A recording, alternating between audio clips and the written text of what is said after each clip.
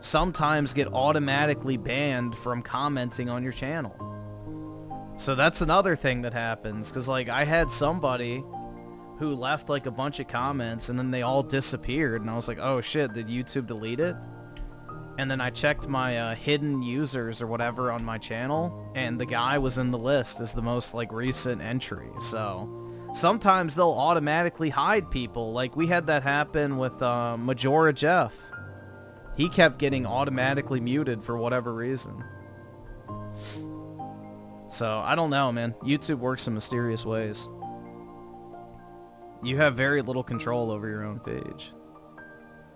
And let's see, also Claus with a 50. You're not missing anything from Disney, Griffin. Disney stopped being good right at the start of 2010, way before hardcore DEI kicked in. Yeah. I mean, I just never grew up on it, so I watched like the classic Disney stuff a little bit, like, you know, the really old cartoons and stuff like that, but never like the modern Disney stuff when I was growing up. The only thing Disney I watched was Pirates of the Caribbean and National Treasure.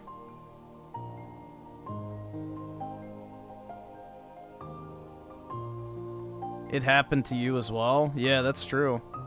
Yeah, it's happened to quite a few people, so it's just, I don't know, inexplicable at times.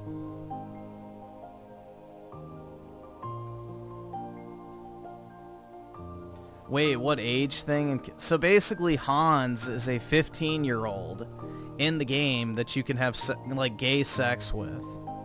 And when Vavra was pressed about that, he defended the fact that Hans was 15 by saying that 12-year-old girls would get married and have kids at the same time period in history. Which, yeah, sure, in one-off cases that might be correct. But it doesn't mean we need to visually represent it in the game. It's like the cuties argument. You don't need to see something bad happen to know it's bad. Like, I don't need to see children sexually exploited on screen to know that it's bad that children are sexually exploited. Like, I just know that. Like, anybody with a common sense set of morals knows that shit. You don't need to visually see a child get sexualized in order to come to that, you know, opinion. So it's like the same thing as cuties. You don't need to represent something graphically in order to convince people that something's good or bad.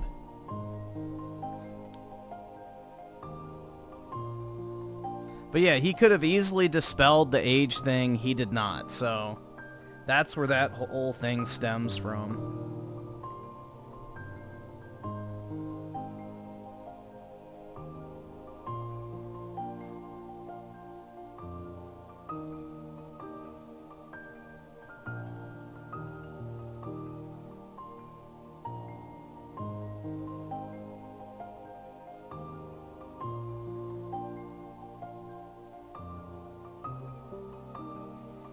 Didn't Walt Disney? Yeah, he did. He came up with the concept for Pirates of the Caribbean. Now, he didn't write the actual movie script, but the whole premise of the thing, yeah, he did.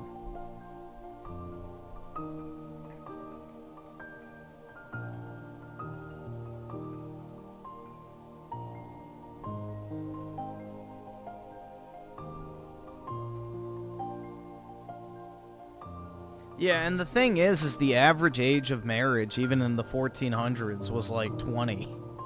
So that entire notion that you would get married at like, you know, 10 years old or whatever only really happened in Islam, or like in insanely fucking, you know, contractual arranged marriages, which even if they got married, they wouldn't live together until the person turned 16 anyway.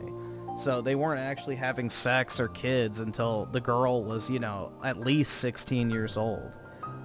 So it's just, it's a stupid ass argument that takes zero actual historical precedent into account to say, well, dude, they got married back then at that age. Like, nope. Not in 99.9% of cases. And again, even if it did happen, we don't need to see it. So that's the thing.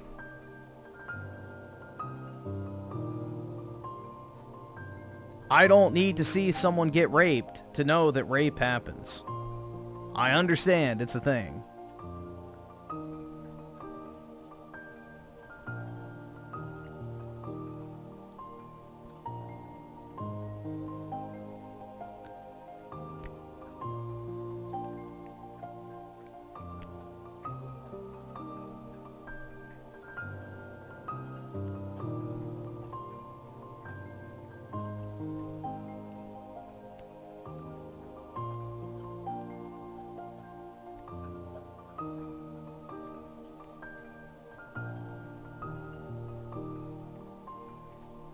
Prince of Egypt was Disney. I have no idea. I didn't watch that.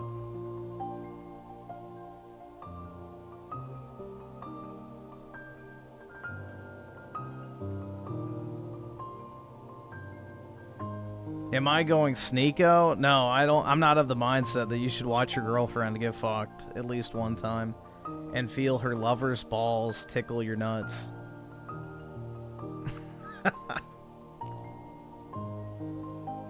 No thanks.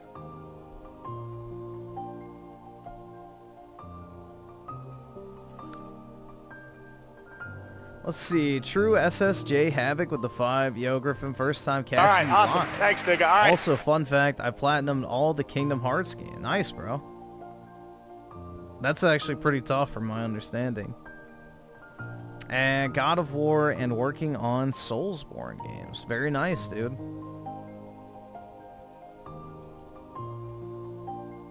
Yeah, isn't Kingdom Hearts like really hard to platinum because you have to like do time trials and stuff like that? I may be thinking of the wrong game. I know you have to play them on like the like not crushing, but like, you know, soul-crushingly hard difficulty.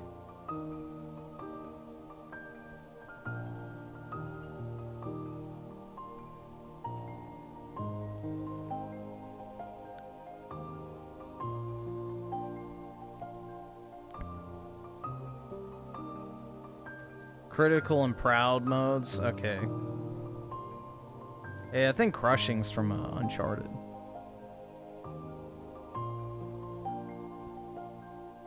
But yeah, I haven't ever really played Kingdom Hearts, so this is my first attempt really at the franchise. Did I play Lair on... No, I did not have Lair. I heard that game was bad. I never played it. At least I don't think so.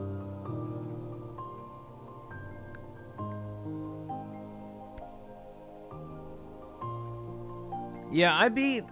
What prequel was it that I played? The 0.2 or whatever? I think I beat that on hard on my first attempt because somebody gave me money to do so. They're like, if you beat it on this difficulty, I'll give you X. I forgot what it was, but yeah, I think I did it.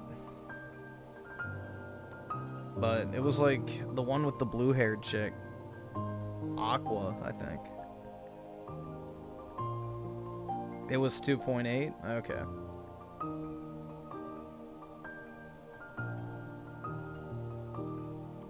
It's crazy, Griffin. Finished Avowed before all the bots. They can Twitter saying they have 40 plus hours and still in the first area. Dude, the first area, if you do everything, takes maybe... I want to say like 8 hours. If you do absolutely everything, which I did. I did the collectibles, I did every single side quest, I did all the bounties, like I literally did everything in the first area. And it does not take more than 8 hours. And that probably took me longer because I was streaming at the same time. So...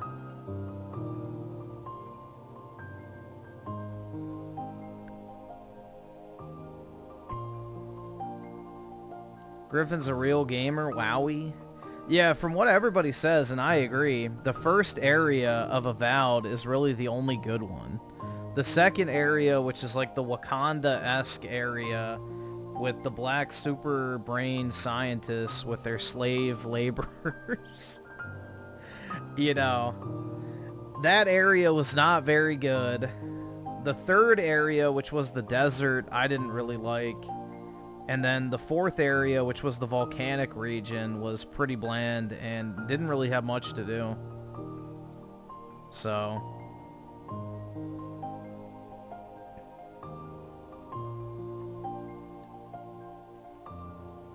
yeah, I wish I had recorded my reaction when they showed Wakanda burning. That shit was so fucking funny. Because, like, I was literally talking about that shit, like, previously in the stream. And I was like, bro, watch Wakanda get burned down or destroyed by the YPO. And then not even 30 minutes later, not even 30 fucking minutes later, it happened. And I'm like just laughing my ass off. The evil white Inquisition, you know, burned the city down to the ground. Wakanda no more forever. But yeah, it was so fucking, I don't know, man. That game is just, it's not good. Play literally anything else.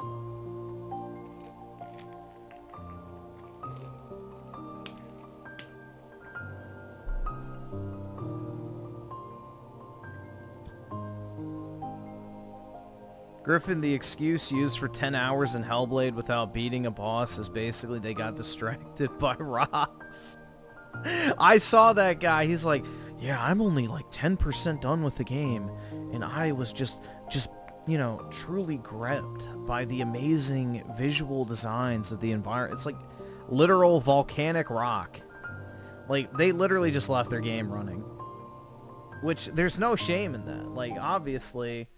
I have left Rebirth running many times because I like playing the soundtrack in the background while I'm working for key moments, like the Aerith theme that plays at one specific part of the Golden Saucer. I have a save file specifically for that. So yeah, I mean, I have some time in this game that's not active playtime, but I don't LARP and pretend like I've been playing it that entire time. Like, oh yeah, it's a 300-hour game, dude.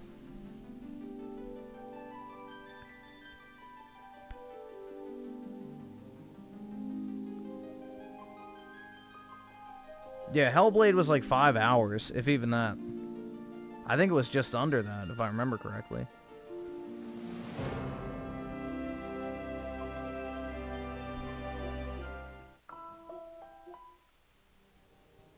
Space Marine's actually pretty accurate, because I don't really...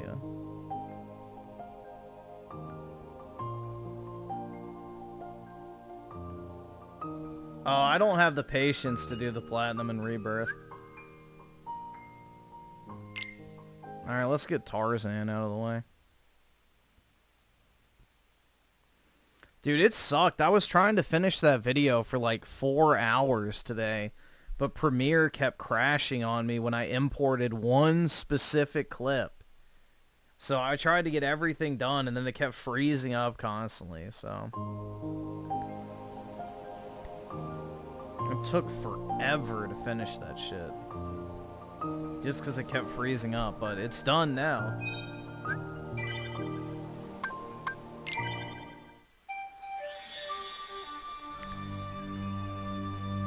It's time to go Kang Kong mode. Uh-oh.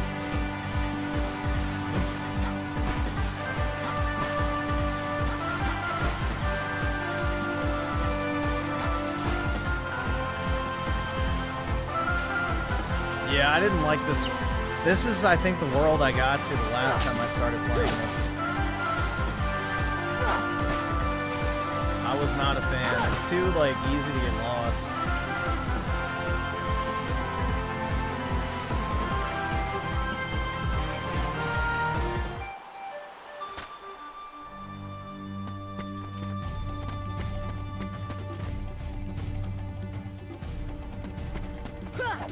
Oh, I remember this part.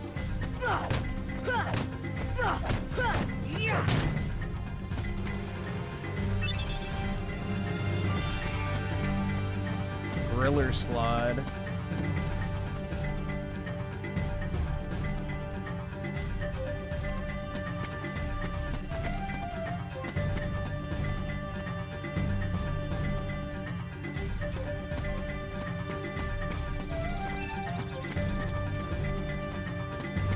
Yeah, I might look up the guide again.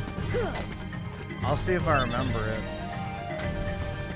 I remember you have to interact with like the different things in the environment to get the recipe or whatever. So I still need slide 1.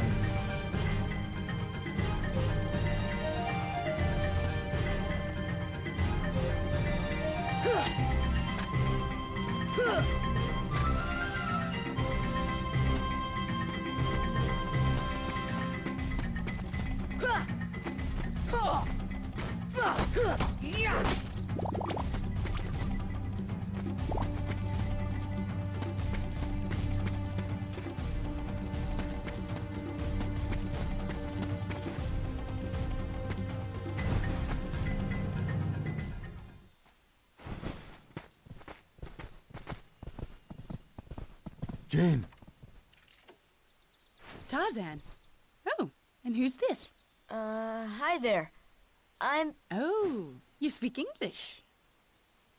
So then, obviously you're not related to Tarzan. What is it with British women Are you here going to study the native, man? gorillas? Highly doubtful. Sorrel! Goofy! Donald!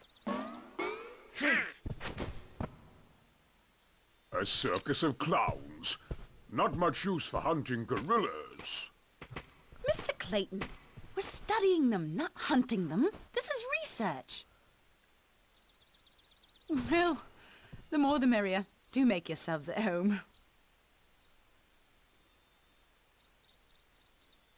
Well, anyway, I'm staying. Huh? Sorrel, look what we found. Look at you. this. Whoa. Wowie zowie, dude. Still bangable. Oh my god. Hell yeah, dude.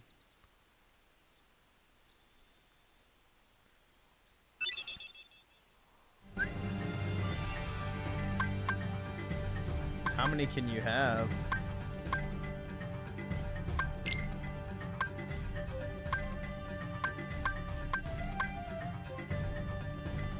I don't know. Who should I have? Is Tarzan worth keeping or nah?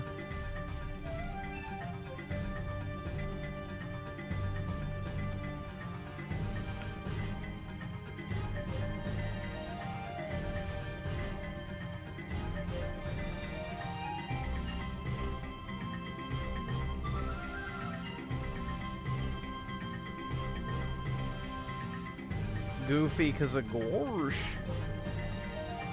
Damn, bro.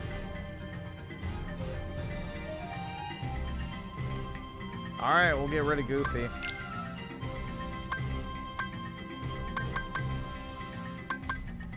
Oh, is it all 3?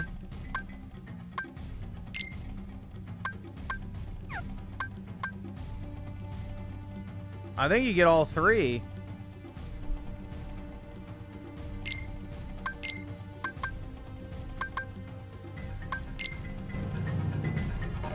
Okay, there we go. You had to do them in order, I guess.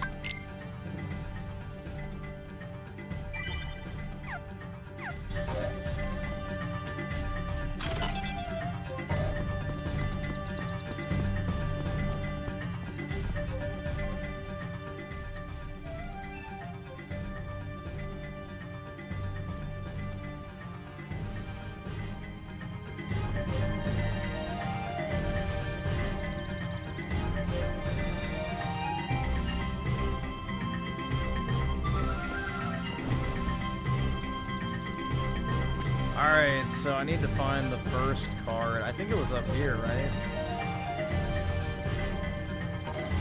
Nope, maybe not.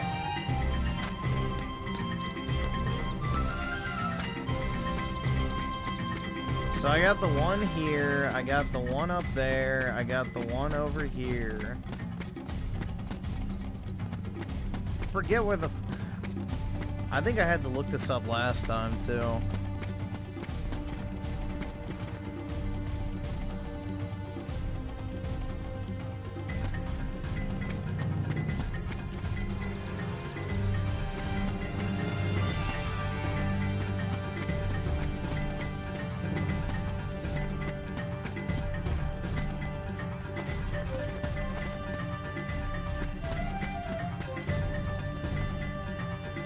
that's 3.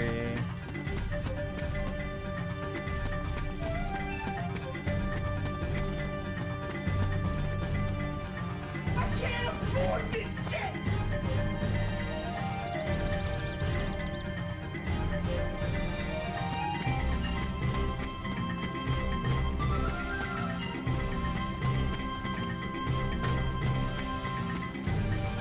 All right, awesome. Thanks, nigga. All right.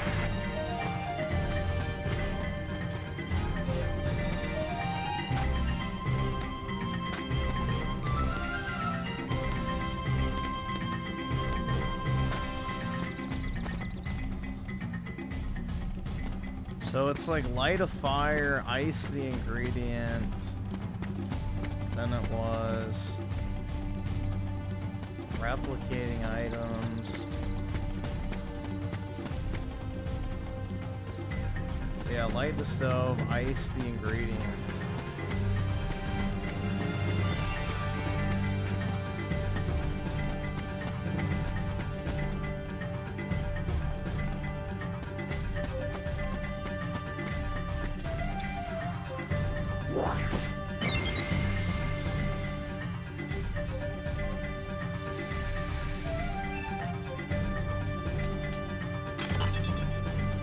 Oh. Alright. I got the heckin' pupperinos, dude. Yeah, I'll probably just look up the guide for this. Shadow Evil with the 2, you only get to use the first 2 member slot. Okay, gotcha. And then True SSJ Havoc with the 5. They never used this world again because Disney and Square didn't want to buy the license again. You only use 2 party members. I usually replace Goofy. So, I thought Disney owned Tarzan. Interesting. I didn't know they didn't own that.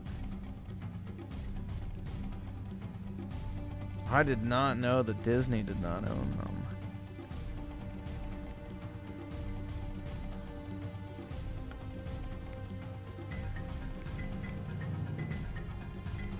Disney partially? Oh, okay. They partially own it.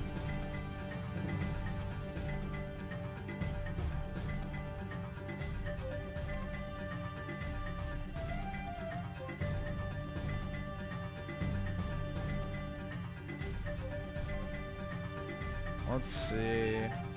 So, Kingdom Hearts Tarzan walkthrough.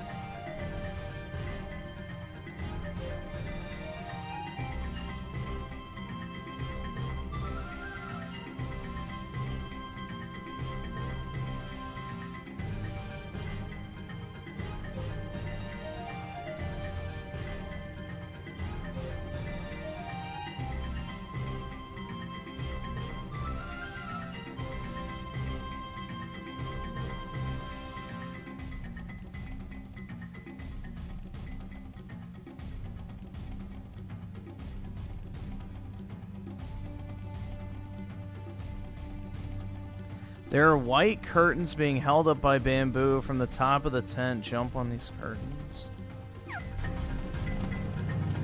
Okay. Okay, so I need to get up there somehow. I guess.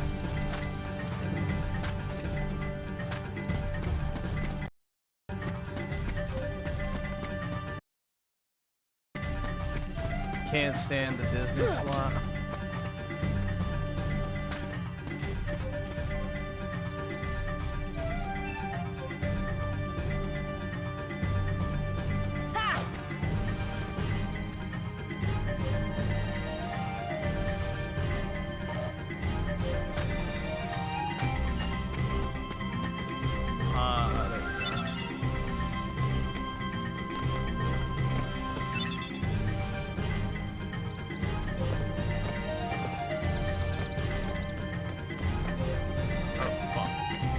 The camera got me. Disney Final Fantasy is such a lame concept to me. Maybe the games are good in spite of it. The other one I played with like the more modern combat was definitely pretty decent. I mean, the gameplay was enjoyable. It didn't really have much Disney stuff in it though, that's the thing.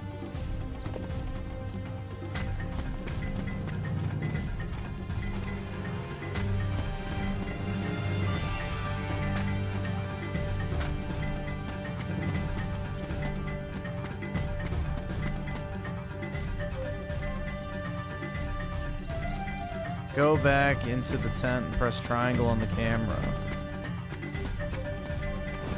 Alright.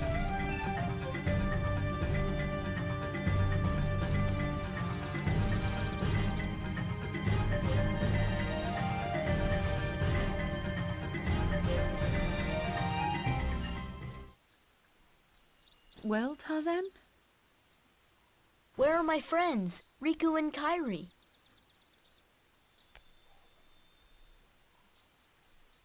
Hey, I thought... That leaves just one place. Young man, we've been in this jungle for some time now. But we have yet to encounter these friends of yours. I'd wager they're with the gorillas, but Tarzan refuses to take us to them. The Really, gorillas. Mr. Clayton. Tarzan wouldn't hide... Then take us there. Take us to the gorillas. Gorillas. The grillers.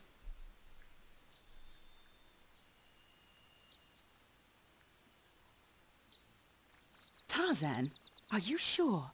Tarzan, go see Kerchak. Kerchak? He must be the leader. Perfect. I'll go along as an escort.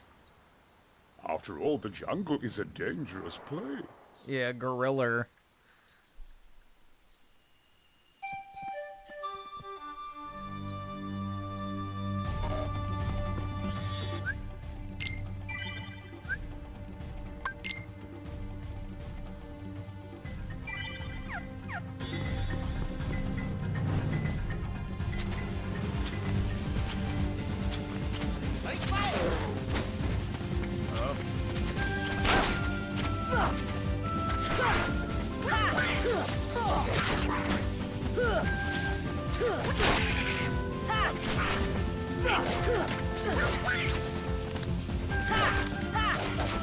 Come on! Beat that baby up.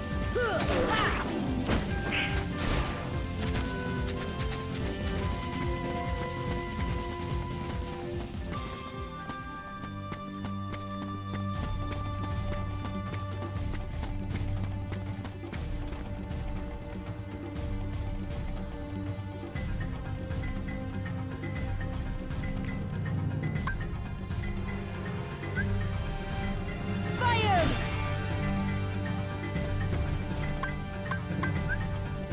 Fire!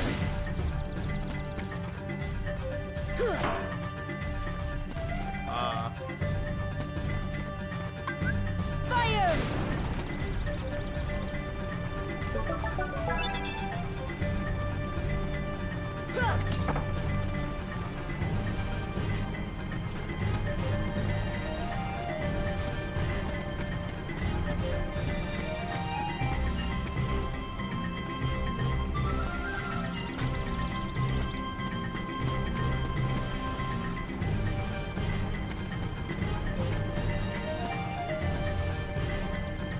Find research note. I thought I had research note one.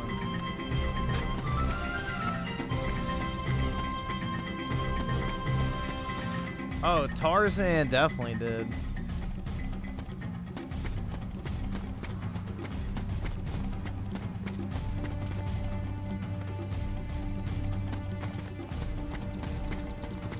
Tarzan definitely clapped.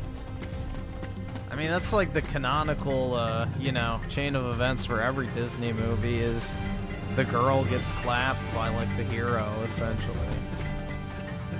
So...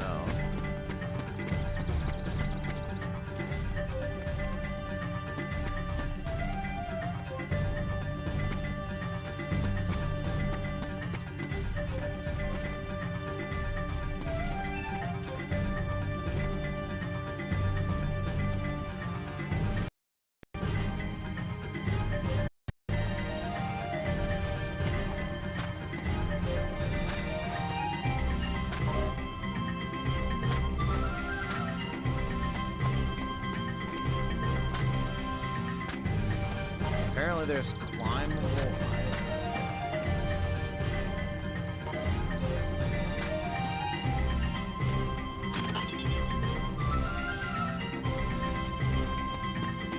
No, this is just items.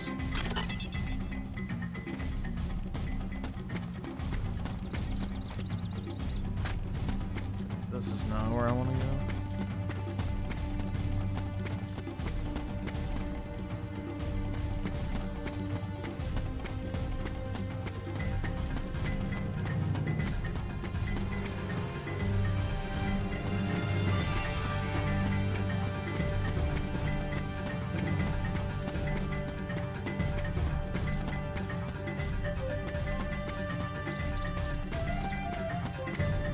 Okay, this is the right way.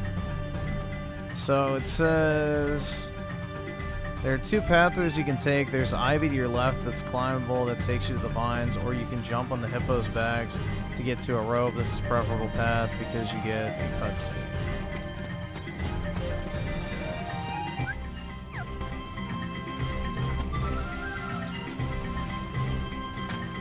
I guess you want the cutscene.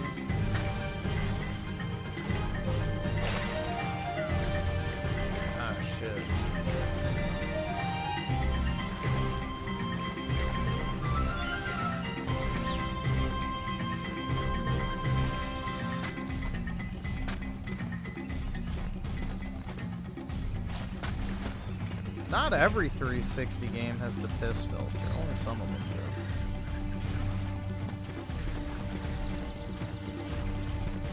do. Ah, fuck.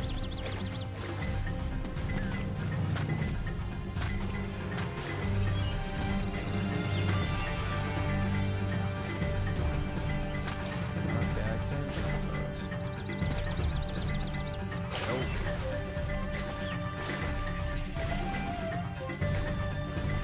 Piss era filter. I don't think 360 games had a piss filter. They just had more of a grayscale, like, you know, edgy color scheme.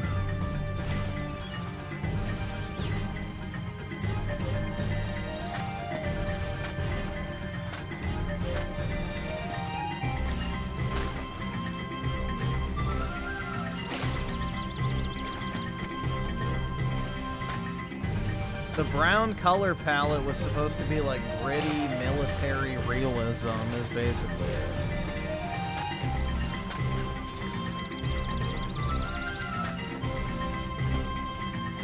Like they wanted it to look like gritty and edgy and like dark. Swing the keyblade in the air. Alright, that's gonna put me up. Maybe not. I don't know why I made it the first time, but not the second. There we go. I just gotta go like right on the edge.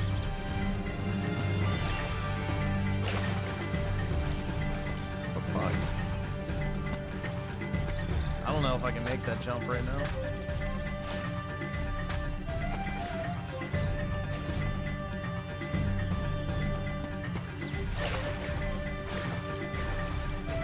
The Mexico piss filter, yeah. That is the thing.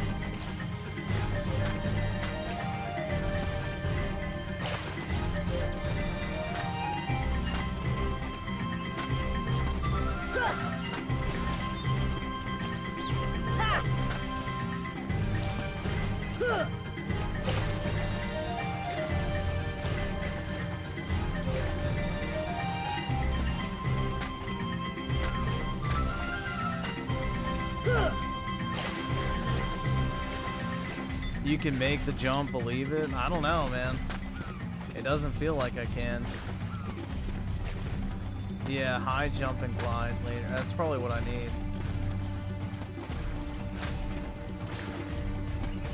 Yeah.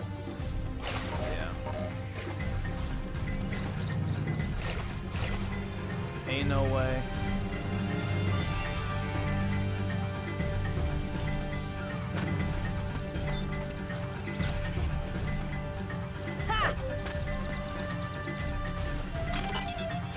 Yeah, the platforming is kind of annoying because of the, you know, camera and such.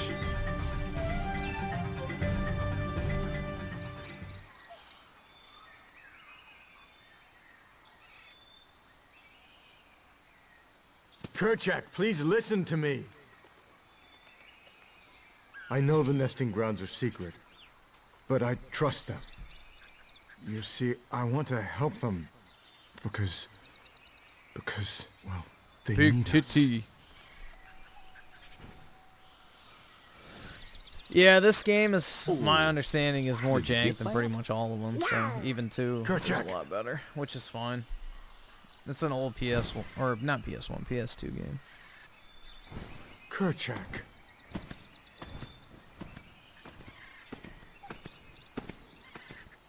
Damn.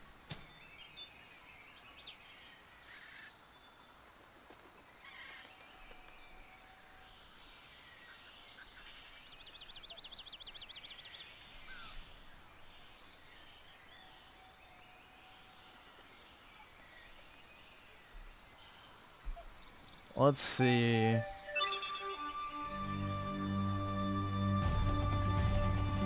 Then climb the ivy to get to climbing trees. From there, go to the tree house.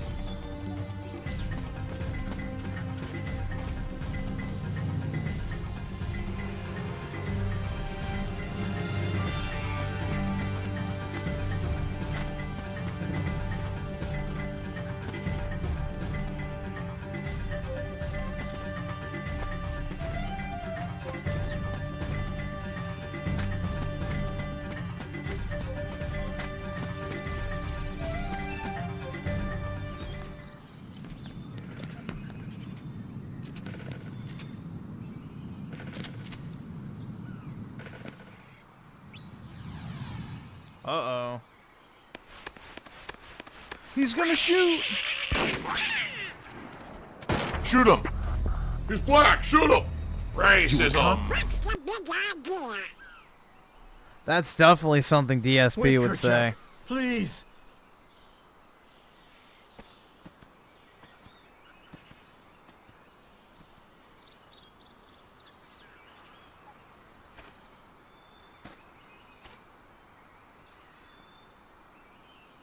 You don't understand. I was only trying to.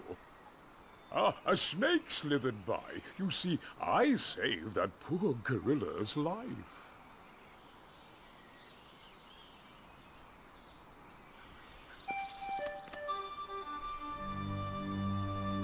She, man.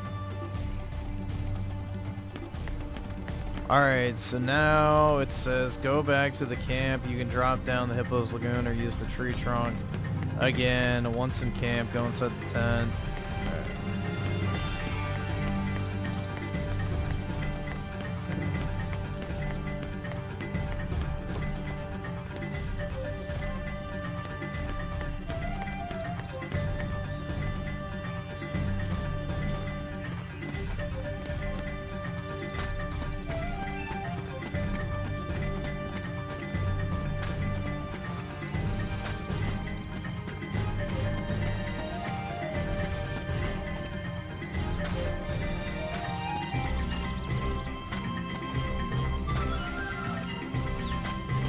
Alright, I grabbed that earlier. There we go.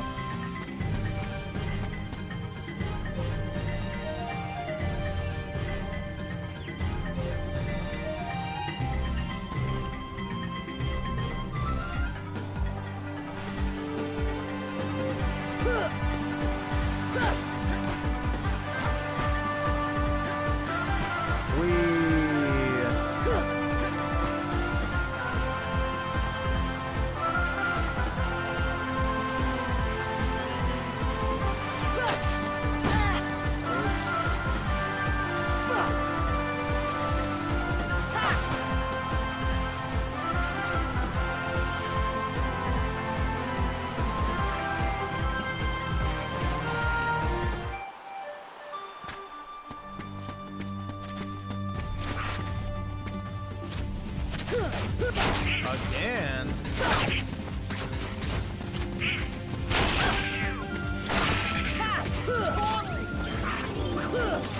Come on!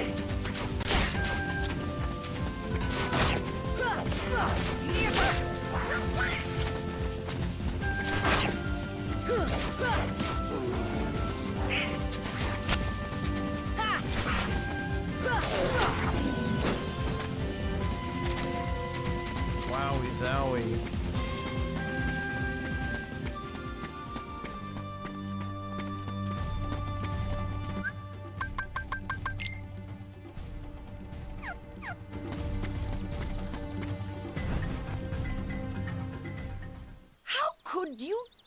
such a thing. Now, Miss Porter, as I told you, I was not aiming at the gorilla. You are not to go near the gorillas again. Oh, because of one mishap. Come now.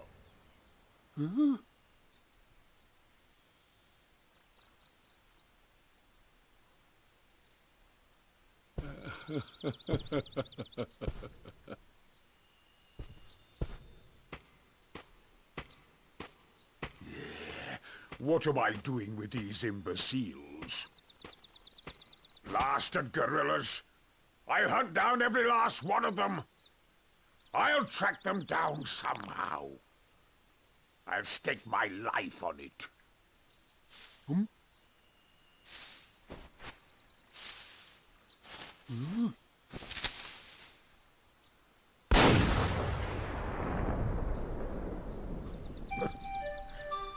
Oh, shit.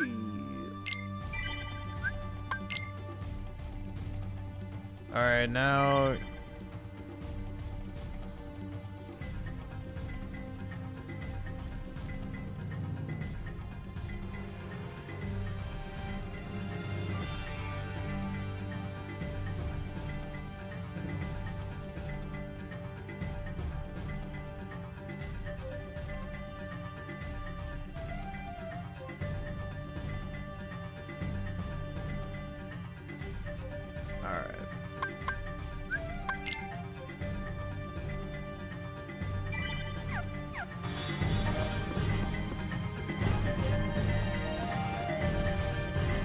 Heartless!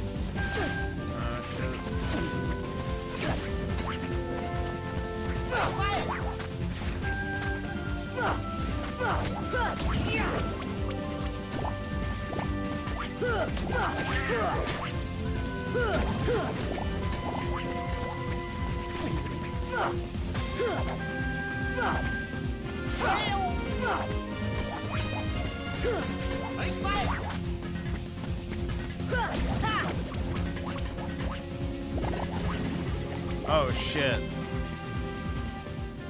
Okay. I was about to say, I didn't think I walked that far back.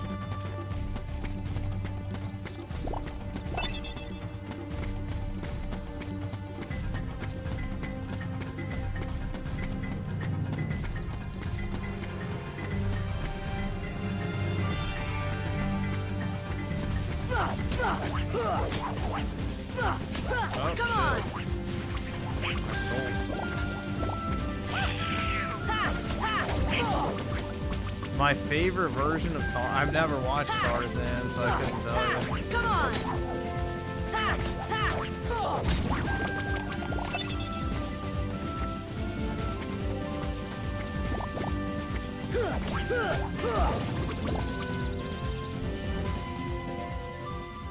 I know nothing about Tarzan.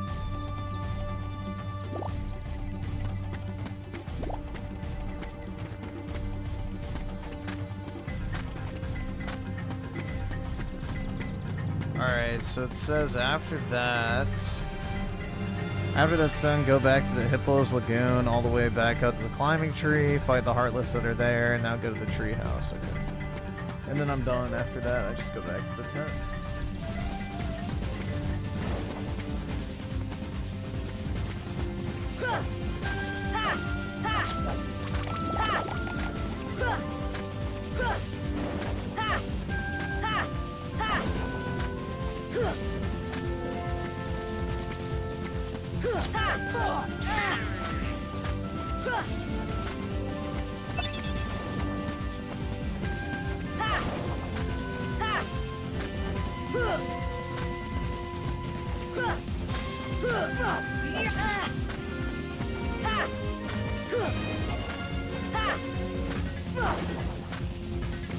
What the fuck?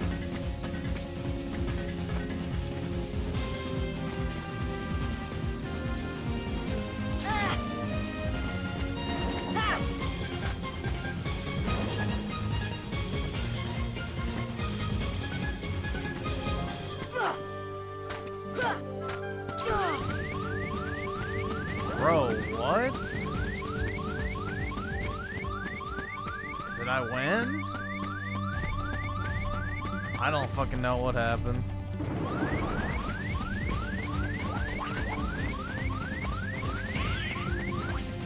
All I know is I need to go heal.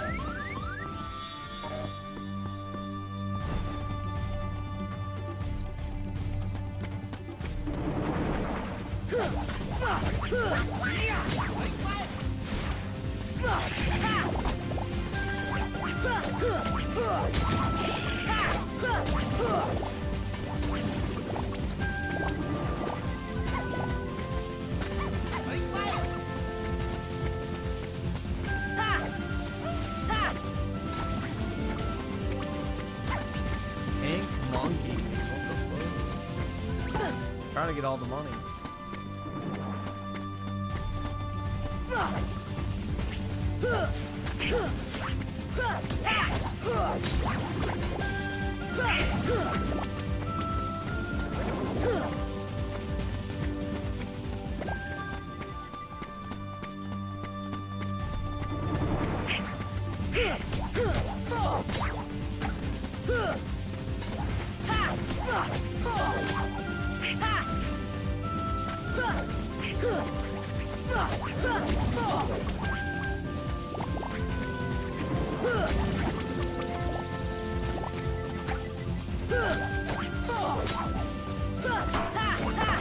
Come on!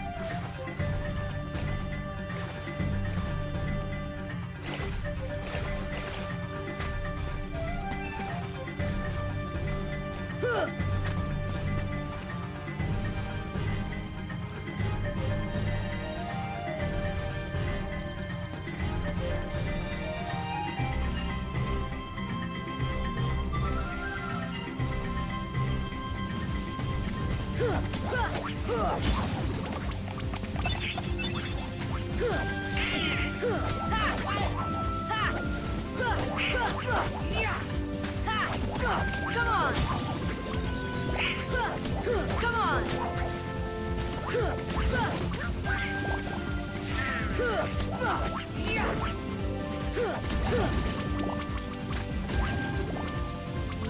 There we go.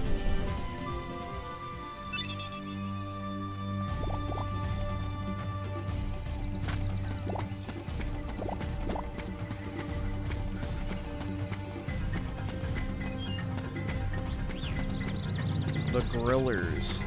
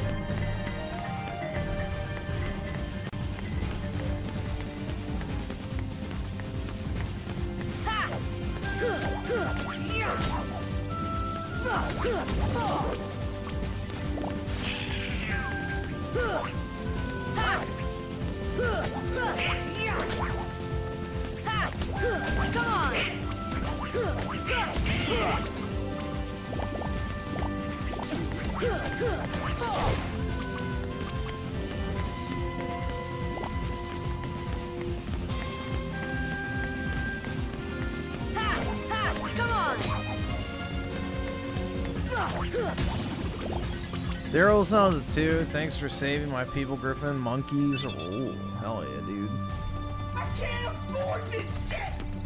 No problem. We don't need another tragedy like Harambe, man.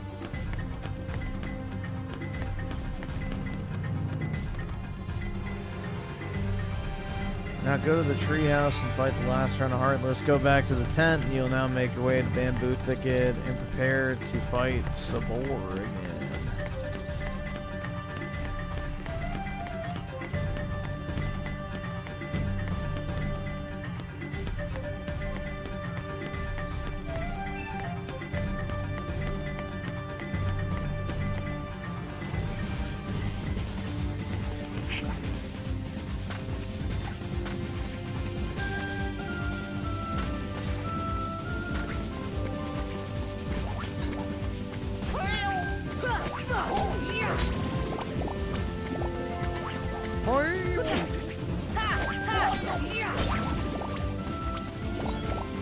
Shut up, slut.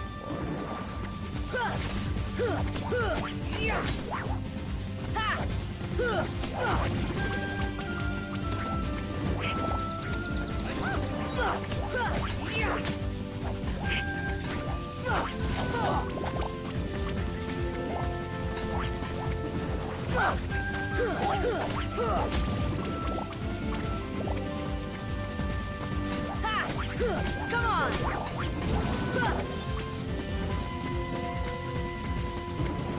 Oh, they just keep coming.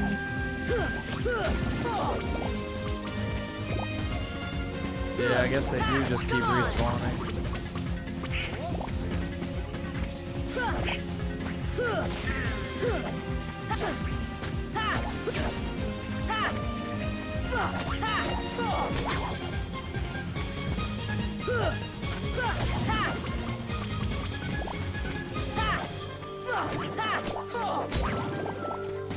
Alright. If I can jump up. There we go.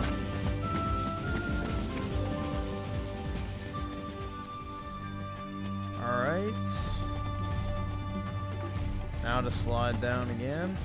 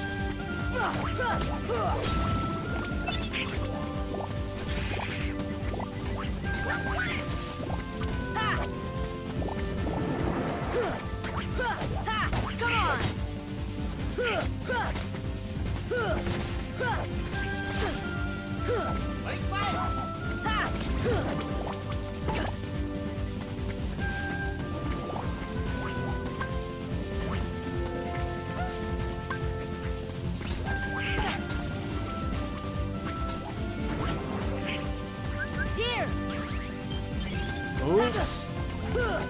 I did not mean to do that. I was trying to use magic, but I can't lock onto the pink thing.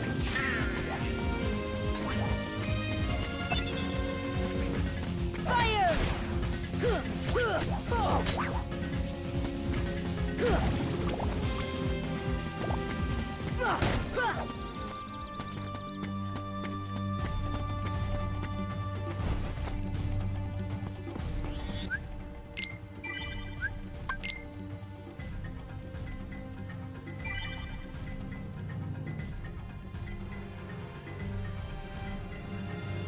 Griffin shadow banning people because they speaking the truth. Alright, I'll shadow ban you. Actually, no, you're just getting muted for 5 minutes, but, you know. There you go. Keep talking. Oh, wait, you can't.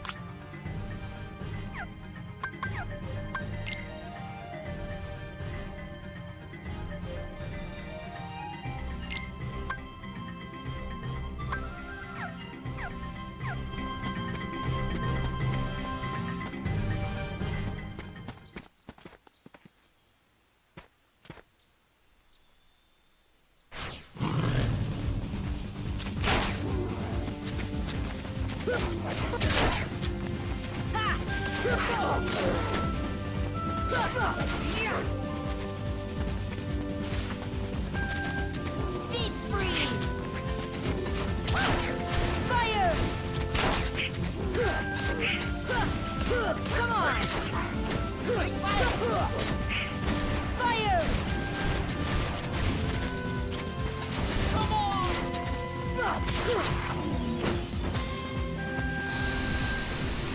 Look at that dog. Yeah, exactly.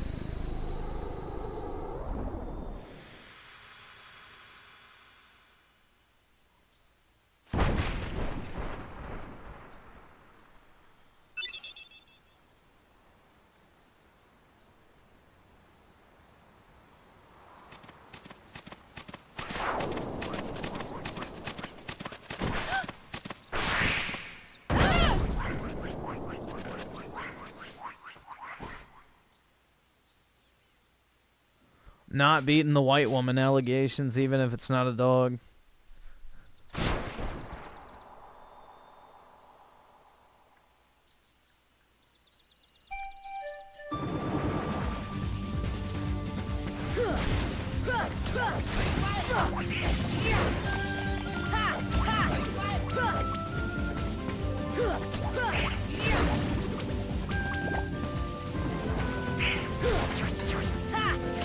Come on!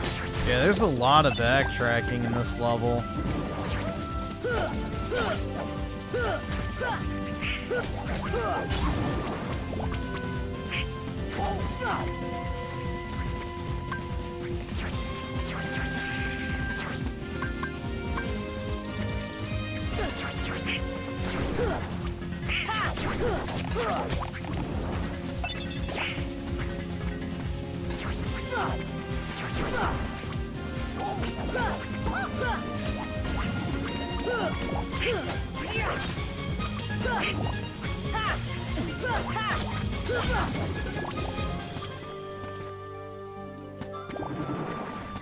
Come on!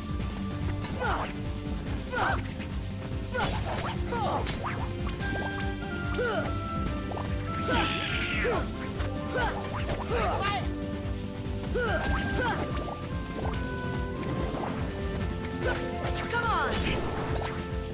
Come on! Fire! Ha! Fire!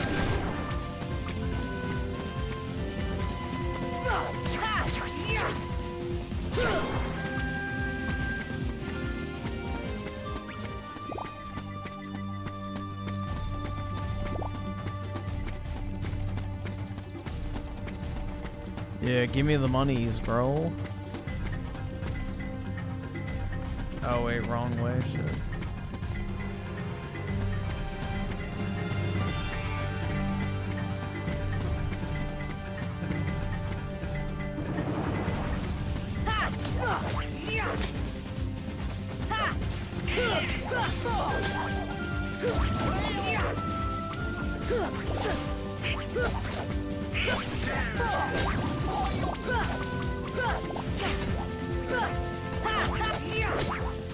Donald Fuck is down.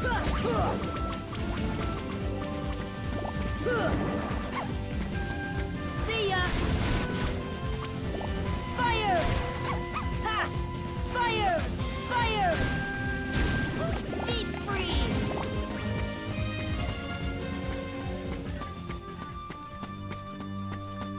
Damn, look at all the monies.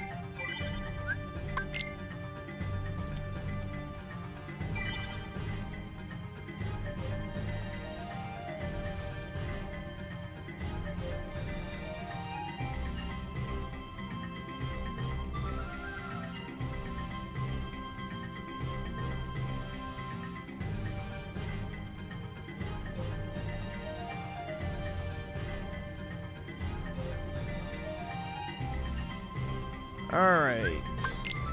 So yeah, I think I'm done. After this.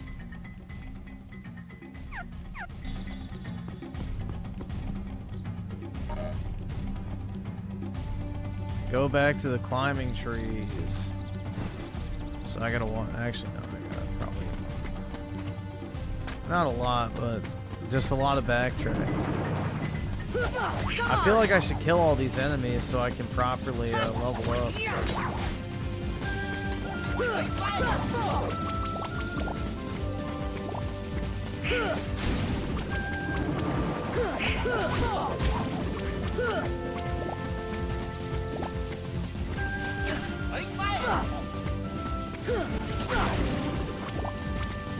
See ya! See ya! Fire!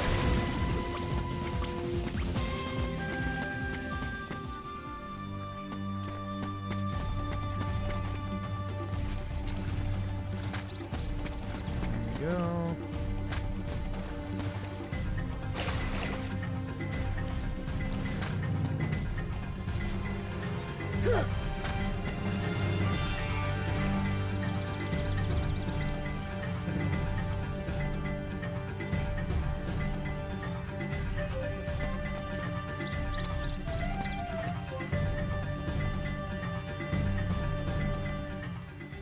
Tarzan!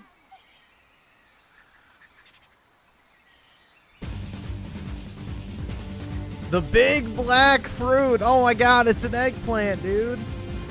No way!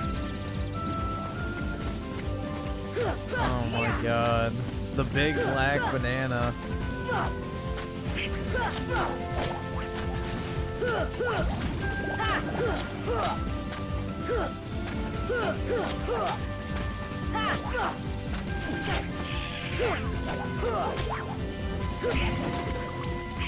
Yeah, the BBC fruit.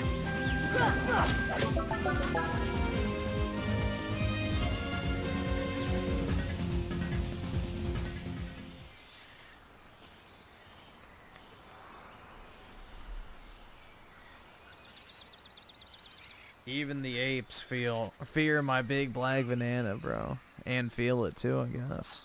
Shit. Things swanging through the trees. Certainly low hangers, that's right. Knuckle and dick dragging on the ground.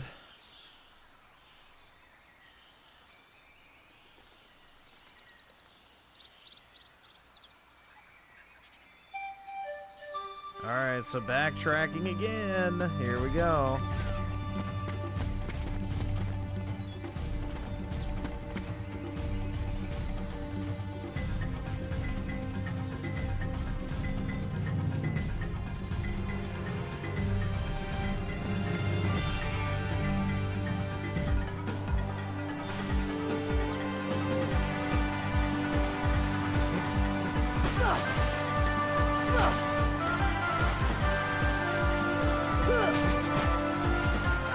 Alright, can I hit everything this time? Let's see.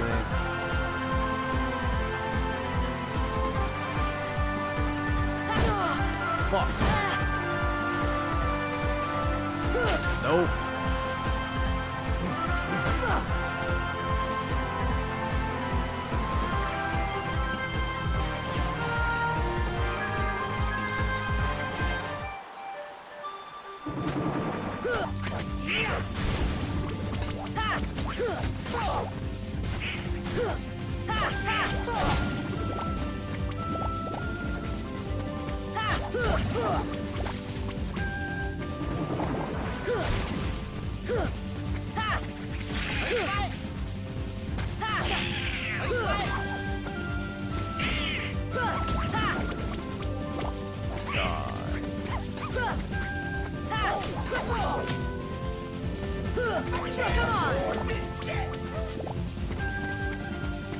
Timor, go with the 7. Alright, Griffin, let's put together some slabs of concrete, furnish that space with IKEA slop, and charge millions for it. Sounds like a plan, bro. Make sure to list it on Airbnb, too. As a luxury unit.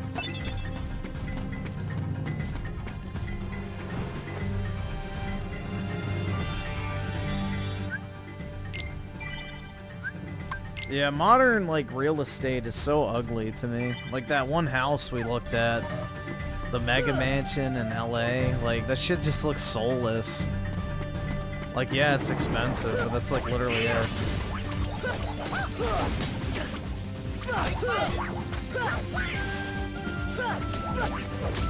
Dude, why is it slapping its ass? Never mind. I'm not gonna go down that road. I'm not gonna say what I wanted to, but yeah. I won't say it, but I think we can all guess. Kinda. Yeah. I'm not having that recorded, so. What else shakes and slaps its ass for views?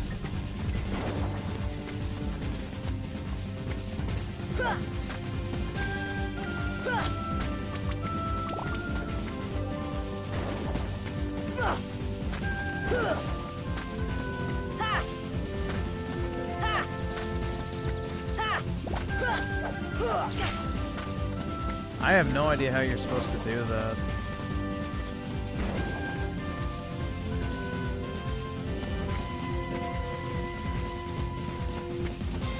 Whatever. I don't care. I'll just ignore it.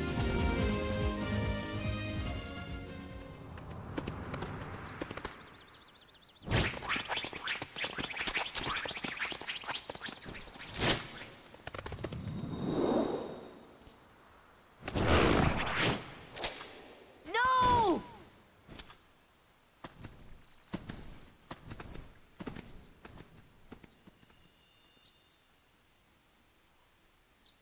Clayton? Not Clayton. Not Clayton. Whoa, whoa.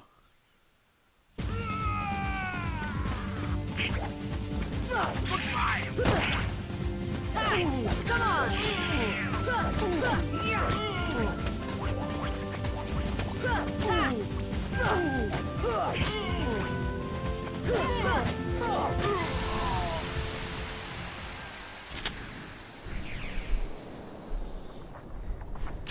I beat him like some gorilla cheeks, bro.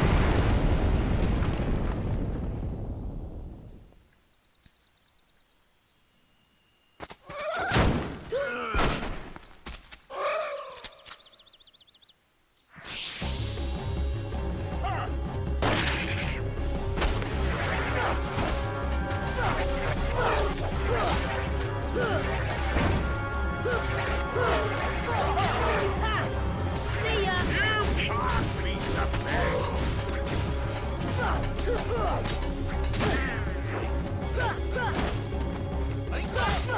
Come on! Come on! Come on!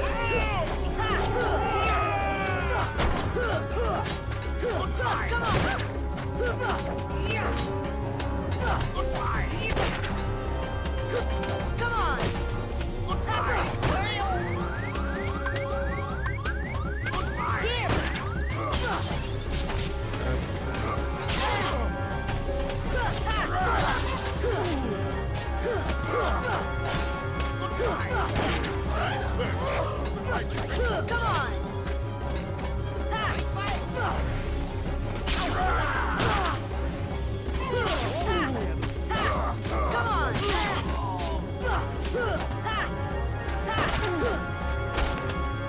Fire! See ya!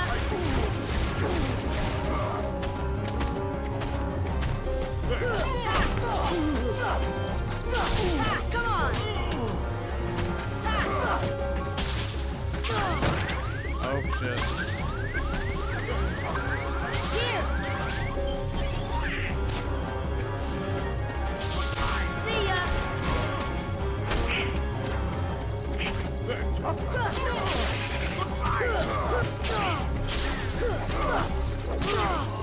Yeah, this camera is not my friend. Fire!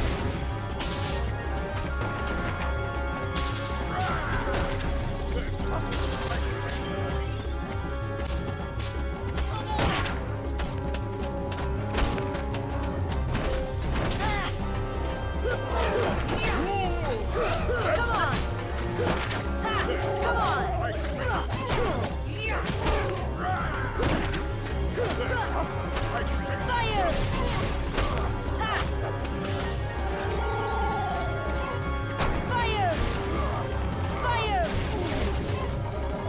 This health regen?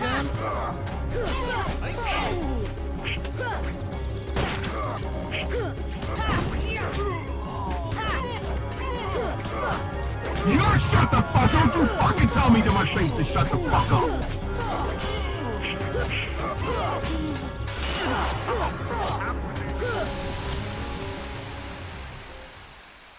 There we go.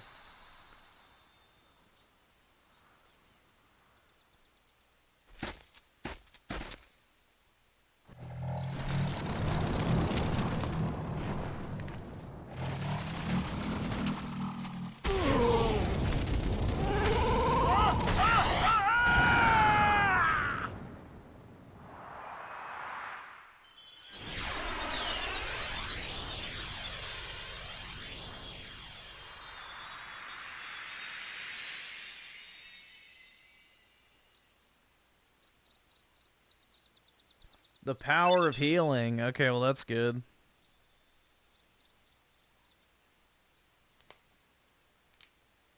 That would have been useful in that fight.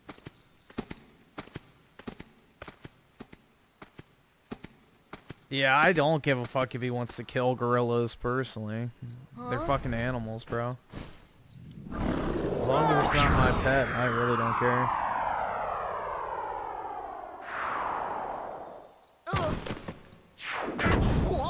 Prick.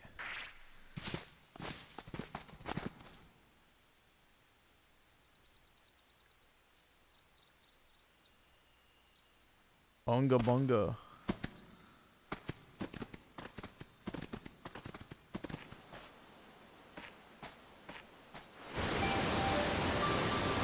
Let's see, Juan with the 10, I know it's a long one, but the amount of cringe in it is horrible. I thought the Game Awards was bad. This toxic Greg Miller is a hack. The Game Award host said, do you want Trump to... Oh yeah, I saw this clip of Greg Miller saying fuck Trump, like he's some sort of you know, icon. He got like absolutely decimated on Twitter for it too. He thought he was a real fucking, you know, a legend, bro. He thought he was really doing something. But he was just getting clowned, I saw. Greg Miller is literally the epitome of a... Skip it up, you fucking loser faggot. Like, literally, bro. He, like... Just look up his Batman picture if you want to know what type of fucking homo Greg Miller is. So.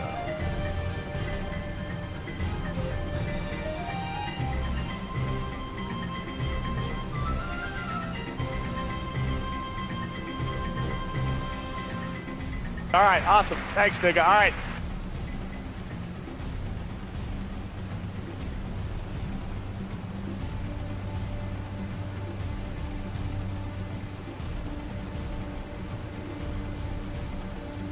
Yeah, I absolutely fucking have always despised Greg Miller for obvious reasons, but yeah, that dude is a walking fucking freak show.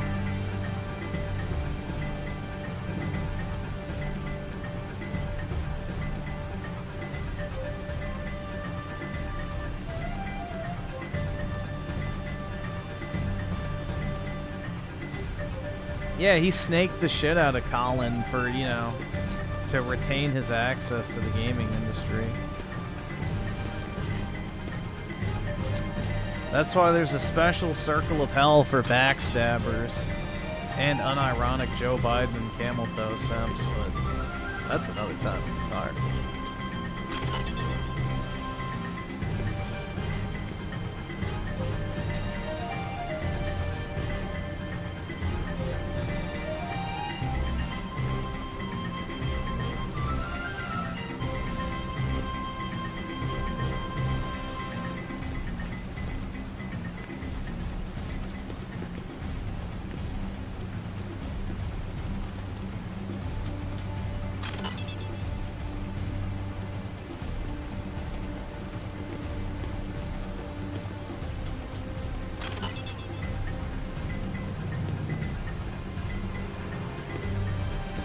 Oh shit.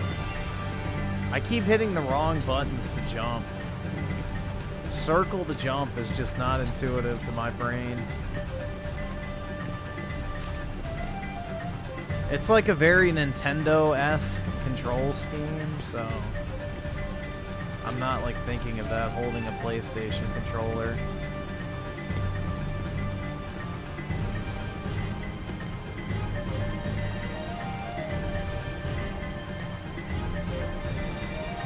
I think that's everything. Yeah, I think you jump with, yeah, A is where circle is on Nintendo, I believe.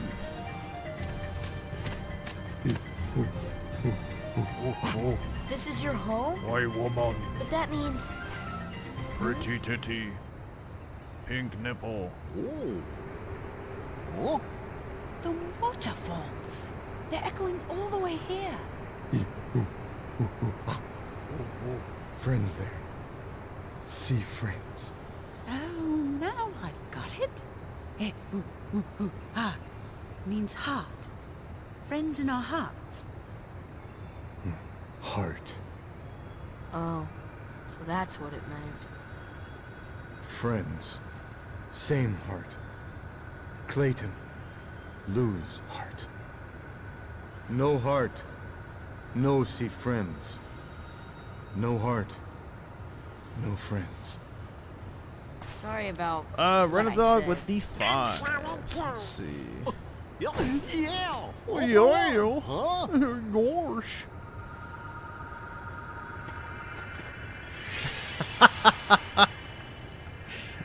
Bruh.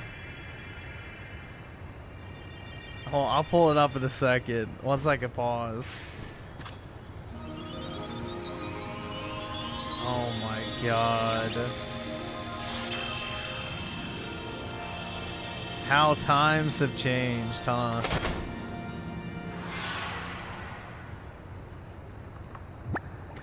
Wowie zowie. But it's sure not the king's. I think someone has a new admirer. Interspecies bestiality. Oy vey.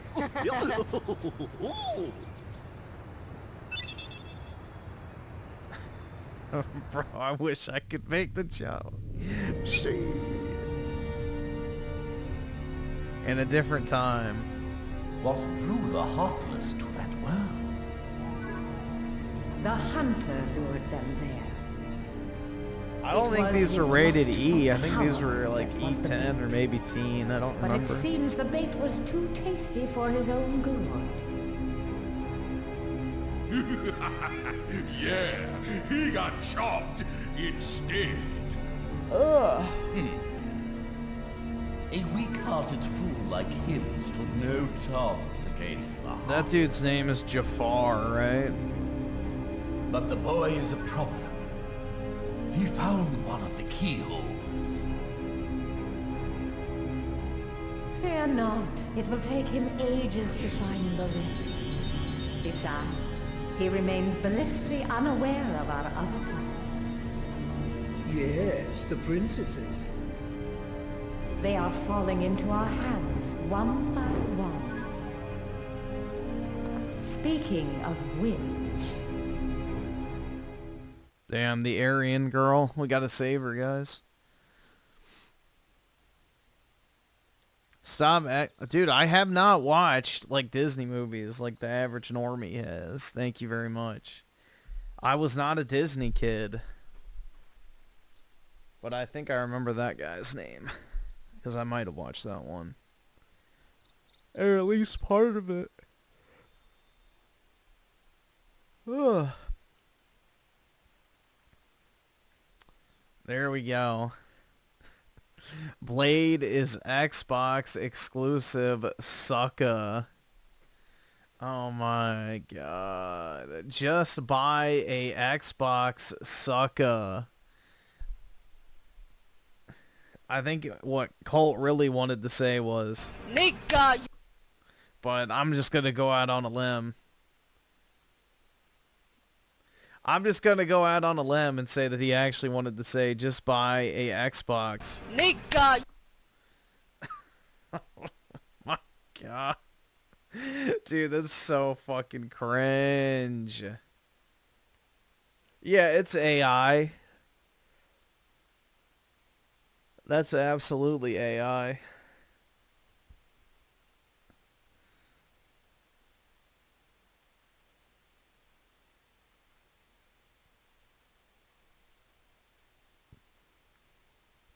Blade will be on PlayStation day one. Pretty much all the Xbox games that aren't, released yet at this point or have a release date announcement are going to be on PlayStation day one. So it'll be there. If you care. I don't really care because I'm not really a huge Arcane fan outside of the first two Dishonored. I think they fell the fuck off, personally. So I don't really have high hopes for the game anyway.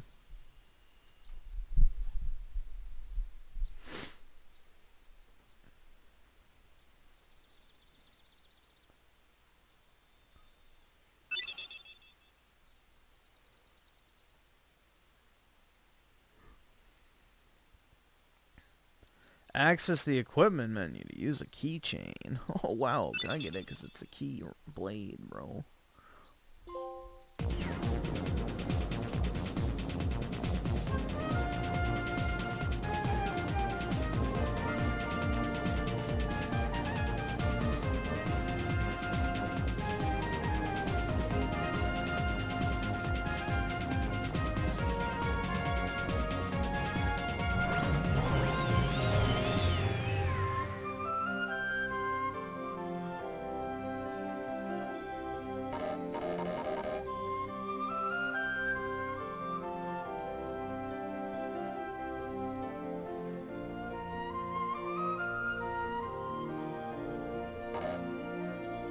So I guess I go here next, right?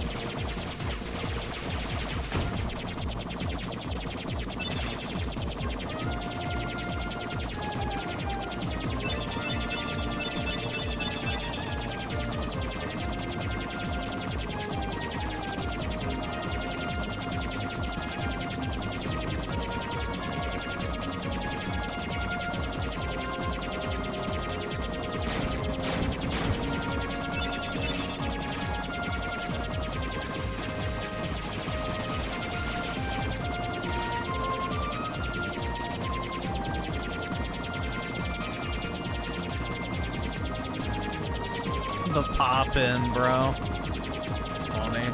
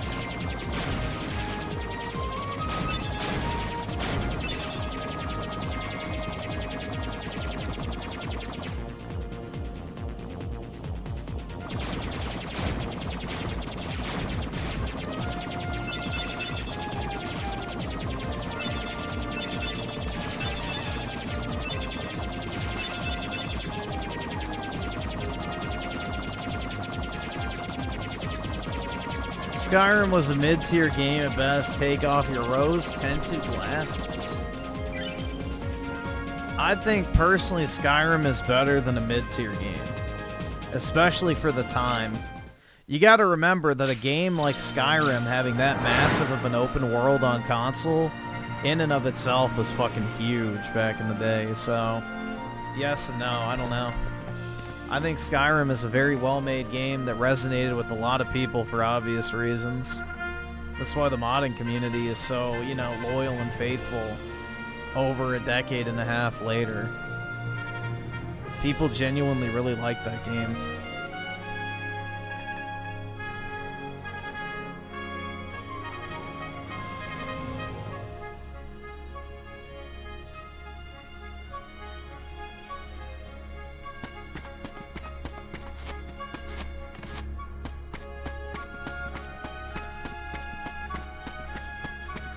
I can't use these green ones yet. I think this is when you meet Cloud, right?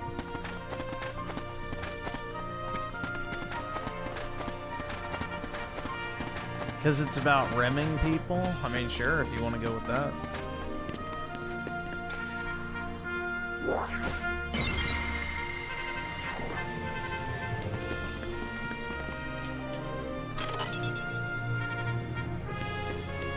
Sure beats wet wipes. Yeah, I don't think Breath of the Wild's that good of an open world game, personally. There's barely anything to do in it. It's just fucking shrines over and over and over again.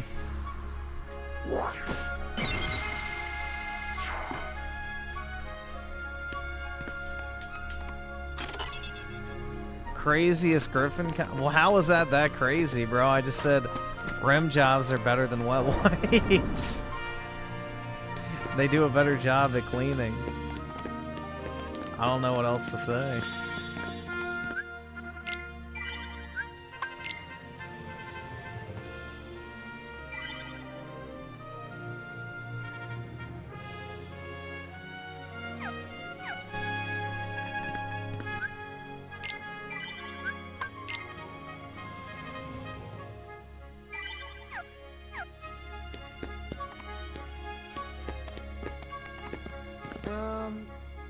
Good timing.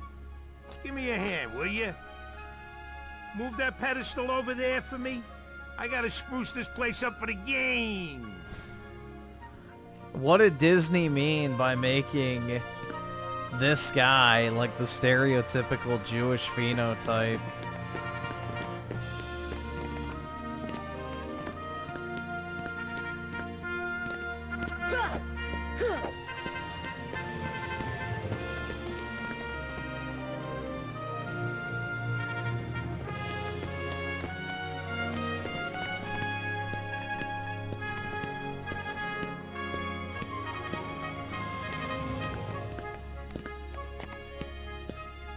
Yeah, that's why I'm surprised it's Disney.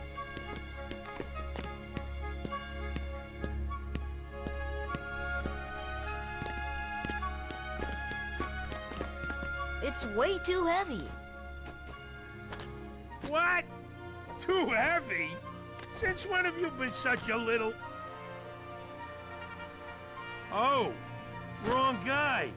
What are you doing Yeah, here? but this was made way after Walt was dead, right? This here's the world-famous Coliseum. Heroes only.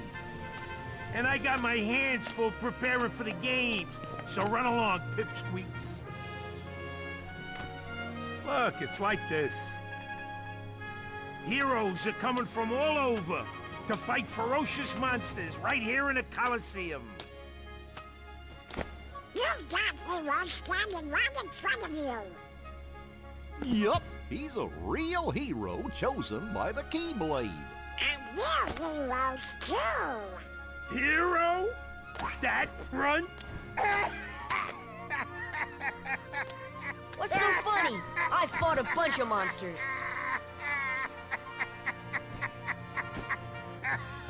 Hey, if you can't even move this, you can't call yourself a hero!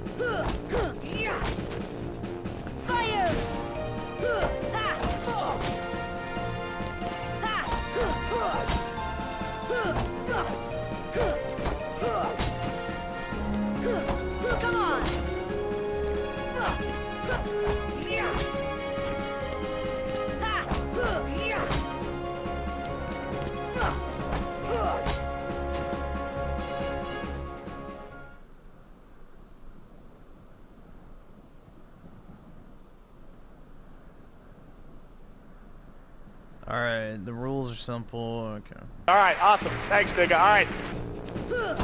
Come on! Come on! Come on! Come on!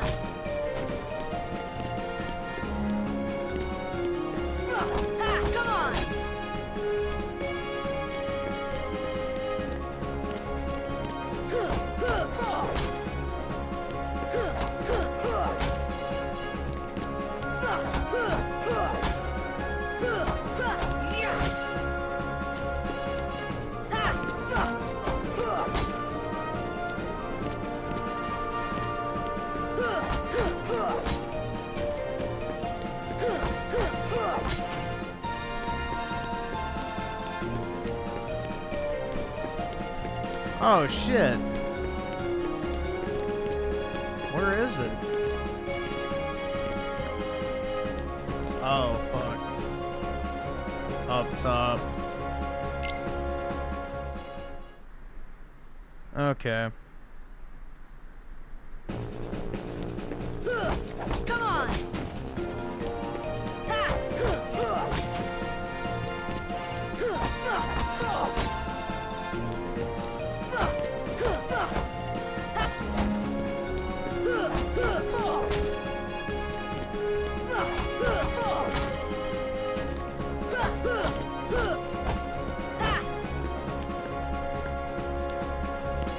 Oh shit.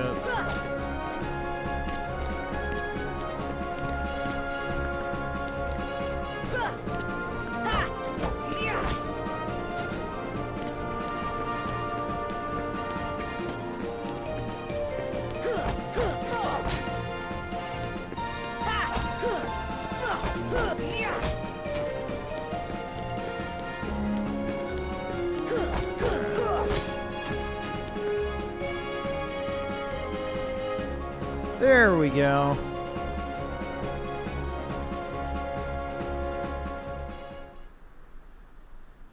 You know, you ain't bad, kid. Looks like I'm headed for the games. Afraid not. Why not? 2 words. You guys ain't heroes. Come on. Arsenal of the 5, you first. Streaming this part is how I found out DSP's full name, Philip Burnell. What's his cousin's name? William Bernard?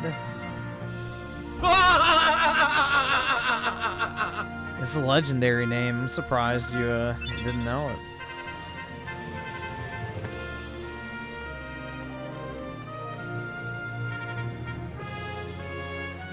So should I train or not?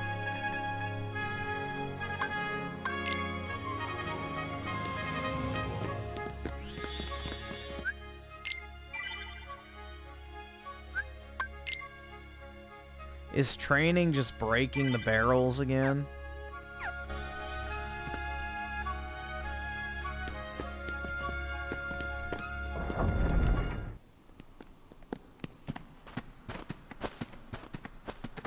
Go outside while I did go rather outside. a stubborn old goat, wouldn't you say? Who are you? Oh, hey, hold on there, Fuzzboy. Wait, let me guess. You want to enter the games, right? Well, then, Whoa. get a load of this. A pass? It's all yours. Good luck, kid. I'm pulling for you, little shorty.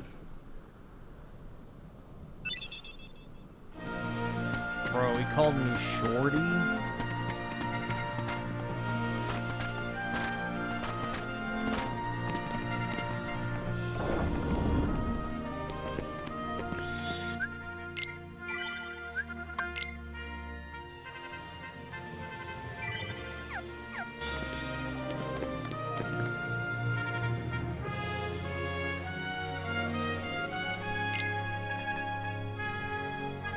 Oh, I forgot to equip more items. Oops. Oh well. Fine.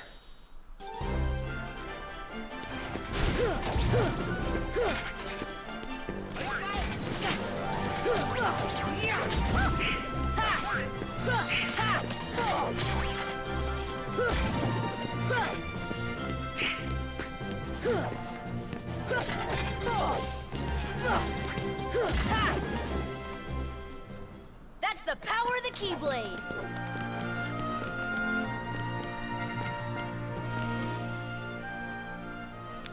Ooh.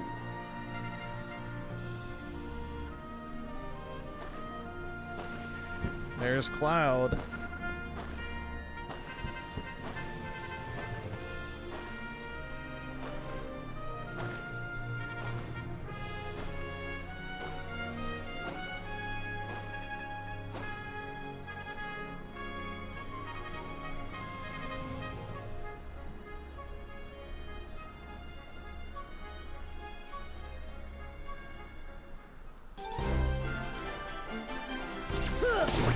Come on! Come on!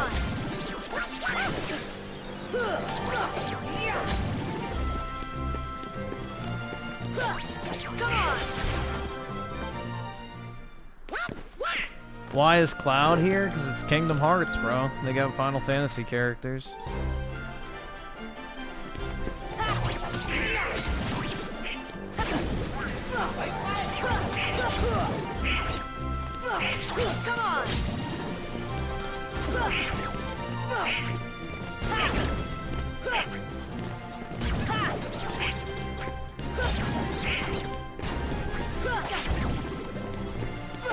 Come on!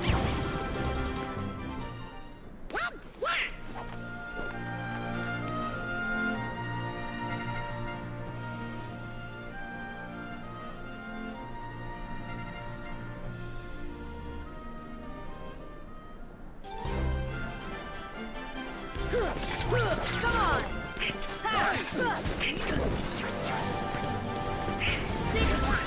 See ya!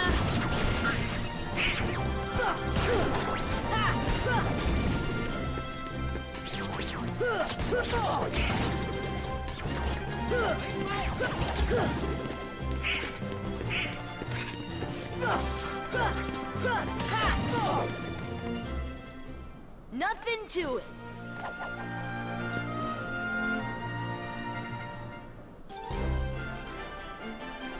Fire!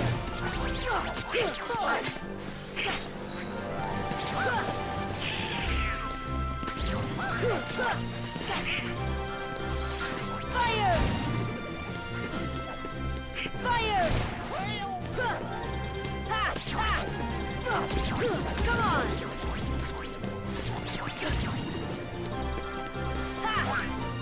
Fire!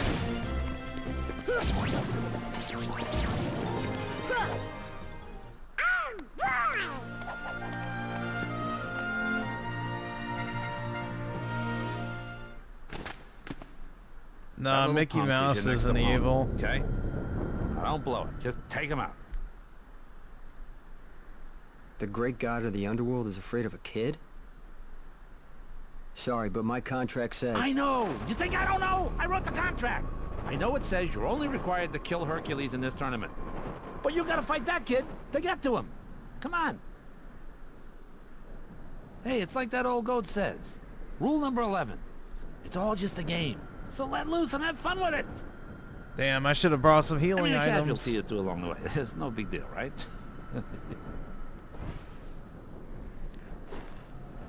Here we go, dude. Jeez. Stiffer than the stiff's bag home.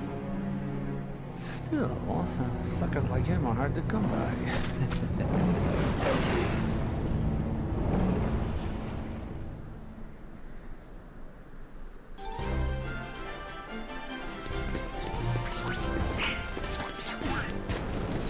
Cloud sounds like remake Cloud.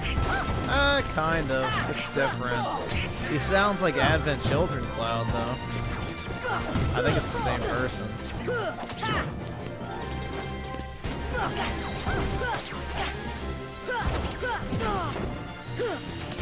Come on!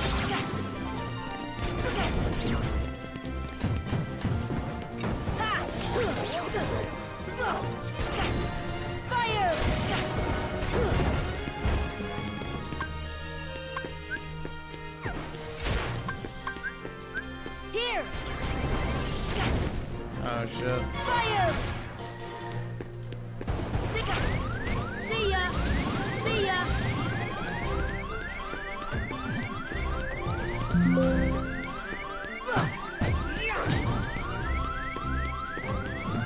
Deep freeze!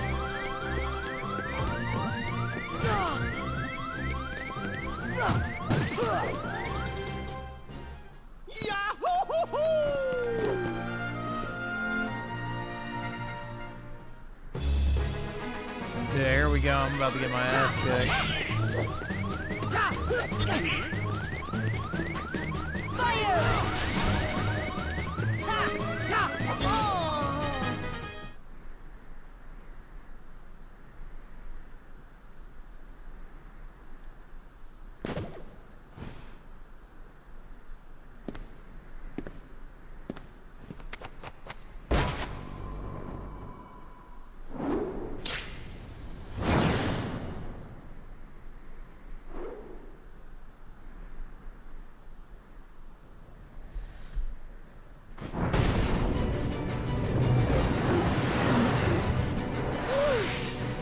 Right, there was one other rule.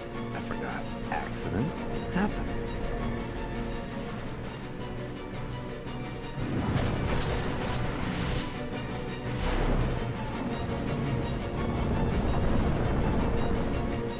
Hey, Phil! Get them out of here!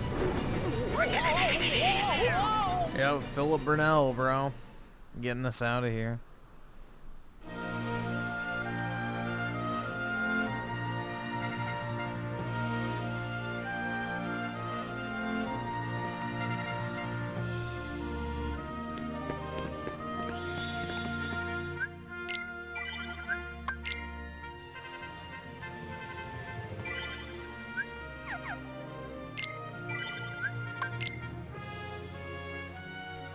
Wash. Yeah. Alright, let's see.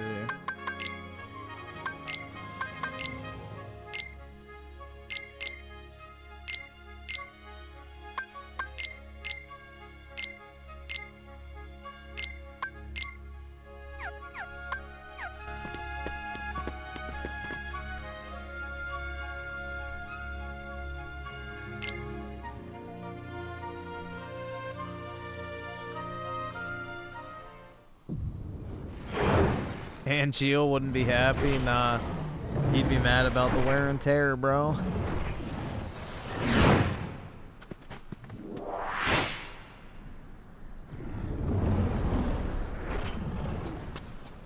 Kid, I got 2 words of advice for you. Attack!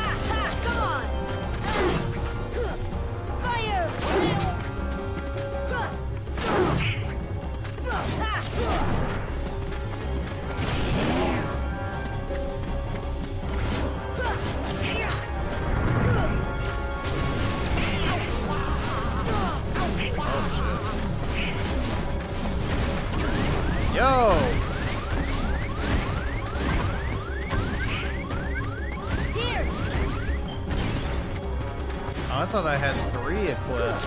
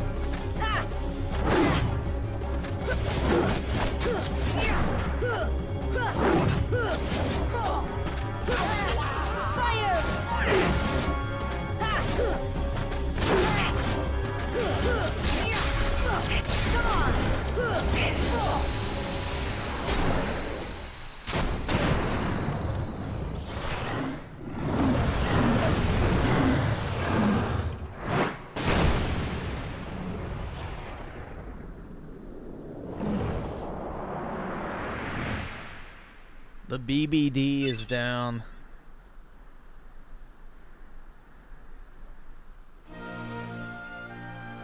Thus, I do hereby dub the junior heroes and confer upon the full rights and privileges to participate in the games. Further... Hey, what do you mean, junior heroes? You rookies still don't understand what it takes to be a true hero. So, what does it take? Well, that's just something you'll have to find out for yourselves. Just the way that I did. No problem. We'll start by proving ourselves in the games. There ain't gonna be any games for a while. Gotta clean up the mess from that last battle. All right, awesome. Thanks, nigga. All right. Okay, we'll be back. I still can't believe that Squirt actually beat Cerberus. Just between us, I'd already worn Cerberus down by the time the little guy jumped in.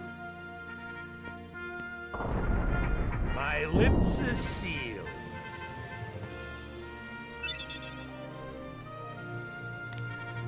Let's see. Shadow Evil with the two Steve Burden voices, Advent Children, Cloud, and Cloud here. Yeah, they sound pretty similar. So. And Genocide King Revive with the 5. There are 3 ways people lose their job at Square Enix: Fire, Fira, and Firaga.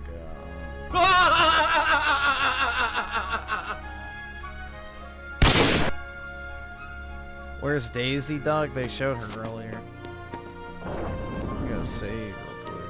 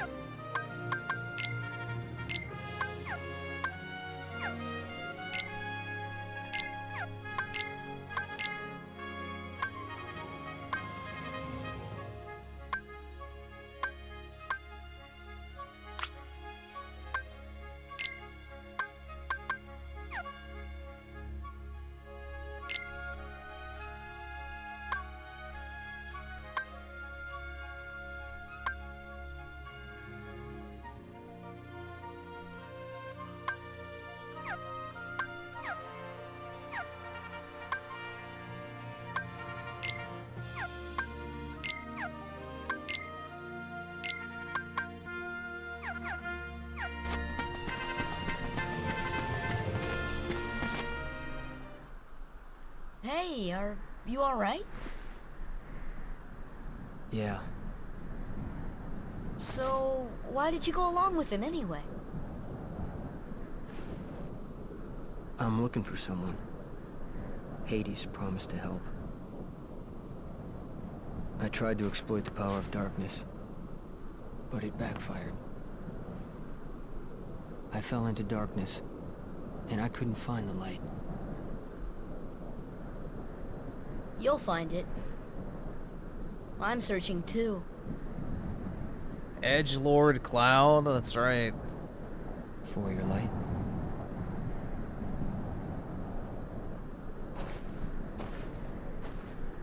Don't lose sight of it. How about a rematch sometime? Fair and square, no dark powers involved. I think I'll pass.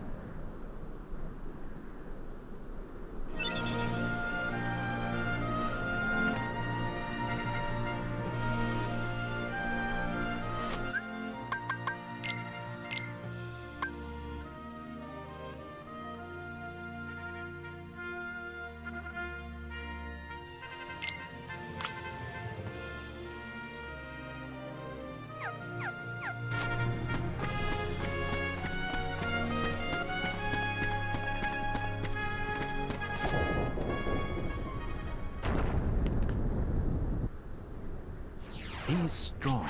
He's kind. He's always there for you. And he's handsome to boot. He's perfect. Perfect. Perfectly infuriating. He makes me crazy. Wait a minute. What are you worried about? All the pieces are in place. Relax. Whoa. Here's what you do.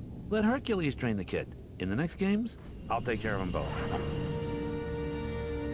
Hades is an incel? Maybe. Stay out of this. This is my show. Could be, As you dude. wish. Fight to your heart's content.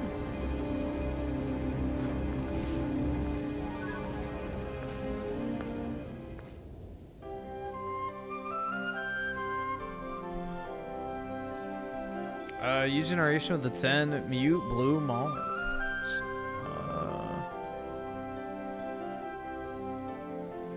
Alright.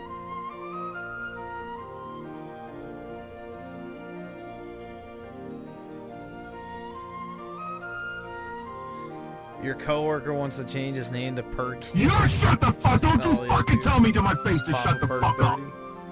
Shit.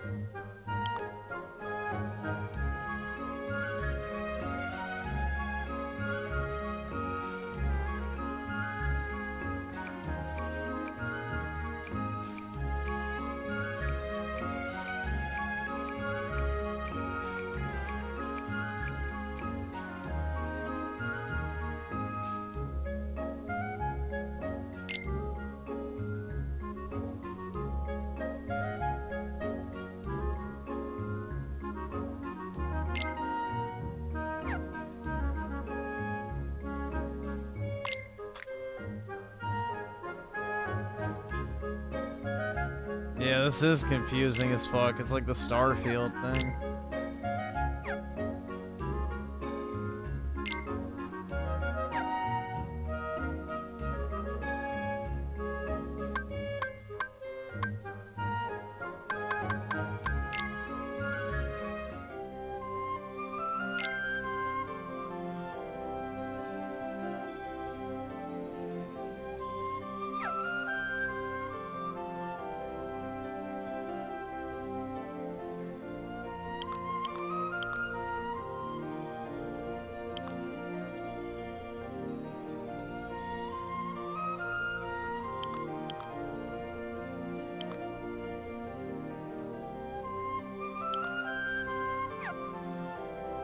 So I'm guessing I have to go back here.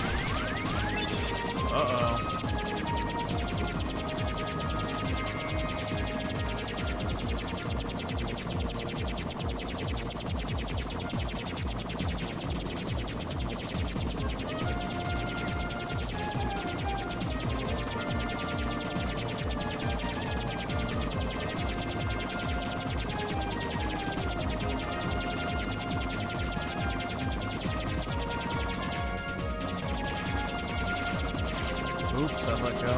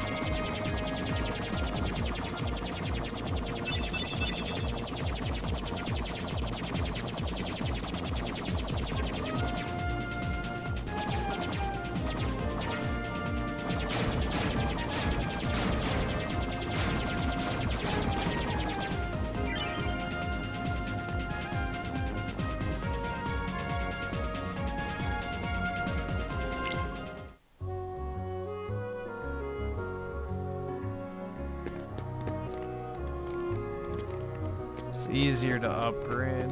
Yeah, I'm not building a ship. Way too much work.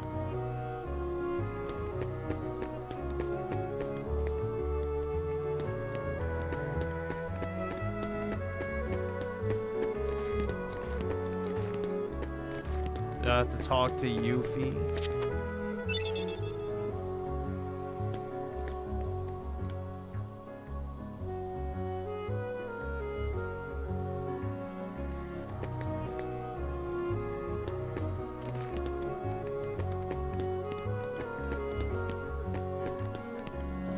Oh wait, wrong store. I don't know about this one yet.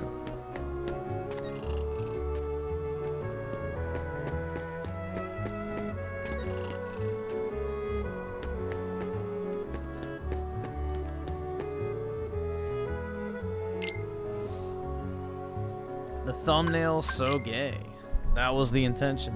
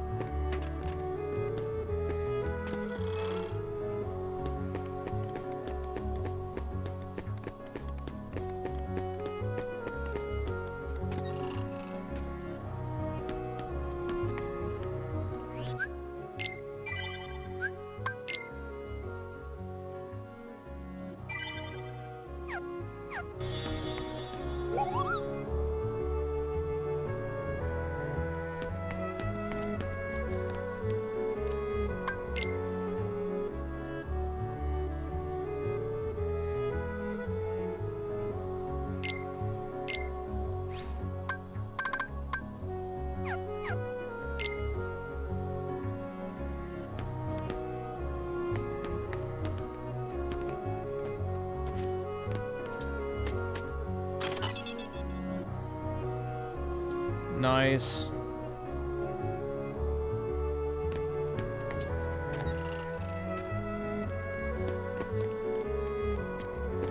So what did she say I had to go to? Underground cavern. He trains there often, you know. The channel in the alleyway.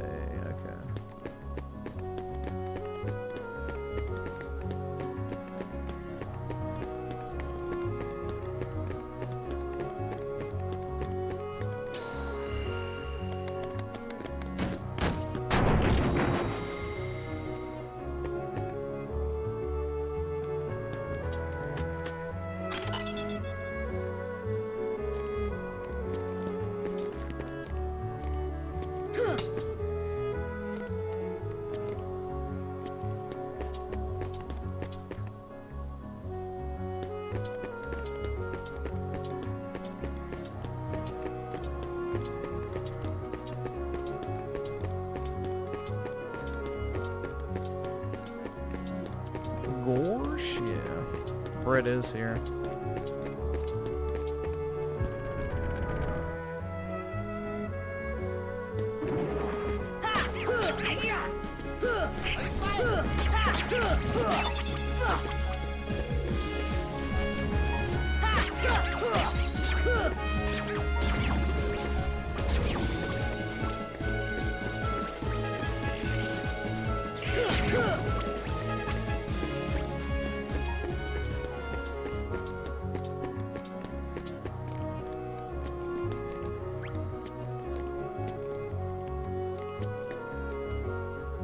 Oh, shit.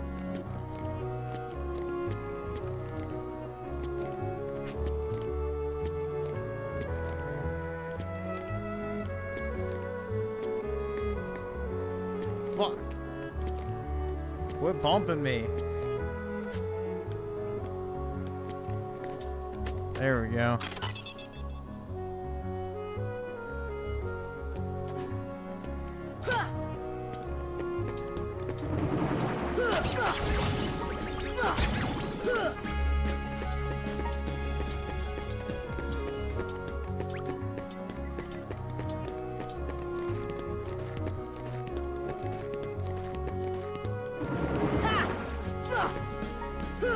Come on!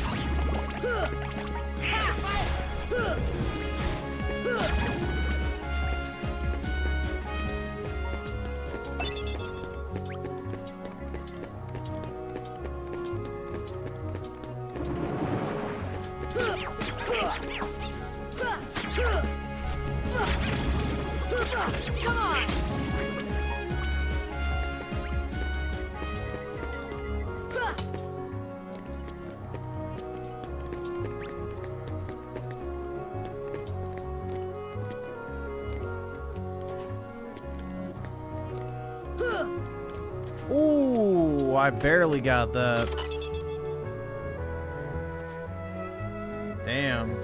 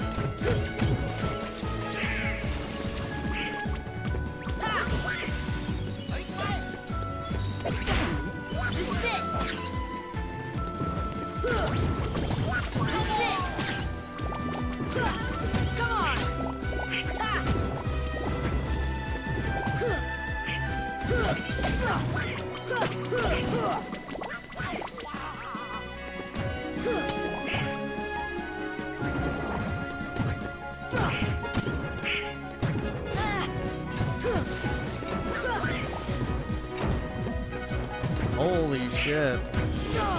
Big boys.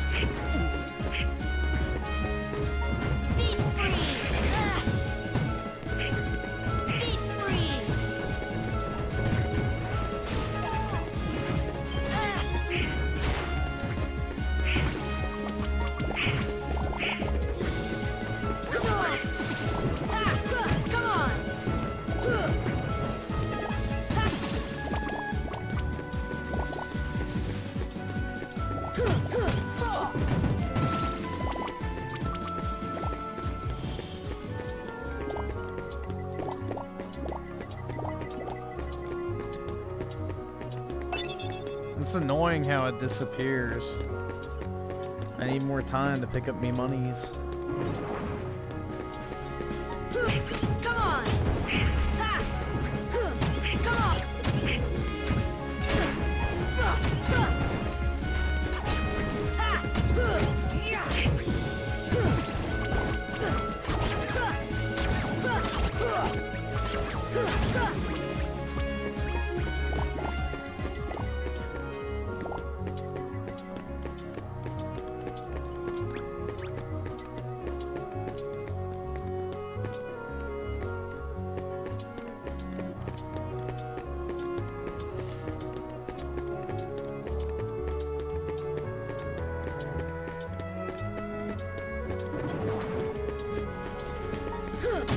Come on!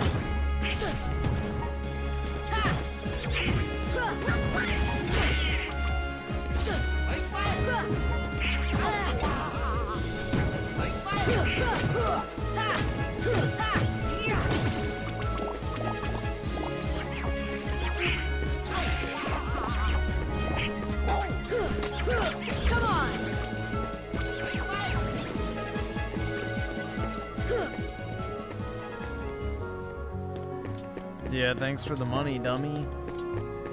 Easy cash.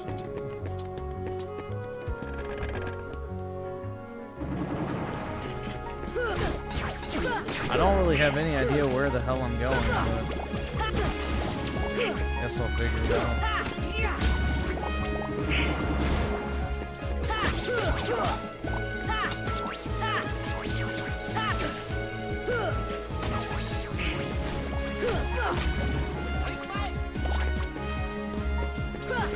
Come on!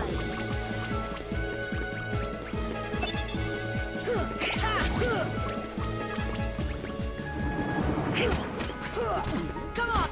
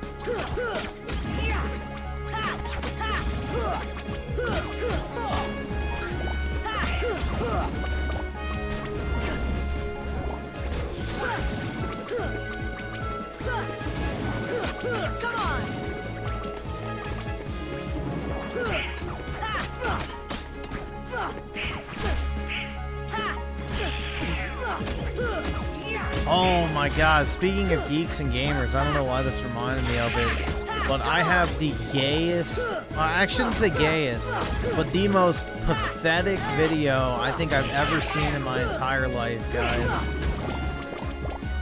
I mean, it is like borderline, probably one of the most pitiful things I've ever seen, ever.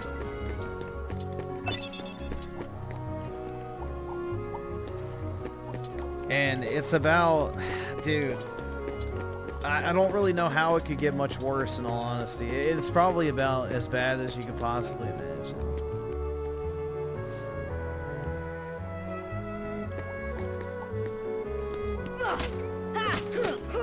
I don't think I have electricity yet.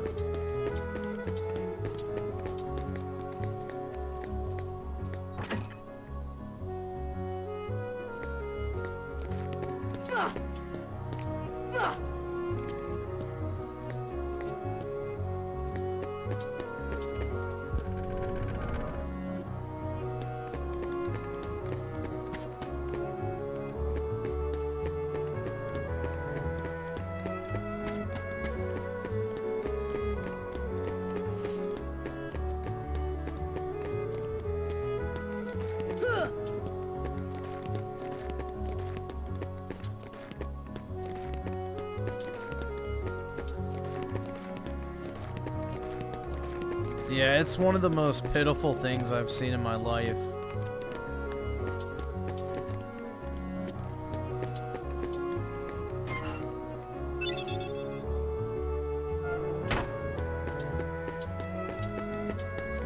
lizard on the can. Oh, down here.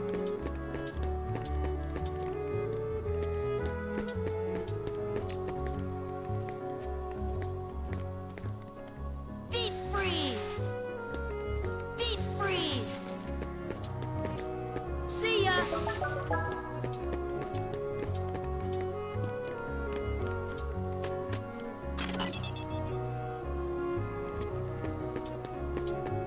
I got my D up. Hell yeah.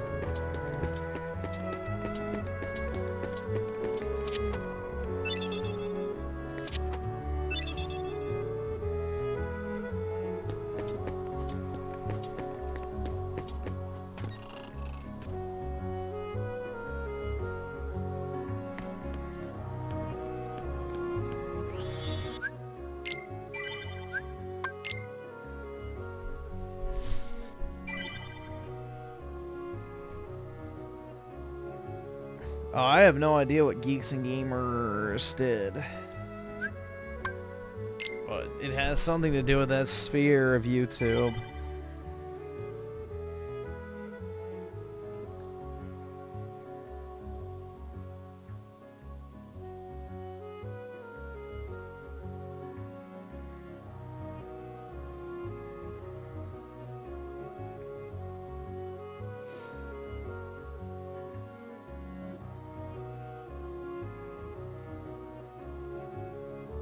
I guess we can probably go ahead and do videos now. It's already 1:30, so I gotta get up for work tomorrow. 'Cause some of us have a job.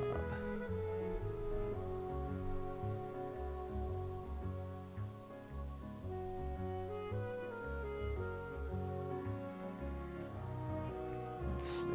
Before I forget, I am gonna set my alarms. I'm gonna do that.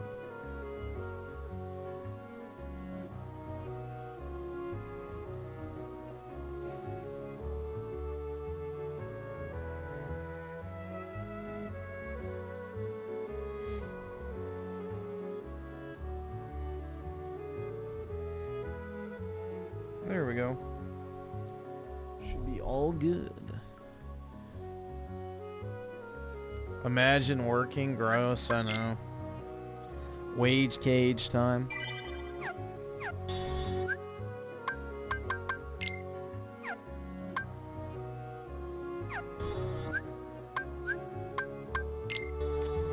We can't all be a Giga Chad like that one guy that was saying, working is slavery.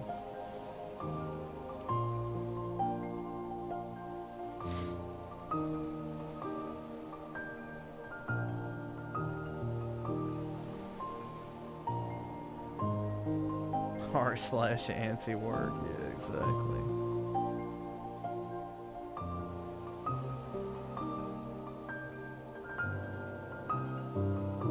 Oops. I can definitely do that.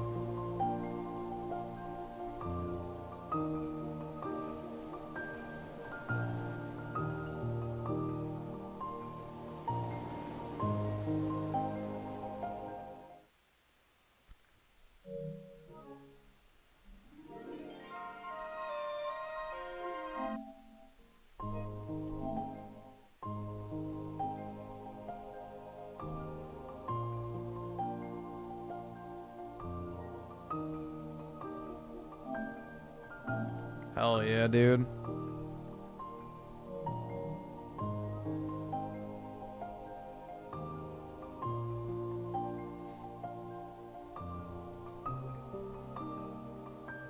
Griff, you should hire some Asian chicks in the chat. I don't think we have any Asian chicks in the chat.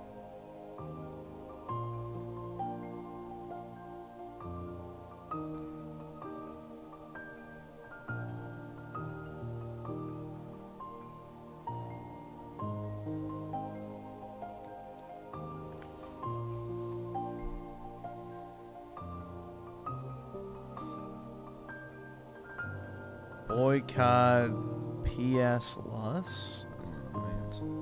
Oh, PS Plus? Why? What did PS Plus do?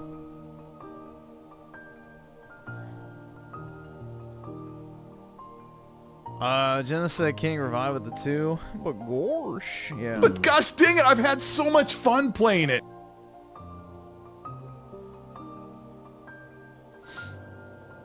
Just eat around the molded part of the bread? Yeah, exactly. Just swim in the pool that doesn't have the piss in it. You know, swim in that part of the pool instead of, around... Yeah, just swim around the piss. You know, drink around the fucking fly. Eat around the mold. Just close your eyes every 30 seconds. All sorts of shit. There's always an excuse nowadays.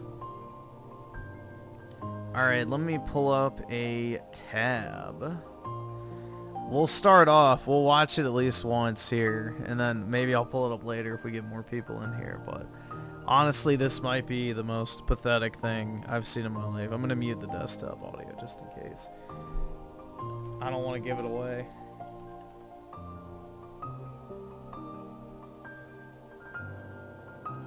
Alright, here we go. It's from everyone's favorite E-whore. Ready?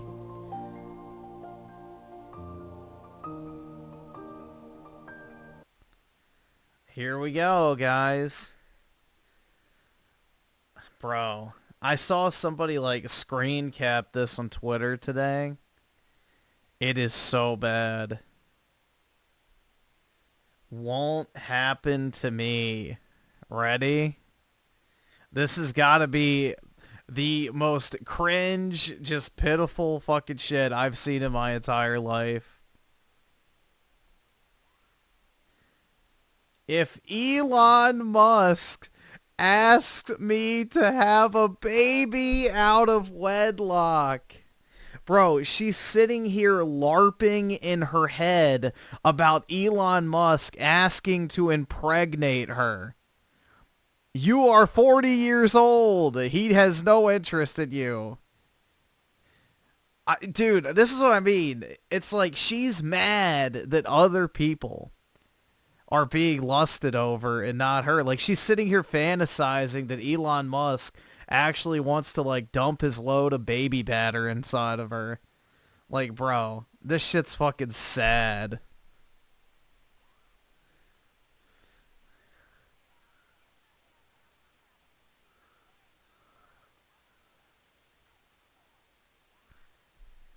Dude, it's so bad. Did the audio not play? Okay, well, you don't really need the audio. If anything, it's better without the audio. But here, I'm going to lower it because it is going to ear rape you.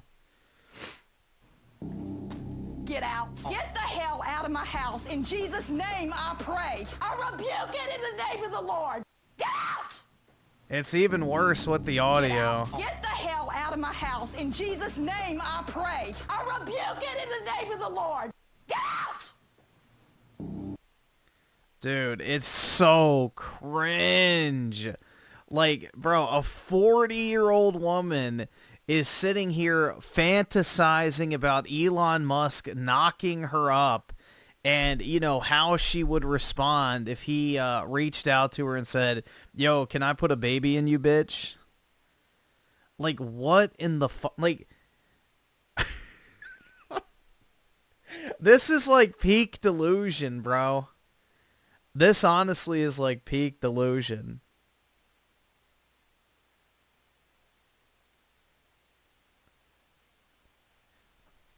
Does she think like some, you know, guy is going to be like, oh yeah, you're a 40-year-old, you know, let me wife you up so we can have kids. Like, can you even have them? Like, bruh, why do people watch her? They're lonely. They want to hear a woman talk, even if it's one they don't know. Dude, honestly, I don't watch female content creators. I find them incredibly cringe. But dude, this took the fucking cake. Like, literally sitting here LARPing about Elon Musk impregnating her. Dear Lord. But yeah, we're the gooners, guys. We're the fucking gooners, but she's sitting here fantasizing about how she would respond if Elon Musk wanted to fucking pump her. Jesus Christ. That is like literally the fucking gooner mindset. Like if I made a video going, yeah, how I would respond if insert random girl's name, asked me to fucking, blow her back out. Like that's gooner shit. Like, oh yeah, dude, if Eve from Stellar Blade was real, I'd first start by tonguing up her thigh, working my way slowly up. It's like, bro, that would be like gooner shit. She's literally thinking about what she would say to Elon if he wanted to fuck. This shit's sad, man. Absolutely sad.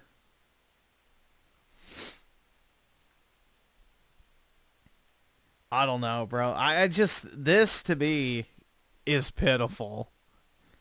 This is absolutely pitiful. LARPing about what you would do and say if some fucking random billionaire who doesn't even know you exist asked to put a baby in your 40-year-old ass. Like, nah. Like I said, guys, the biological clock is screaming for help.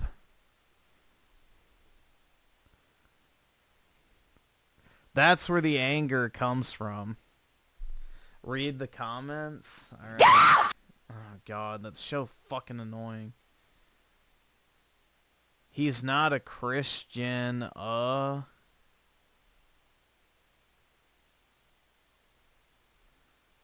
don't... Holy hell, haha. I'm dead. Your husband must never get bored. Bruh! Oh, shit! Yeah, because he's out sucking dick. Oh, fuck. An inadvertent roast. An inadvertent roast. Oh, man. For a second, I thought it was your voice. It is about that at first. Then I heard the southern accent.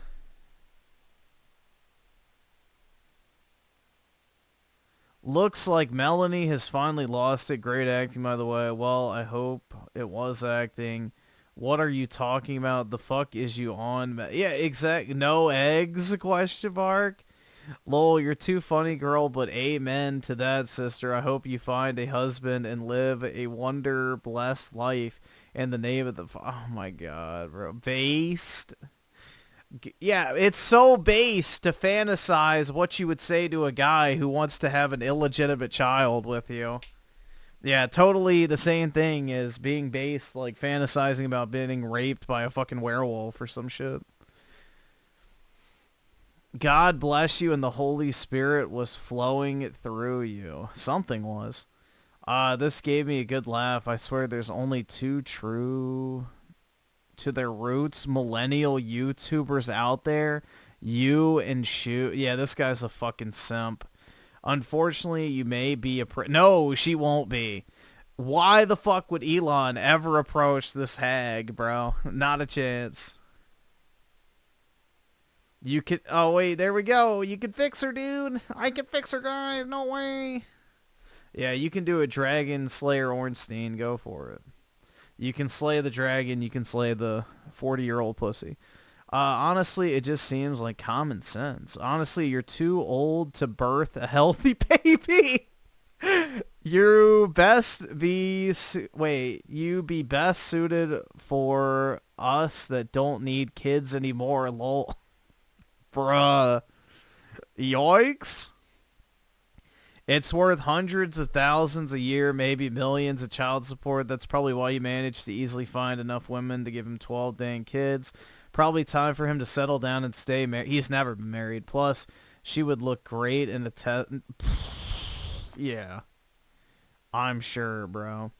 Well, you're 40, so not a good idea anyway. Bruh. I don't think you have the eggs. Oh my God, you scared me. Mel, laugh my ass off. Hail Satan. She's so tiny and cute. Melanie is too old to be having kids anyway, but still a funny skit.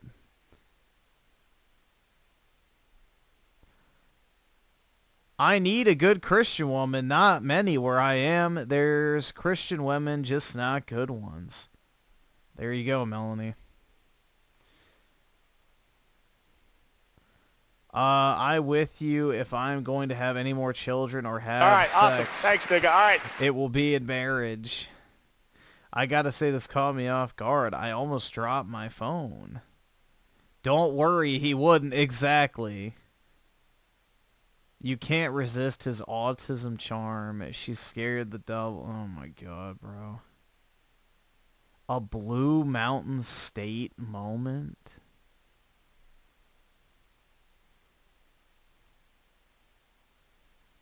So you'd kick the baby out like that, your own kid, just because it was had out of wedlock? Outrage. What the fuck?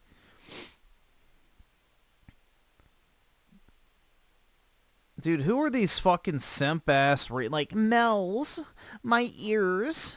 Do you think calling her a nickname is gonna make her like you? Just makes you look like a fucking cock, bro. Jesus Christ. Yes, there's a difference between being a conservative and being a Christian. Not every conservative is I don't even think Elon's conservative, though. Right, Mel is going to take the ballerina farm route. Yeah, lay off the drugs a bit. They're doing you no favors. Why feed them? I love your beauty, girl. Oh, sir, please show bubs and vagine. Based Mel, yeah, so based, dude. Making a video about her fucking fantasies about getting fucked by some guy she doesn't know. You're such a legend for this. She's not gonna fuck you, dude. Unless you marry her. I wonder, would people be supporting this Ashley chick if she was a Democrat? I see a lot of so-called conservatives supporting her. Dang, I ain't even possessed and I got scared of holy water. Nicely done, Mel.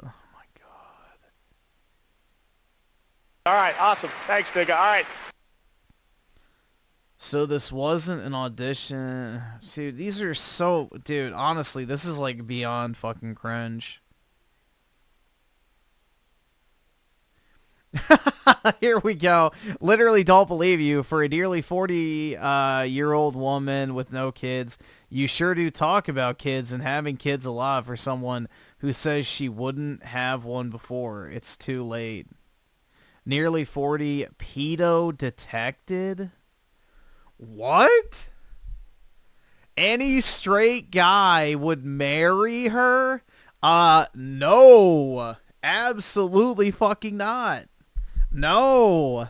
No normal straight guy would. She's a divorcee approaching 40, covered in fucking nerd tattoos. And LARPs as a hardcore Puritan. Not a fucking chance, man.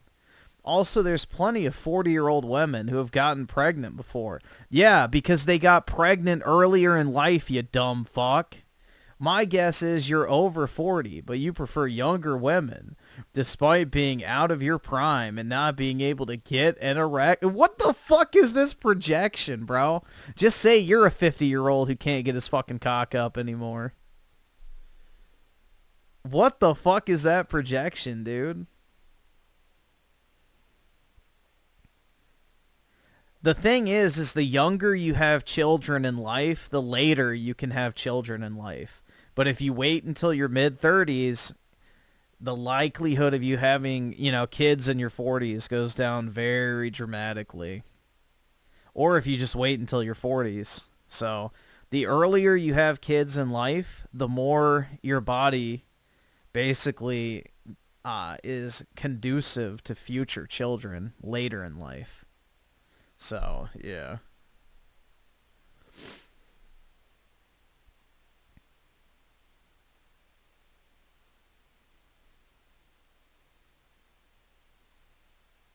Damn, you scary. Why is that hot? Oh my god, bro. Great attitude there, Mel, but I'm afraid they won't be asking. They will be demanding. This is what the people who voted for Trump are going to get. They have already taken away a woman's right to make her own health care, and every MAGA male has already proclaimed to every woman, your body, our choice. So they won't be asking for a damn thing. They will do as they please and do not care. If you want it or not. Oh my god. Dude, this is someone with a rape fantasy. Hold on. Let's see. I mean, you can't really see the picture, but let's see what Anya's pics are. Fucking old ass music. Okay.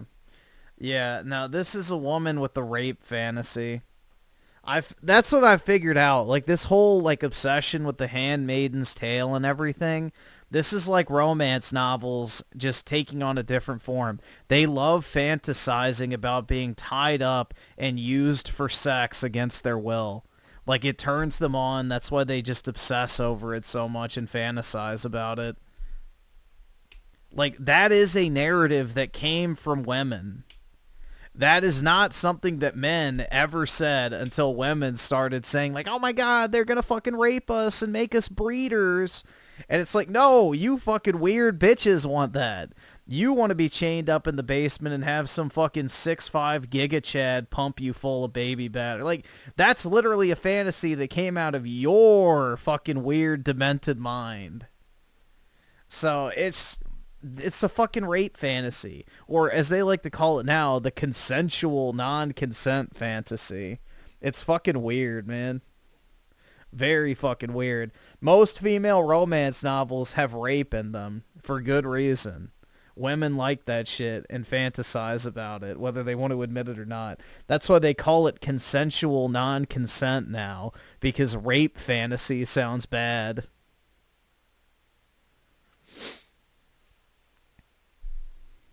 Let's see. She looks scary. The Bible does say to be fruitful, multiply, but out of wedlock is fornication and sinful. Well, Melanie's not doing either, I guess. I don't fucking know. You made my day, Mel. I needed that. Yeah, I almost killed myself. Before this video, I had a dream that I had a baby named Atari with Melanie. Now, what the... Bro, this is what I'm telling you. These are like fucking god-tier simps. He's dreaming about naming his child with Melanie Mac after a fucking retro game console. Holy shit. Lol, he's spreading his seed but not doing the deed. Yeah, technically Elon's not having sex with these women, which is what's kind of funny. Like, apparently he does the IVF treatment. He's not even having sex with the women that he's impregnating. He gets it done, like, you know, in a medical... procedure, so I think the child support laws and everything don't, you know, apply. So he gets around having to pay child support by using medical loopholes, which is actually really fucking smart. So, yeah. It's like basically being a sperm donor at that point.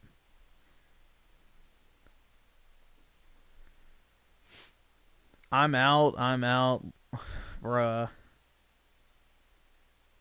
Can I ask you to have my baby out of wedlock? You can ask, but I don't think it'll work. Wedlock sounds like the name of a death metal band. I do this exact bit when I see you eating butter. Oh my god. Maybe the right wing will finally understand that Elon is a scummy son of a bitch.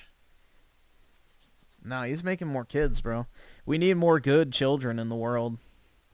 So I'd rather have 800 Elon kids than, you know, 800 fucking welfare babies.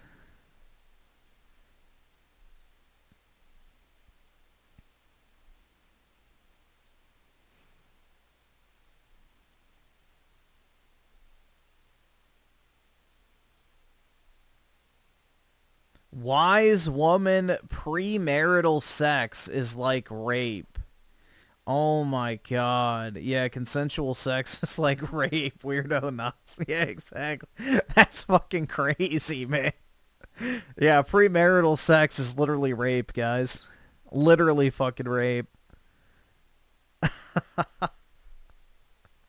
Bro, that's wild. That's actually fucking wild, man. If Elon wasn't part of the Trump administration, no one on the left would care. He has 13 babies by 4 women. That would be empowering the women instead. Someone needs to tell Elon that he's got to understand the double standard and be aware of the inevitable traps the CIA... Yeah, but he's like way smart. He's ahead of that already. He's using IVF to get women pregnant. So therefore it's a medical procedure, not, you know, sex. No, he's actually very smart with it.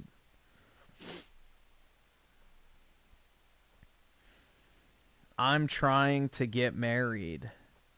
Oh my god. Good thing he isn't into boys then, because you'd have... Wait, because you have the body. What? Bruh. Oh my god. Elon spreading the seed. Wait, yeah, buy seed. I mean his money. Oh my god, bro. This community is really cringe. Yeah, people do dumb things. As a people, I can say I don't get why she bragged about her child growing up without a dad. Hope God wakes them up and change. Yeah, not gonna happen. Elon doesn't care. He's got so many kids out there, bro. Oddly cute.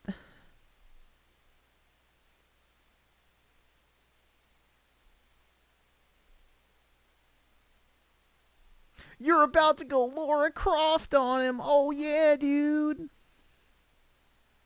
Oh, my God.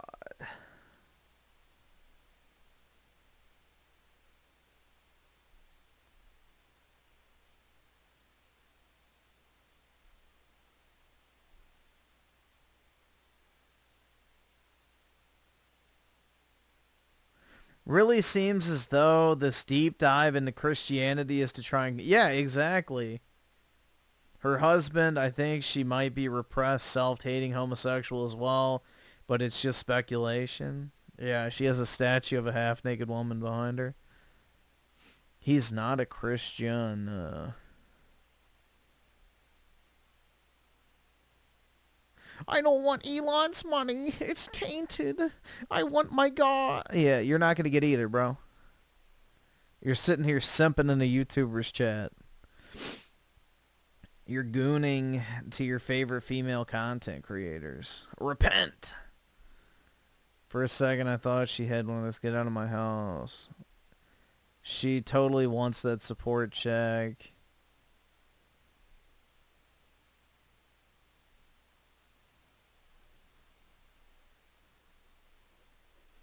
Oh my god, Melanie Mack is wifey material? About that. Are you fucking stupid? Oh wait, maybe go cry about reality somewhere else. Like, people forget she's nearly 40, a divorcee, and childless, but acts like a teenager online. Where is the wifey material? Yeah, exactly.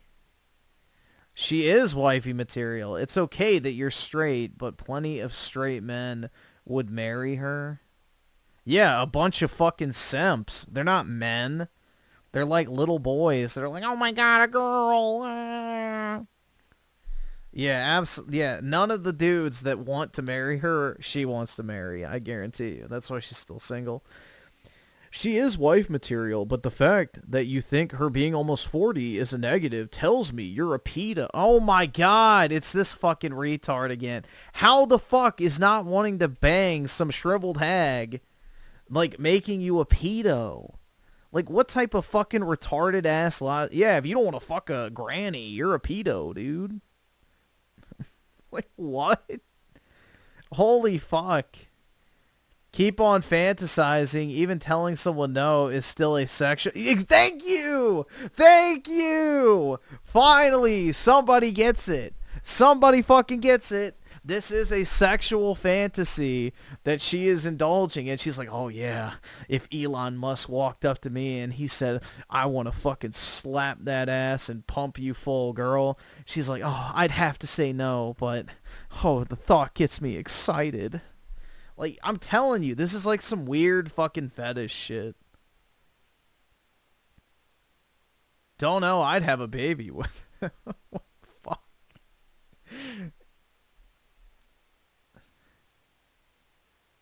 He'd be leaving with a Bible-sized bruise on his face. Oh, shit. Oh, my God. Exactly the right response. Now text me back. Dude, this is so fucking sad. But yeah, this has got to be one of the cringiest fucking LARPs I've seen in quite some time. Fantasizing about getting pumped and dumped by Elon and then having his illegitimate child. Oy vey.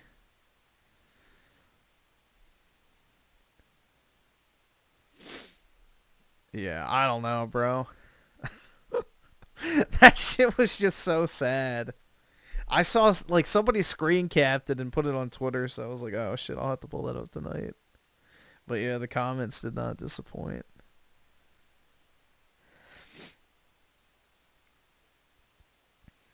Dude, shit's crazy.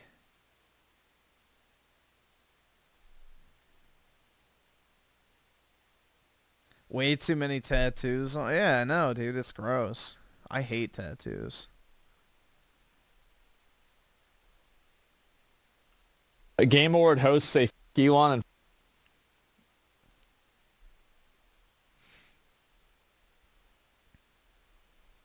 Trump to resounding applause and cheers. Okay, what's this? My favorite games, Diablo 4, Vessel of Hatred is Well, you know this guy's retarded.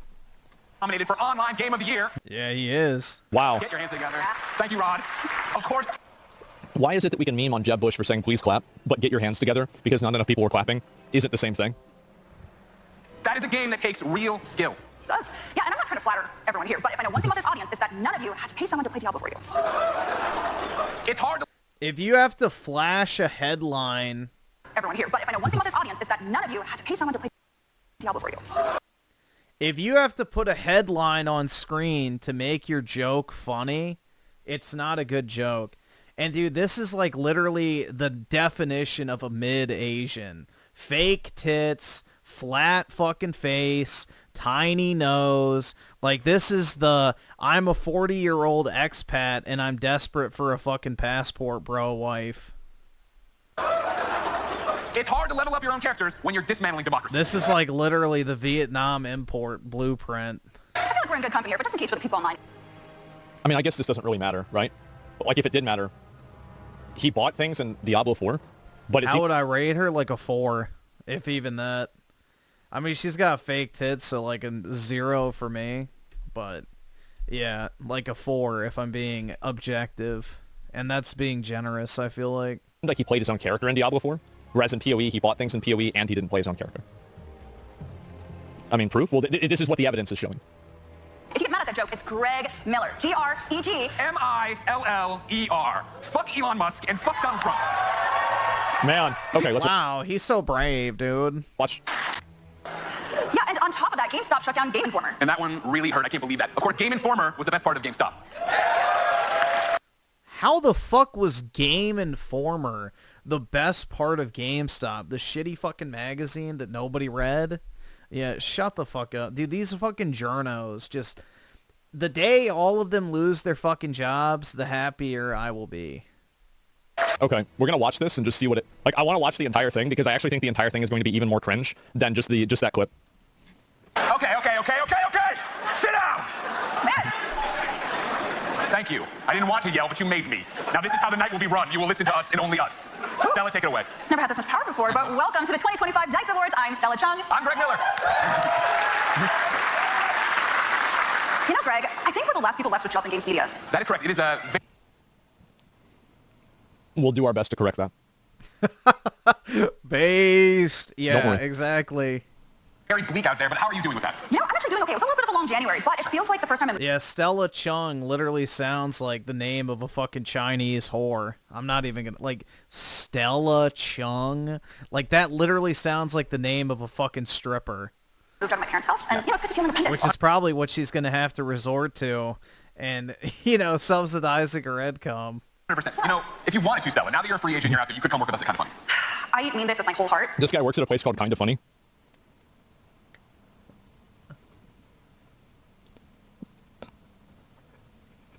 Yeah, it's kind of funny. I I am not that desperate. Oh, God. All right, next year when you still want to play, we'll see. Yeah. All right, okay. No, it's not going to be 3 hours of this. It's just a very short segment where they're speaking. It's like 10 minutes. Well, before we If get you guys started... really thought that I was going to make you sit through 3 hours of this dog shit, you're absolutely out of your mind. Even IGN couldn't make people do it. I wanted to ask everyone here to give yourselves a round of applause. For what? For existing. You are in this room right now. That means you were responsible for creating some of our newest, best games of all time. Oh, okay. Now everything makes sense. So a lot of the people that are here are basically just game developers, and this is an industry event where they get together and give each other awards. Okay. Yeah, they circle. It's literally the Game Awards, but, you know, even more of a circle jerk. Well, now, all right. So basically, they set up, a circle jerk event for themselves so they can give each other awards for the games that are popular in the corporate world, but nobody actually gives a shit about. Okay, great. Exactly. Yep. It's literally a circle. Yeah, great. Yeah, the DICE Awards are fucking ultra lib. This is what a subreddit looks like in real life. Yeah, or you may have just gotten lost in the casino and felt like you walked into a fancy Doctor Who convention. Yes, if you are in fact a normal person, these are people who make video games. And no, none of us can get your nephew free V-Bucks. Yeah. If this is your first time at the DICE Awards, let's explain it to you. Of course, it is basically the same as the Game Awards, except instead of Muppets like Statler and Waldorf, we have hundreds of disgruntled white guys. So this is the guy that runs the place called Kinda Funny. Oh man, we're gonna have to sit there. Yep, there we go.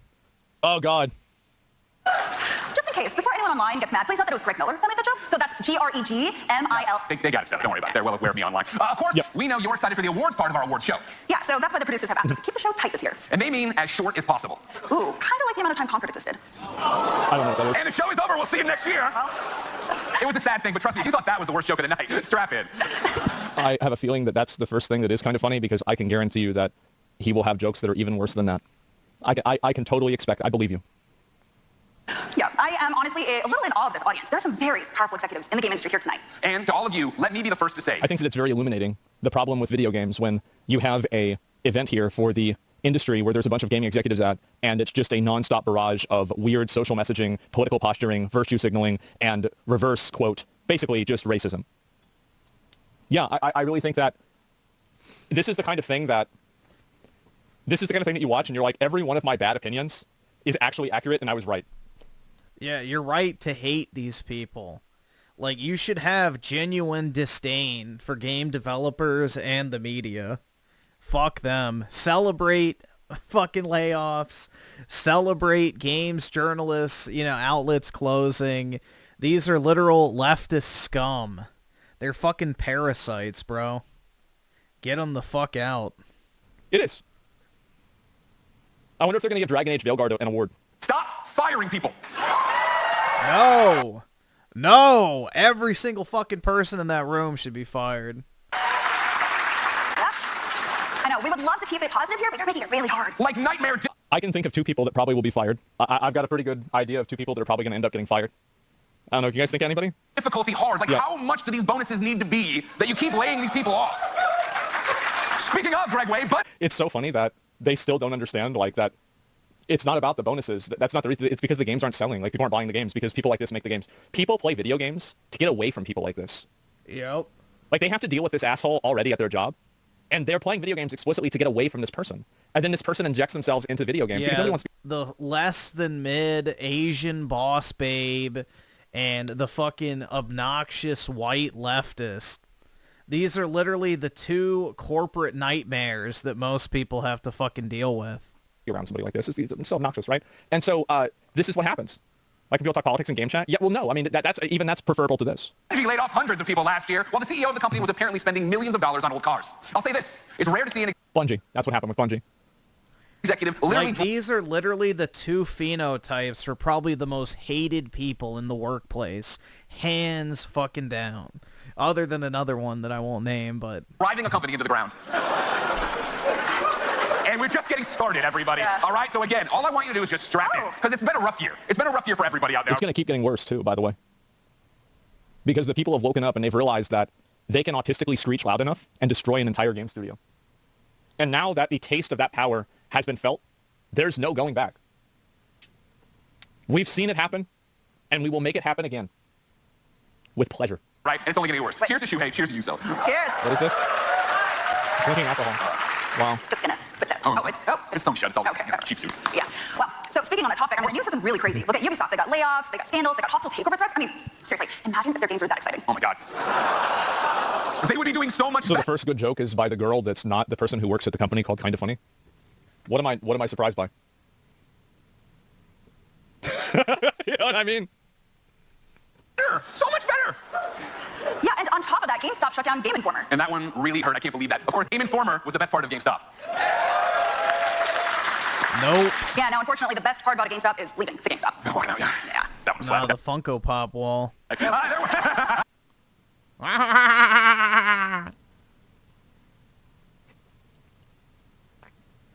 I'm so sad I didn't get to react to this live. This is amazing. Fuck. Oh my god. Again, strap in, everybody. There was a lot of annoying culture war stuff around games in 2024. Yeah, a lot of the talk was This is a segment about me. This is another.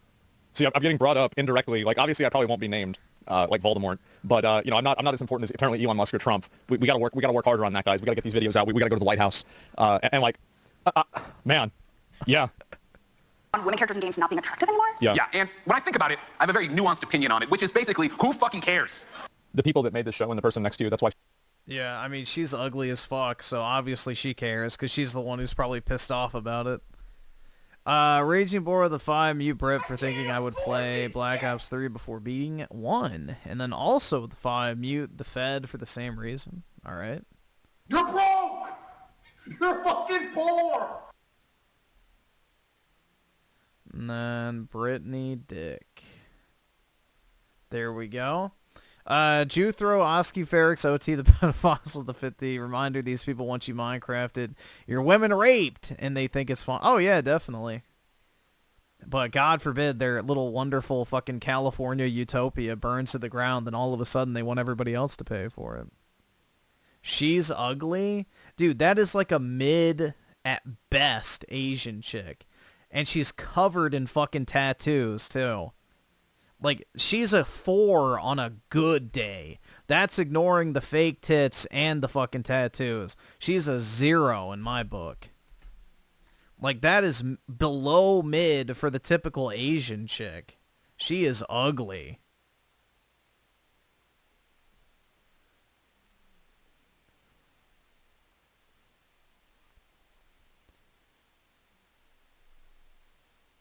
Tim Marco, the 279, suit with sneakers, instant red flag. Yeah, that's the lib shit dress code. Why she's wearing this dress? Idiot. Stupid idiot. How can you be that dumb? Like, who cares? It's a room temperature. This is amazing. What is this cringe? This is amazing. Oh my god.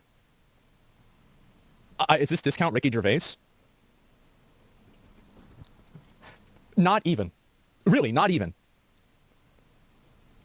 Have these people seen a woman up close before? What the fuck are we talking about? Yeah, we have. You're standing next to one. And, you know, I think if you make characters look more like her and less like the ones in Concord, you wouldn't be having posts like that, and you wouldn't be having games failing like Concord did. She looks worse than the woman in Concord.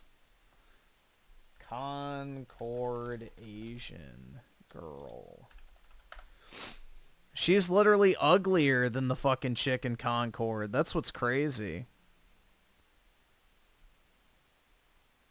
Hymar. Okay. That's what it's called.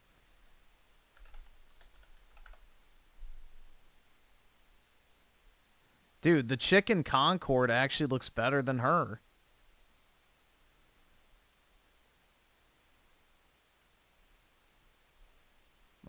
Everything is so low res. Holy shit.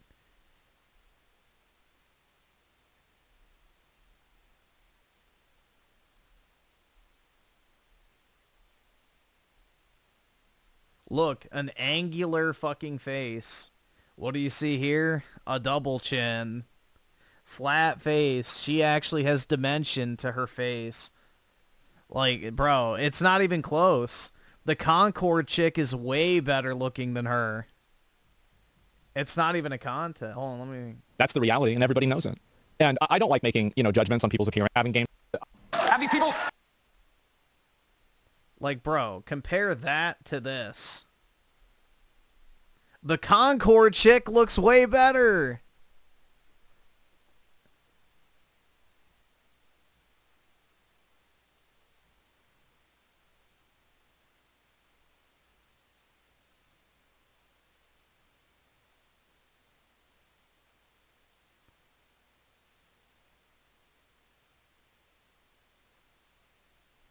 So, it's not even close, man. This chick looks way better than whatever the fuck that is. Sub 5 Toad. You're fucking poor! Sub 5 Toad, guys. Not even. Really, not even. Have these people seen a woman up close before? What the fuck are we talking about? Yeah, we have. You're standing next to one. And, you know, I think if you make You are a fucking bleeding cunt, Greg. You're more of a woman than most women. Your bleeding cunt shines through the rest of the herd. Characters look more like her and less like the ones in Concord, you wouldn't be having posts like that, and you wouldn't be having games failing like Concord did. That's the reality, and everybody knows it. And I don't like making, you know, judgments on people's appearance or anything like that, but it's very clear that she's wearing a dress that accentuates the way that she looks, and I think that people appreciate that. This is something that people have done for literally thousands of years. It's normal. And so it's just, like, do you have no self-awareness at all about this? Do you have no, like, this is outrageous. It's absolutely, how can you be this ridiculously stupid? It's incredible.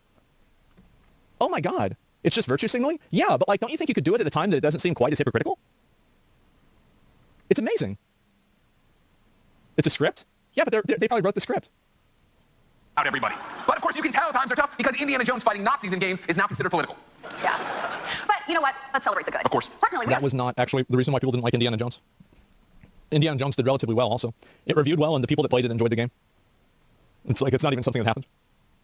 It was political how. And also the reason why people are unhappy about Indiana Jones is one of the people that was talking about the game looked like your typical, you know, like woke person with like dyed hair and it's like, you know, weird haircut. And they said they're making it for modern audiences. That's the actual reason why. It wasn't political, but it wasn't reviewed well at all. This is the DICE Awards, which is like basically the Game Awards, but for fucking, you know, leftist game devs. Let's fact check it. Huh, okay. Well, what a surprise that my remembrance of a number is in fact accurate. There are a lot of cases where, actually, no. There are very minor cases where I do get things wrong. Usually I don't. So glad that Indiana Jones and the Great Circle is nominated for 6 awards tonight. Wow. So it's over 8. People like a lot. Including Game of the Year. Let me Wow. tell you, Wait, hold on. Wow. So it's over 8. Okay, I don't think that's Aaron Greenberg. It looked like him. I saw a fat guy, and I was like, oh shit, there he is. People like a lot. Including Game of the Year. Let me tell you, nobody, and I mean nobody, gets screwed out of awards more than a December video game. Yeah, it's great for Christmas, but terrible for trophies. Terrible for trophies. And this isn't even a joke. We just really like that game and want to call out the fact that it's great. You got a Game of the Year nomination. Come on. I know. It really makes you... Real controversial truth of the two. Chung is a China name, FYI. And yes, they're all... Wait. They're all flat? What do you mean, like Chinese women? Feel like Indiana Jones. It does. I mean, that's probably why she had a boob job. Also, Troy Baker, if you're out there, if you ever want to leave me voicemails as Indiana Jones, feel free. Okay. I get one. Come on. You get as many as you want. Don't worry about it. Thank you. I see Rod Ferguson over here. Of course, one of my favorite games, Diablo. Rod is in the audience. Oh God. Oh no. He is, yep. For Vessel of Hatred is nominated for Online Game of the Year. Get your hands together. Thank you, Rod. Of course, that is a game that takes real skill. It does. Yeah, and I'm not trying to flatter everyone here, but if I know one thing about this audience is that none of you had to pay someone to play Diablo for you. Here's how you know that's not true. Is that Elon Musk played Diablo 4 multiple times and he posted videos multiple times. Not even once did anybody call out his skill in the game at all. Because it was so simple and so easy. Yeah, Diablo's very easy. It's all about your gear. Anybody could do it. So of all the cases of Diablo 4, because it was only really discussed, it was believable. It's like, wow, he's hitting the big button. Oh my God, he's hitting the big button and doing the big number. And this is on the level that's the big level. Ho, ho, ho, ho. It's hard to level up your own characters when you're dismantling democracy. That's right. Wow. Yes. People like you should not be allowed to vote. You should be sent to a little fucking island where y'all can just literally die because you're completely useless individuals. Send all games media, you know, employees to a fucking island and let them rot. You know, how many articles will save their lives? Find out next week. I feel like we're in good company here, but just in case for the people online, if you get mad at that joke, it's Greg Miller. G-R-E-G. M-I-L-L-E-R. Fuck Elon Musk and fuck Donald Trump. Stunning and brave. Yeah, dude, that took all of his courage. Now, speaking of which, a lot of changes... This is the games industry that, again, these are the people that other people try to desperately convince you aren't trying to put politics into video games. This is an audience full of them. That's correct. Yep. Wow. Who could have guessed? Happened in the past year. That's right. For example, the PlayStation 5 Pro came out last year. This is true. Wow. Yeah. You know, it's so powerful that Sony is almost ready to make a game for it. Basically, it's actually crazy that the only jokes that are kind of funny are from the person that doesn't work at Kind of Funny. I think it's funny. It's just, what are the odds, right? It's scripted, bro? Yeah, I know. In 2024, Sony made a powerful PlayStation so powerful, it had never been this powerful before. It was the most powerful PlayStation of all time. You did? Yeah. All right. Yeah, and in 2024, Microsoft made Xbox more confusing than ever. That was not, come on. I mean, I get it. Everything's an Xbox with a screen. I think it's cool, but whatever. Online people hate it. But of course. Okay, that's a Greg W. At least he fucking understands. He's right about that. Xbox is the best publisher out there right now. Like, aside from maybe Steam, right? Bro, what? Hold on. No. Xbox is the best publisher? Hold on. Nigga, you ain't funny. That's not true. Maybe you're just boring as fuck and lame as hell. Cause only lame niggas say that shit. Oh my god. Bro, what the fuck has Xbox put out that makes them the best publisher right now? What? Indiana Jones?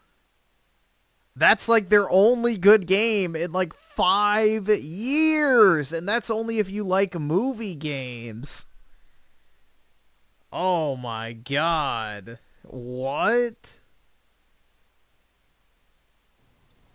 We did finally get the big announcement. The Switch 2 is huge. It's a huge deal. I'm so excited. I would say Capcom, by and large, is the best publisher right now. They have been consistently putting out fucking heaters since fucking, what, Resident Evil 7? Like, Capcom has had a legendary-ass run in the video game industry for the past, like, 8 years. So they've been kicking fucking ass, bro. You know, Street Fighter, one of the highest rated in the series. Monster Hunter is alive and well. Resident Evil has made a massive resurgence. They're making smaller spin-off titles. They're reviving old IPs. They're putting out like, they're doing everything right now. What the fuck? Like, Microsoft? They killed Black Ops 6. Their only good game is Indiana Jones, which barely qualifies as a game. And everything else they've touched has turned to shit eventually, so I don't know where that's coming from. I mean, we're still waiting on a lot of the important details, of course. Of course. It's expected to release later this year, and based on tariffs, it's going to cost about $17,000. Still cheaper than eggs, but you know. Still cheaper than eggs, that is correct. Well, probably easier to get than eggs as well. Yeah. Oh, yeah. So much easier to get than eggs, dude. I hate that. Bro, listen to this fucking ravenous little shit lib, bro. I hope he gets fucking jumped by a cultural enricher in his utopia of San Francisco. It'd be a real shame if that happened. The past year was a lot of companies Or maybe he steps on an AIDS needle. have been trying to figure out how to incorporate AI into their games. Oh no, here we go. Here's the AI. This is the obligatory AI being bad. Oh god, here we go. You ready? I actually have a Dude, I honestly can't wait for AI to take all these fuckers' jobs. Because AI is going to be so useful for game development because it's just, you know, repetitive tasks. And, bro, I cannot wait for AI to just completely destroy all these fucking leftist careers. Very easy it's solution. Be great. Don't steal my... I told you. It's just these people. It's NPC programming, man. It's so sad. It really is. You know, people like this make me feel really good. And to be fair, I think this girl is doing a relative. It's mainly this guy that's very obnoxious. The girl is okay. People like this actually put me in a good mood because I realize that we're going to keep winning. Because people like this are so obnoxious, so unlikable, so rude, so annoying that they just can't stop getting in the way of themselves. This is great.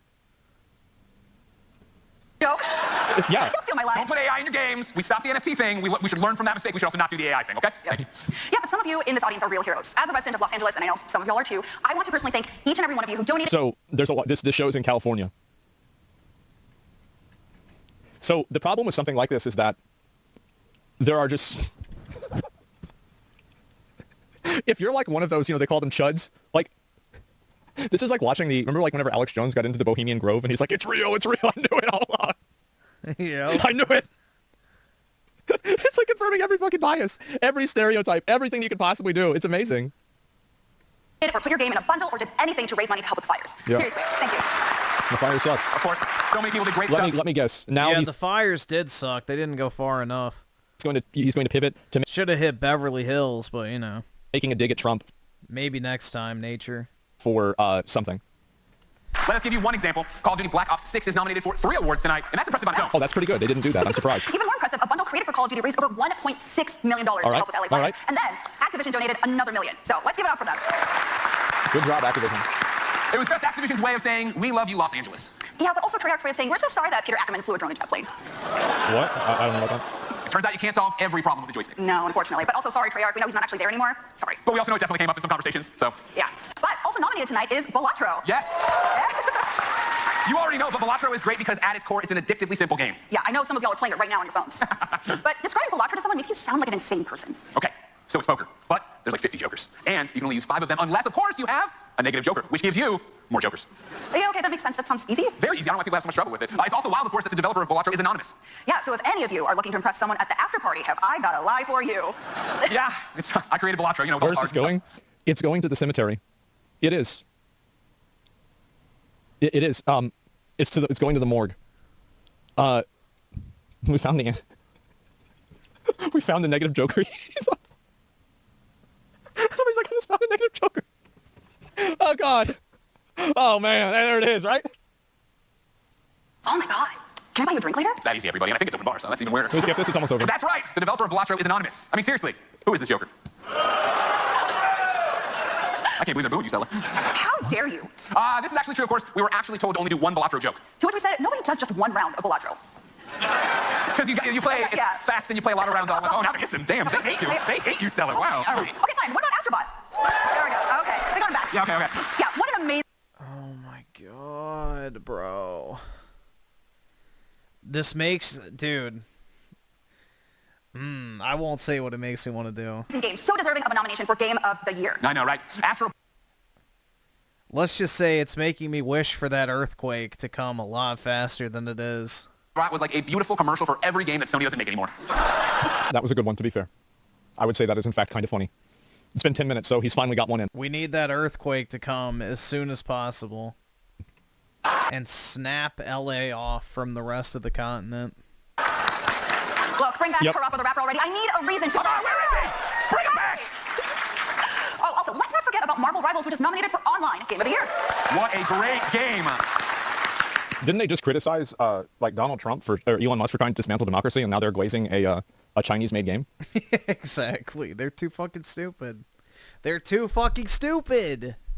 They're not real people. They're just fucking literal NPCs, bro. They're just programmed by what they hear on CNN. I don't know, guys. I don't know about this. I think there's a bit of... it's different? No, it's not. I don't think it's different really that much at all. Yeah, I don't. I really don't think it's that different.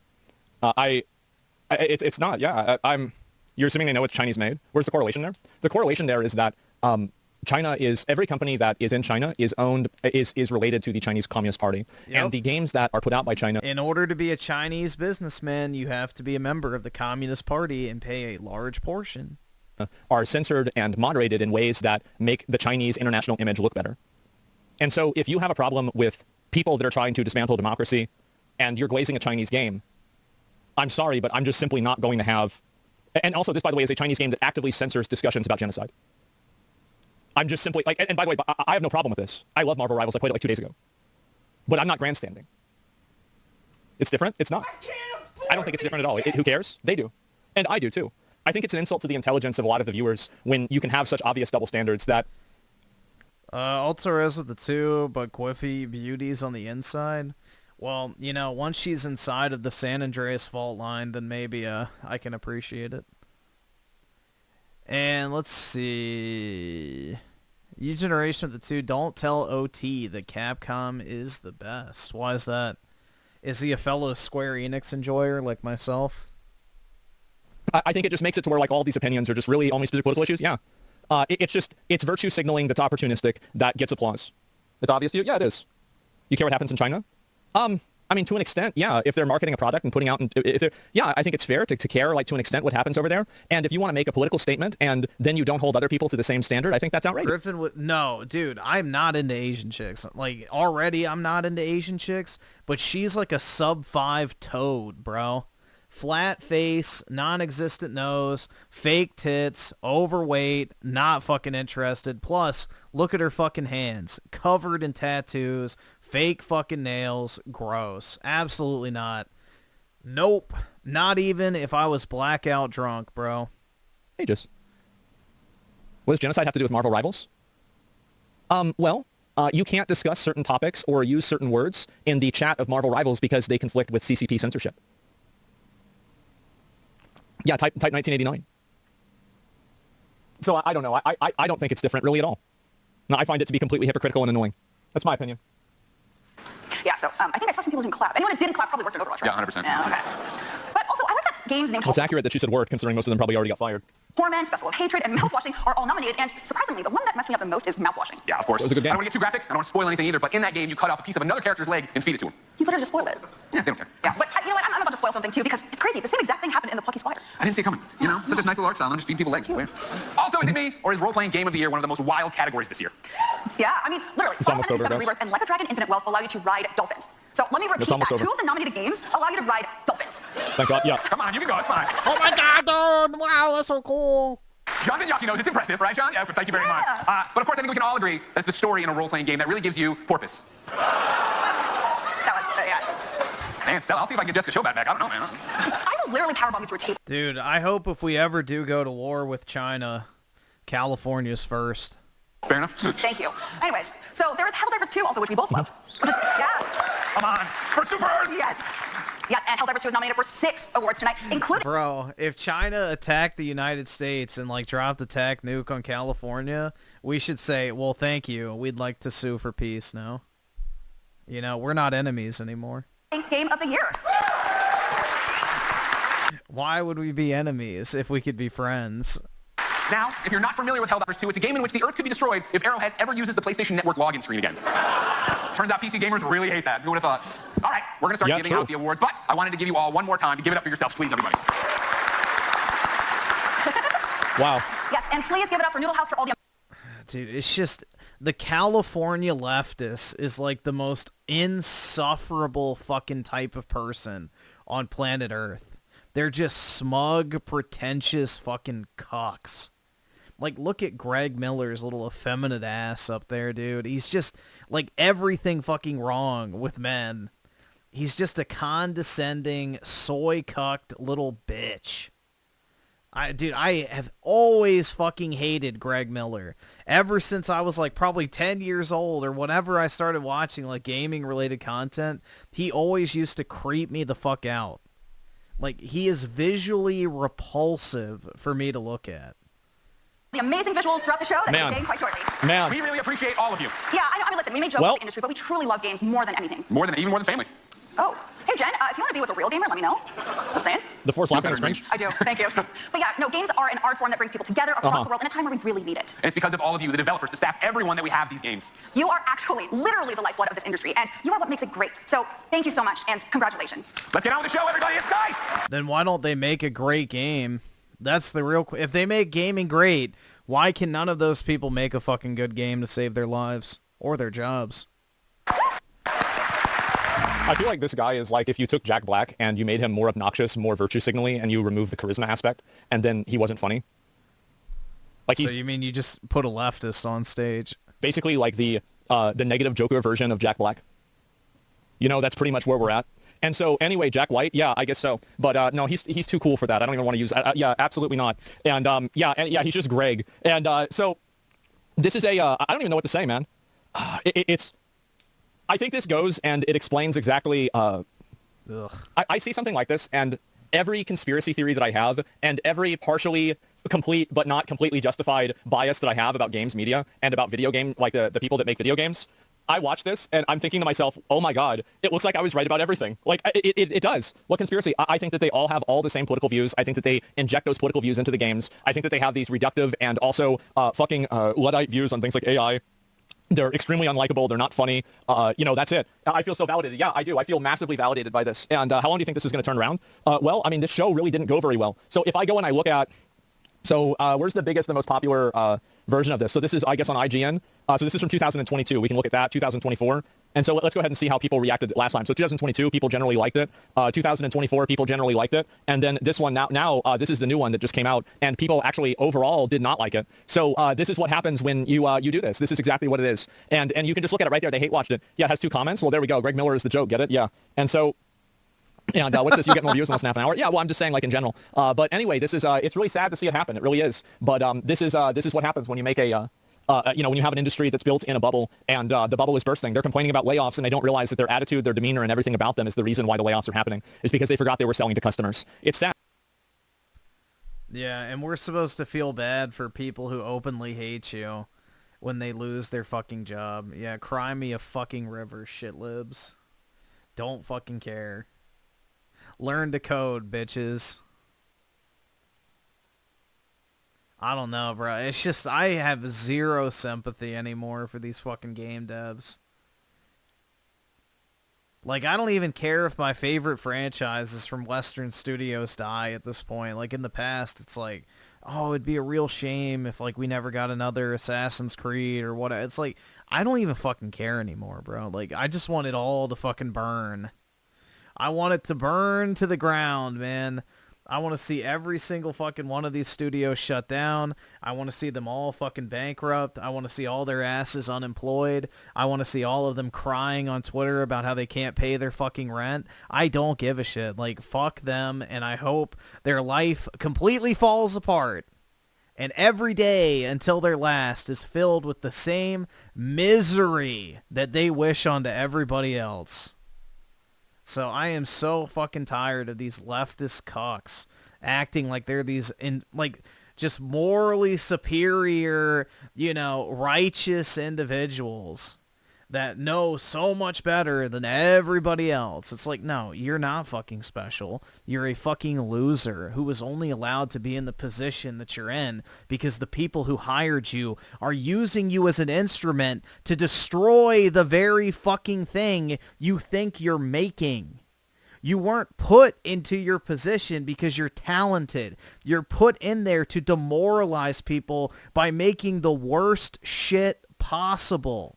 You literally were hired for your fucking ineptitude, you fucking Gollum cock. Like, these fucking brainlets don't realize how fucking stupid they really are. They are literally being sent out to fail in order to destroy and degrade and demean the very fucking same medium that they think they're actively improving. It's just incredible. It's absolutely fucking incredible.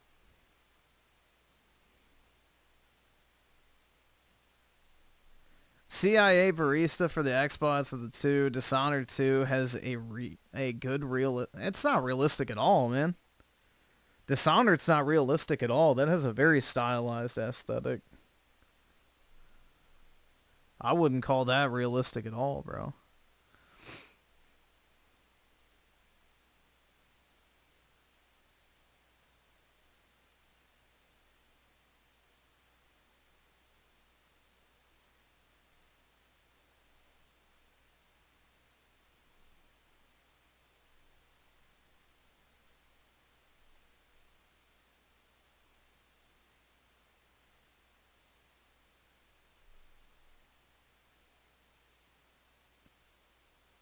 Griffin, yeah, dude, I just, like, I cannot stand people like Greg Miller.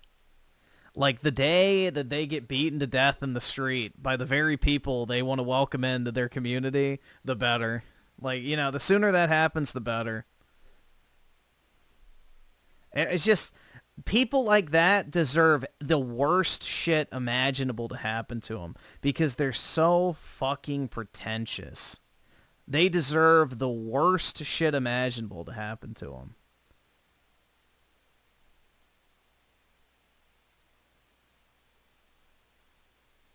I don't know, man. Like, these are people who genuinely want you dead. Keep in mind, guys. So don't feel any sympathy for these fucking people. They're not even people. They're literally just mind slaves. They actively have wished death on you for over a decade at this point. So there is no love lost.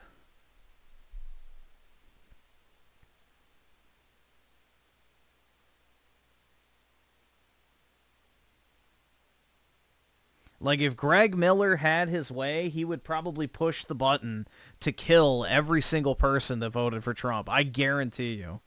I absolutely guarantee you. I would bet everything on it.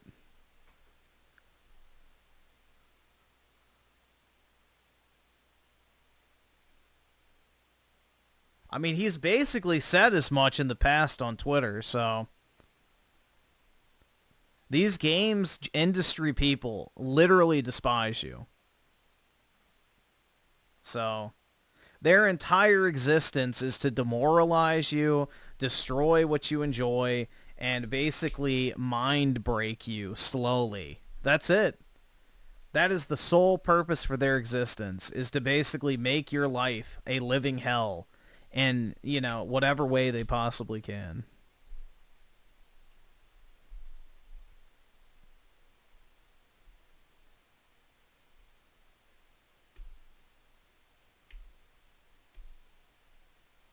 Yeah, he'd probably press it a couple times just to be sure.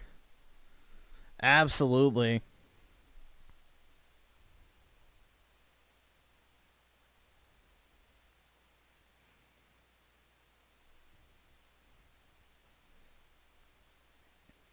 Absolutely. Yeah, I can't stand people like him, bro. Genuinely. Scum of the fucking earth.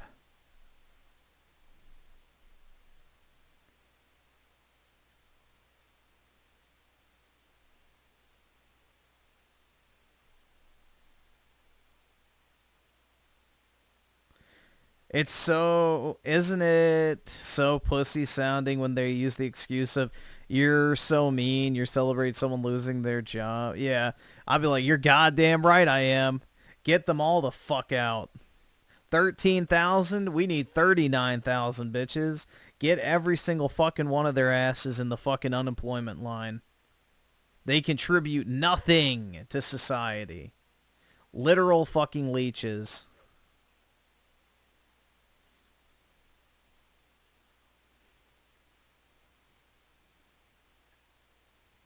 Get rid of them all.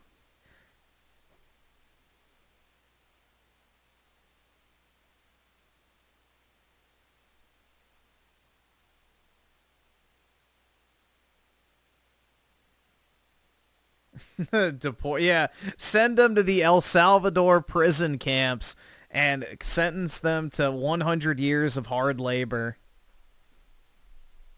100 years of hard labor, stale bread, and fucking dirty water.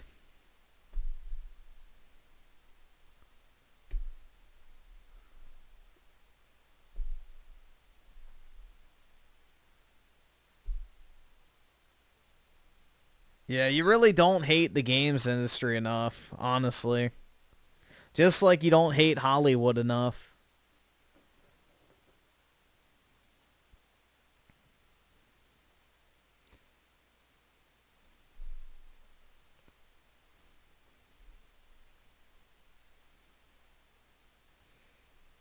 Alright, let's see. I'm trying to think what else we can watch. I don't know if anything's really happened today. Let's see.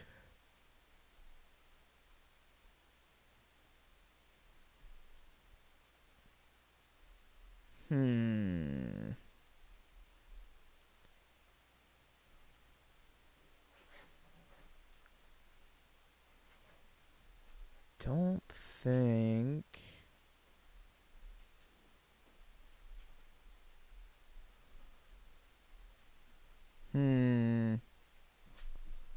I don't think Dreamcast guy uploaded. Maybe he did. I didn't see a video. I was looking. I thought I saw something today. But I've mainly just been editing today, so I didn't really look at YouTube too much. I was just gaming. No, I wasn't gaming, unfortunately. I was sitting here on a fucking editing timeline, editing audio, and then trying to get Premiere to work.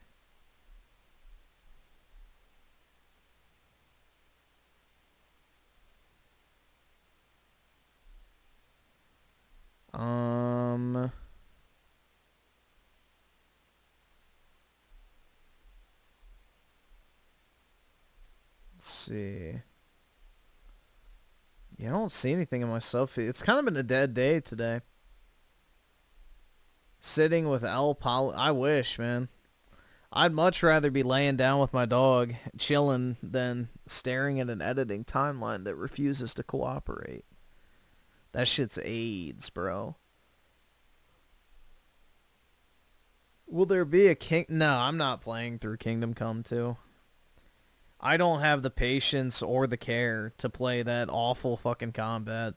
If I could mod, like, the thing is I don't have, like, a PC to stream it and mod and play it at the same time. So, if I could do that and, like, mod infinite health and stamina, maybe. Otherwise, probably not.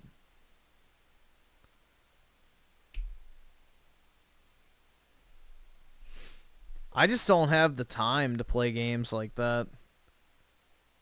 Like, Avowed took up like 4 days or 3 days or however long, and I already hated that, so.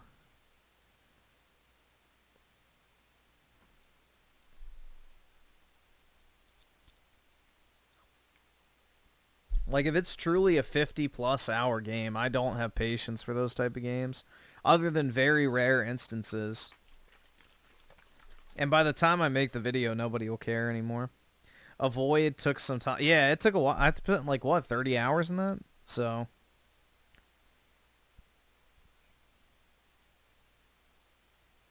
The con of not being unemployed? Yeah, I actually do have a job, so.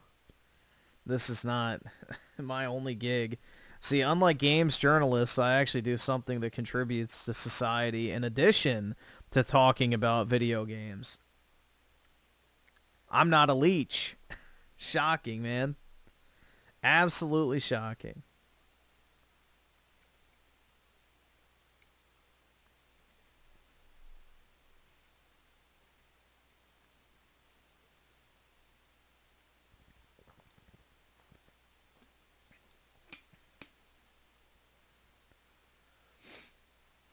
How can you have fun in a game where you can't die/lose?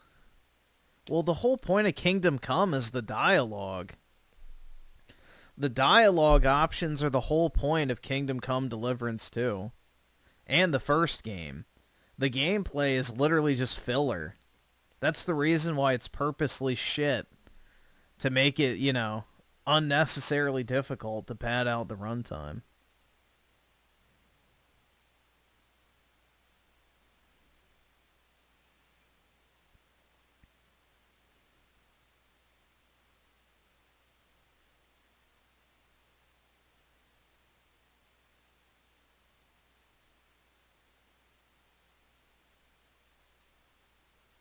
I played through Ninja Gaiden Black 2 on the easy mode where you can't die, and I had a good time with that. I played it for what, like 10 hours? So, I have no problem playing a game that you can't die in, and I can have a lot of fun with that. I didn't die once in BioShock Infinite or BioShock 2, and I had fun playing those games for the most part. So, I don't need to die in order to have fun. Having fun in a video game is all about having a power fantasy and just, you know, doing cool shit.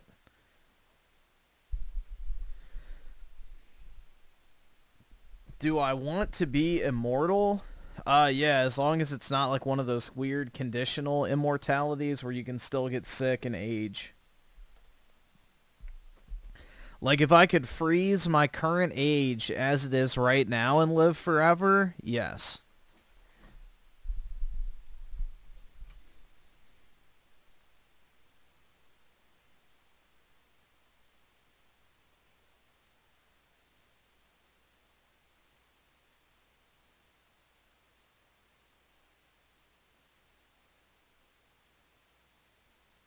Yeah, if you age and you're immortal, that would suck because you would just turn into a shriveled fucking corpse.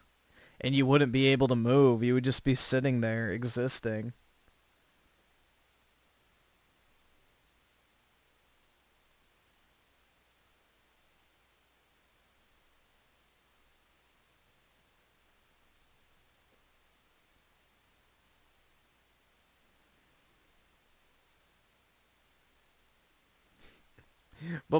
Skill issue, every Souls drone. Yeah, people think like beating a game on a higher difficulty gives you some sort of accomplishment in life. It doesn't. You literally are replacing real world validation with some fucking homo ass like obsession with being good at video games to impress other men on the internet. Like no woman is ever going to care like, yeah, dude, I no-hit Dark Souls 3. Like they're going to go, wait, what's that? So you're literally doing it to impress other men on the internet in like some fucking weird, like arbitrary, retarded ass manner. Like, yeah, well, I beat Elden Ring without summons, so I really beat the game and you didn't. It's like, okay, fucking dork. Congratulations. You live with your fucking mom, you don't have a job, and you wear the same pair of pants for 2 months at a time. Congrats. We all wish we could be like you.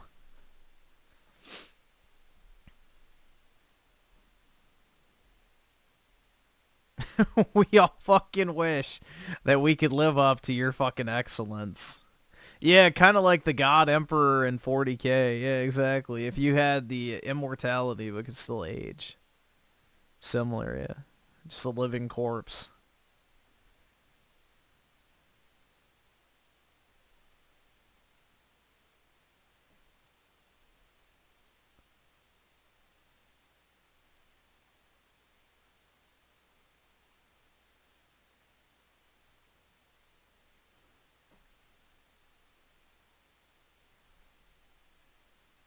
Like, the entire way video games operate, guys, is like to basically give you a sense of accomplishment. So already, video games in and of themselves are a coping technique.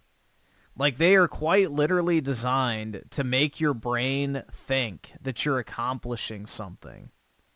Like, it triggers the same dopamine response as, like, you know, I don't know, climbing a fucking mountain, building a fucking shed, you know, driving a car, like all sorts of stuff. They're like real in-person accomplishments and activities, like running in a race or winning a fucking contest, whatever it might be, you know, playing fucking poker and hitting the fucking, you know, jackpot on a fucking slot machine, like all that type of stuff.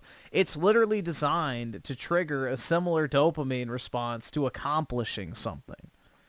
So games in and of themselves are like a fucking cope mechanism to give you like a dopamine hit where otherwise you wouldn't be getting one. That's why they're so appealing to people. But then when you pair that with like some arbitrary made up accomplishment of like, oh, well, I beat the game on hard, or oh, I beat the game without taking fucking one hit of damage, or blah, blah, blah, blah, blah. Like, you're building on that already existing structure to amplify the effects because you're no longer getting that sense of accomplishment from playing a game. So the best way to enjoy gaming is to just play the game to play the game. Don't play the game to try and fill some empty hole in your life that is making you feel inadequate. So it's like a very weird phenomena, but it's not just gaming that does that, but gaming especially does it because of the whole, you know, winning aspect to it. You can't win a movie. You can't win a Netflix series. You can't win a fucking, you know, album of music. But you can win when you're consuming a video game. So it amplifies that dopamine hit. And it becomes very addicting. Because you're always trying to chase that same high. And in order to do it, just like anything else, you have to constantly up the stimulation.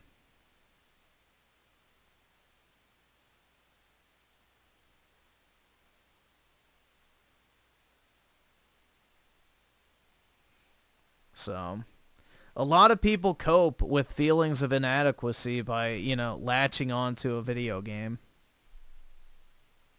That's a very real thing. That's like the entire foundation of gaming addiction.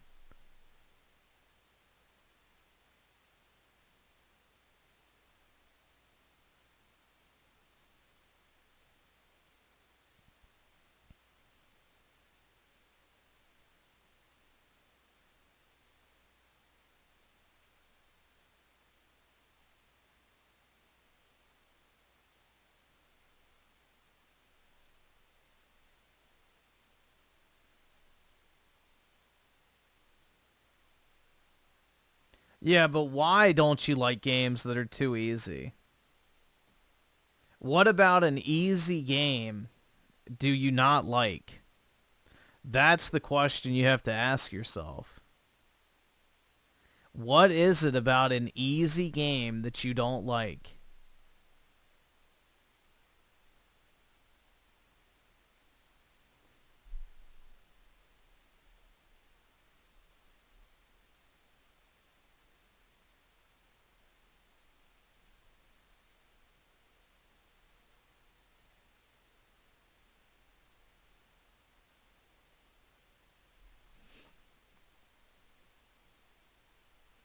I played as Corvo, I'm pretty sure, in Dishonored too. But I don't remember, actually.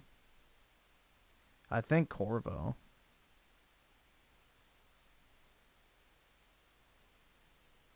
It kind of gets boring depending on the game.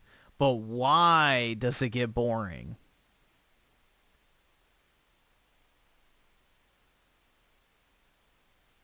Why does it get boring?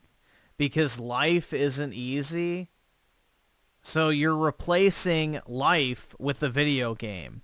So because life isn't easy, instead of doing something in life, you play a difficult video game that's also not easy in order to do something. Do you see what I'm saying here? You're coping. It's a coping technique. It's like speedrunners. They fucking sit there and like make up challenges or accomplishments or things that don't fucking matter out of a video game that's meant to be played for dumb fun. Like, do you really think Mario 64 was developed so some fucking ultra autist could play the game blindfolded off of pure muscle memory? No! It was meant to be some dumb fun kiddie game. And people have turned it into this fucking replacement for real world accomplishment.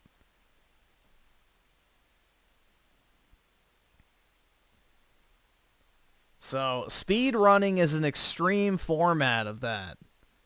But the obsession with difficulty in games is another manifestation of that.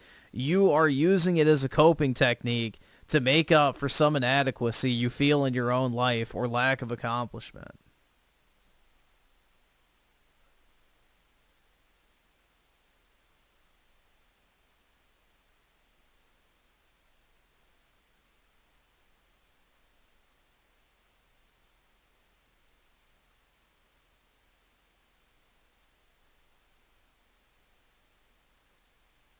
Besides YouTube, what would you highlight as your big YouTube is not a big accomplishment in my life.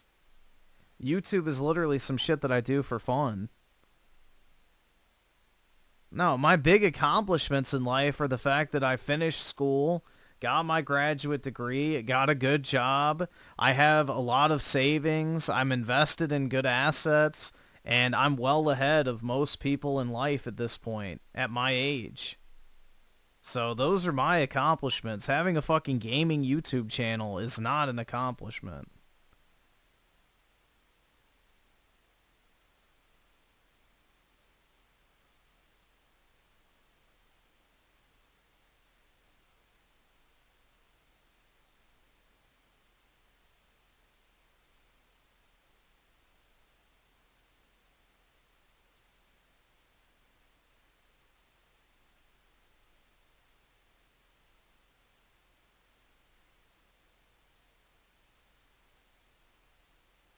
Obviously, it's that you caught the biggest fish. No, I hate fishing. Fuck fishing, bro.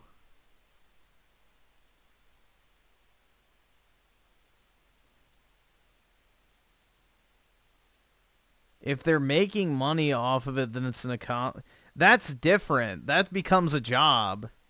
So yeah, if you like are making money doing something, then obviously that's not the same thing as sitting in your fucking mom's house just grinding video games all day. That's not what we're talking about.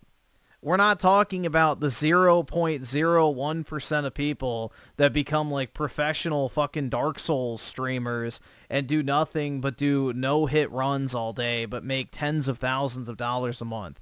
That's not what we're talking about. We're talking about the people who do nothing.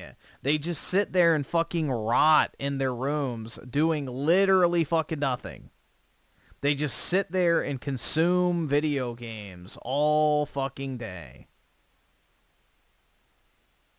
That's what we're talking about. We're not talking about people who have found a way to monetize their passion or whatever, because you're still like providing for yourself. We're talking about people who do nothing. They just fucking sit there and use video games as a coping mechanism for doing nothing.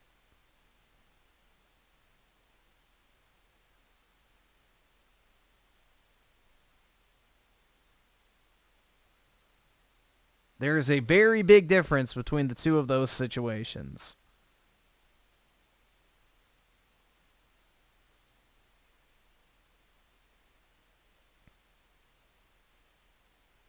Like, literally, that's why I used the example of somebody who fucking sits in their mom's house, sitting in the same pair of fucking shorts for fucking 2 months.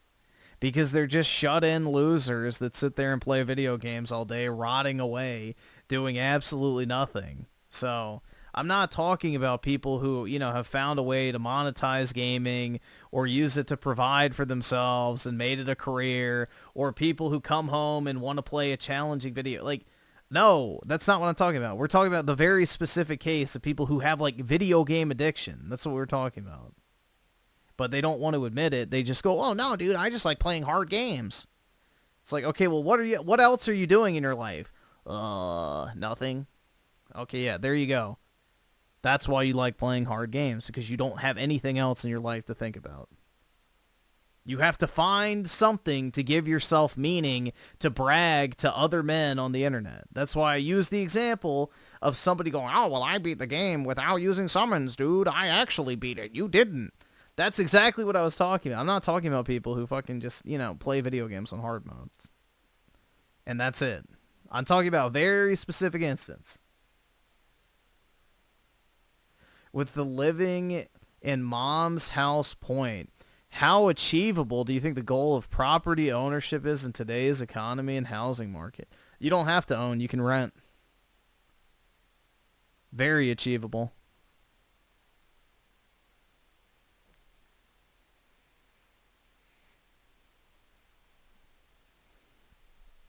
If people actually prioritize their finances, most people could afford their own place, and most people after a certain amount of time could afford to buy a house. The problem is there's so many different avenues of consumer spending nowadays that people just blow their entire budget. So, a lot of people are their own worst enemies when it comes to actually, you know, furthering their financial status in life.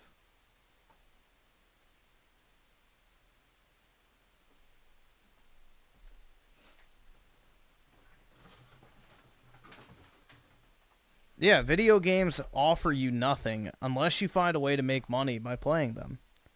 There is no benefit to playing video games. Zero. They are by definition designed to replace the desire to do something productive. That's how the whole dopamine receptor, you know, science works, essentially. Games are designed to basically, you know, reward you on a chemical level for engaging with them.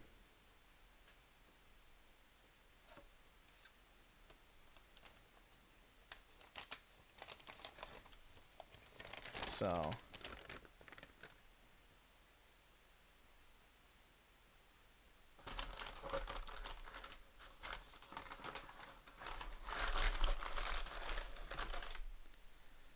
Isn't rent also another avenue of consumer spending? No, that's not classified as consumer spending. Where one could instead bite the bullet and stay with parents for a while and save to be able to afford a properly... Most people aren't doing that. Maybe 1 in 10 people living with their parents in their 20s are doing that.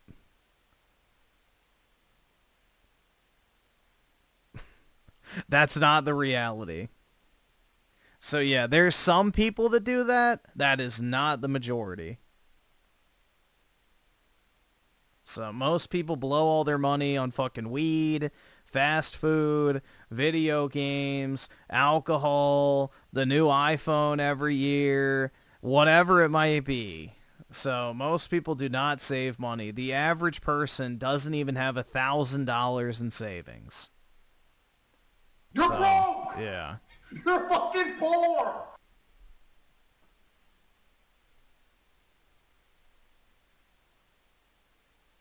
Did you throw Oski Ferrix OT the pedophiles of the 20, get that ass banned?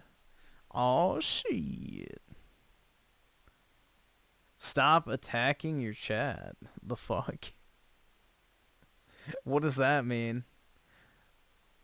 That's not attack. All right, listen here. If you're a fucking stay-at-home, no-life, neat motherfucker who just plays video games all day, doesn't have an income, isn't in education, has nothing going for them in life, you are scum and you need to turn your life around. There you go. I will attack the chat now. If you want to look at that as an attack, then you're already too far gone. So there's no saving you at that point. Griffin, should you cope with a loved one's death by drinking alcohol and doing... No, you should just kill yourself so that way you can go see them sooner. That way you don't have to worry about it, you know? You can just go ahead and kill yourself now, and then that way you'll see them in the afterlife. Easy problem.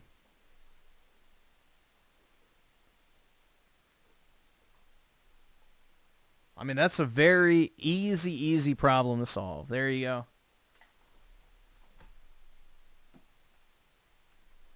Are you missing your mom? Did she die in an unfortunate accident? Well, you don't have to wait for the next accident. Just go ahead and join her. You know, what's stopping you? Right?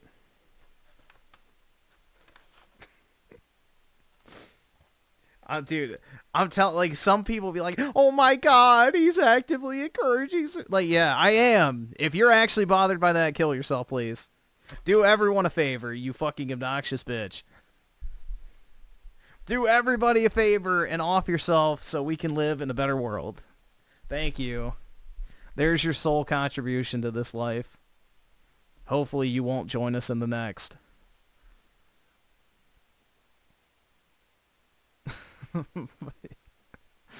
I don't know, man. Yeah, the internet's gotten soft, bro. It's gotten soft.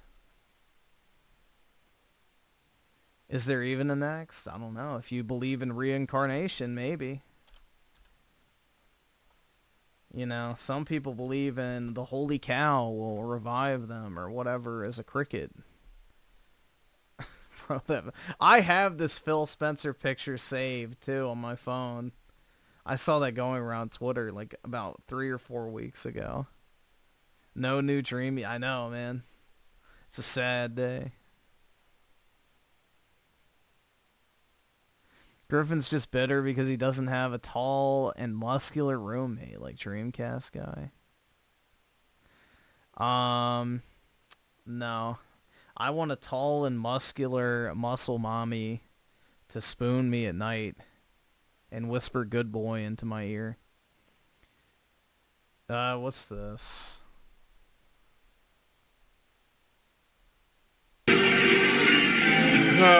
Shut your faggot ass up, you faggot ass nigga. Shut your faggot ass up. Fucking faggot ass obsessed nigga. How about I take my motherfucking goddamn covenant, chase you down in the middle of the motherfucking snow. You're running. You see a bunch of us in black cloaks running towards you, see me in a gold cloak. Big, tall, muscular, evil-ass motherfucker running at you. First I start off like this, because I don't need my full speed to catch you. Then I see you start to speed up. Then I start speeding. Then I just go, and I just sick my whole covenant, and they're just chasing you, running at you like wolves in black capes. They tackle you.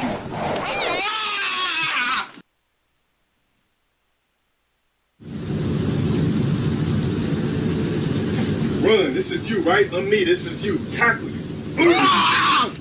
Grab you. I call over rocks, signal them. Rocks come from behind you. I have all my covenant cloaks, ripping off your clothes, your ass naked, just stuck. Like this. What the fuck? Just stuck, and they'll hold you there. I'm like, Rocks. I make the snap. Rocks rips off his clothing, flops out his BBC Junior on the fucking right ass cheek on the left, while all my covenant cloaks hold you down, and he just forcefully fucks you and chokes you. And you're like, and he just chokes you, busting you, and just humiliate you. And I command my whole cloaks to stand around you and ejaculate bust nuts all over your frozen body while we force you to lay there and freeze in the snow, bitch ass nigga. Suck my dick. Thank you for that 14 measly dollars too, faggot. Hell yeah, dude. Based. Spread his cheeks. Hell yeah. Is Low Tier God still banned on YouTube, or is he back on Twitch nowadays, or whatever website? I don't even know.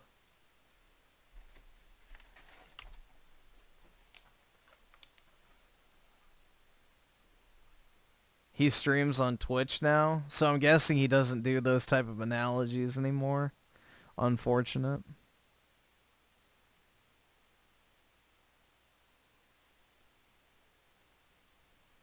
Peanut butter complexion stallion.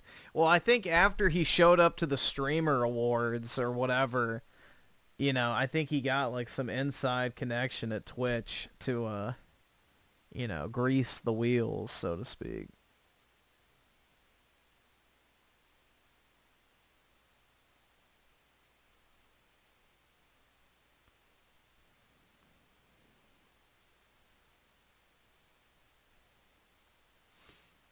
Daryl's on the 2. I will off myself like air. Oh, you mean Etika? I don't know, man. Jumping into cold water doesn't sound very fun.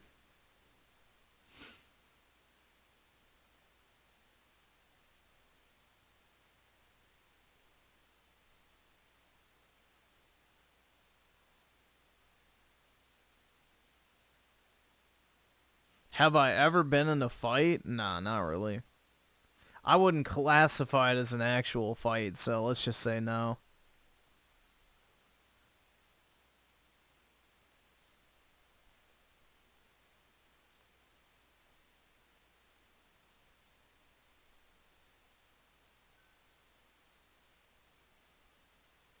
Did you hear that Turkey Tom is gay? I mean, that wouldn't surprise me if he's a Destiny fan.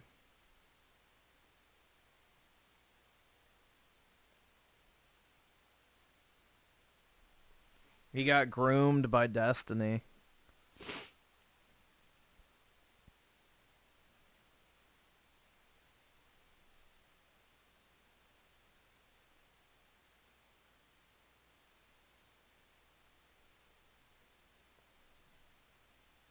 With how pervasive gayness is in today's society and media, would I support a return of laws that criminalize homosexuality? I would do, like, the public displays of it, like the pride parades and that type of stuff. But no, I wouldn't make homosexuality itself illegal, but all the pride parade shit, all the child outreach, you know, gay men being able to adopt or pay for children to be bred would be put to an end immediately.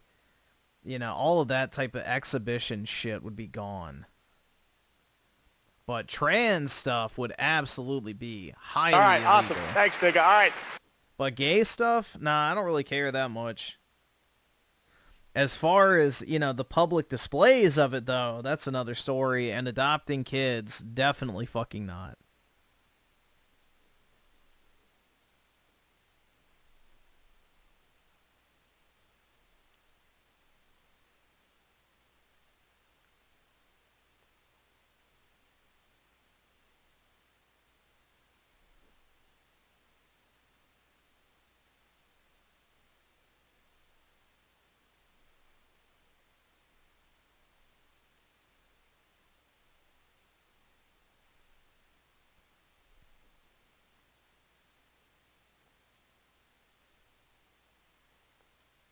If trans was to be illegal, how would law and society treat intersex?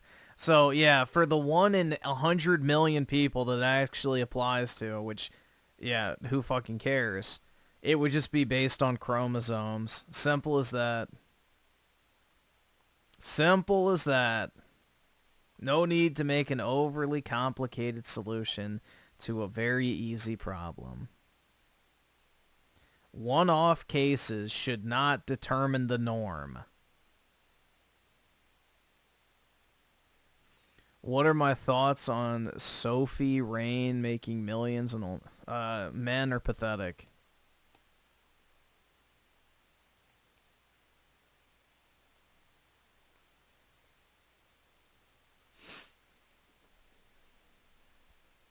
Last short on the right. 24-year-old Maltese pole vaulter Sana Griot Yeah, dude, I told y'all about pole vaulting like 2 years, or maybe even longer ago. Yeah, pole vaulting is underrated as fuck. is taking the internet by storm, with a video of her successful vault going viral, leaving fans amazed by her beauty and talent. 27-year-old Ukrainian high jumper Yulia Levchenko has fans worldwide in awe after a viral clip showed her nailing an incredible jump. 31-year-old professional soccer player Lo Labonta had fans cracking up with her hilarious celebration, faking an injury before breaking into a dance. 24-year-old Maltese pole vaulter Sana Griot is taking the... Yeah, the Italian pole vaulting is mad underrated.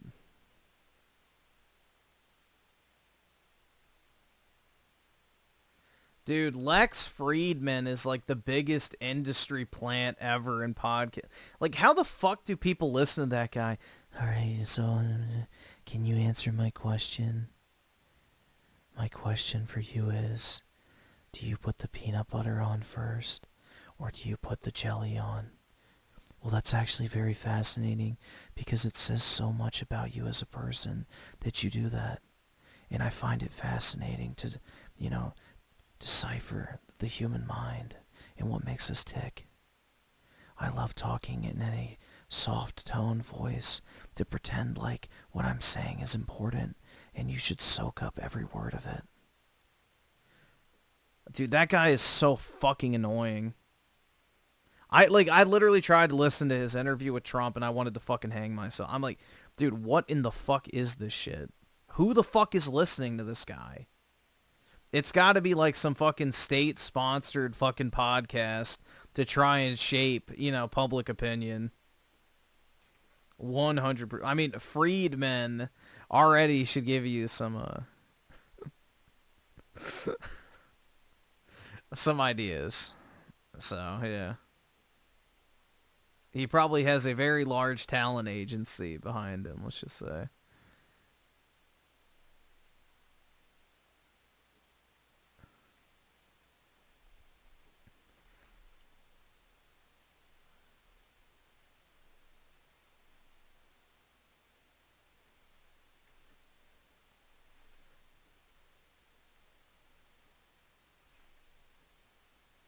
He's Ukrainian morons. So is fucking Zelensky, moron.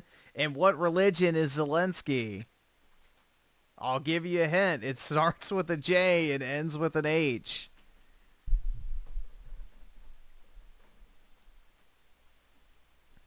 Why do you think Zelensky's so eager to send his entire young male population to die on the front lines? Because they're not Jewish, they're Christians. So, yeah. Frankist Jews like Zelensky don't fucking care.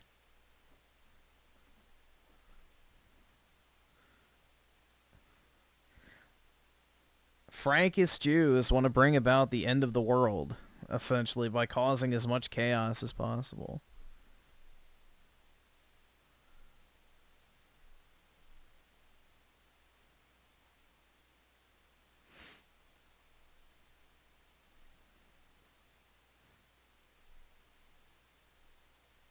Do you hatred for anyone? Well, I have hatred for individuals, yes.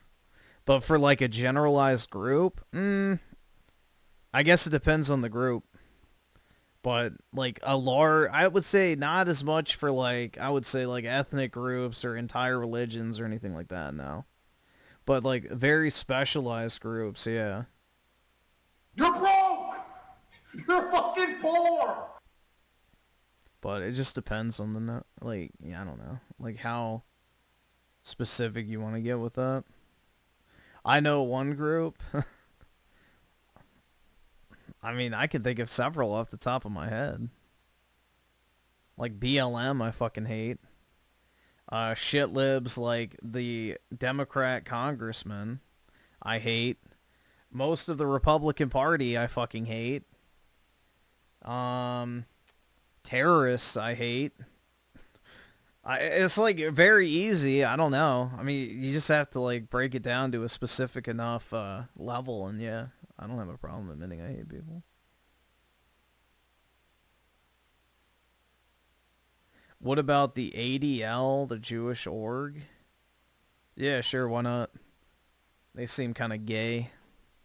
Always trying to censor shit online, so yeah, not a fan. Games journalists I fucking hate. Absolutely. 100%.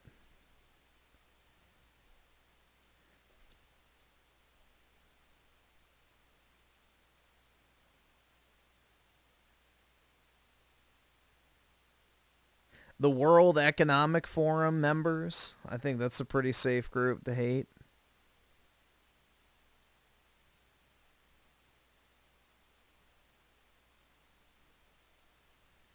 The people that trans kids are just, like, in general, I think people who do the trans shit is, like, they're evil. They're actually evil people. Just in general. People who allow others to mutilate their bodies in a, you know, compromised mental state are genuinely evil people.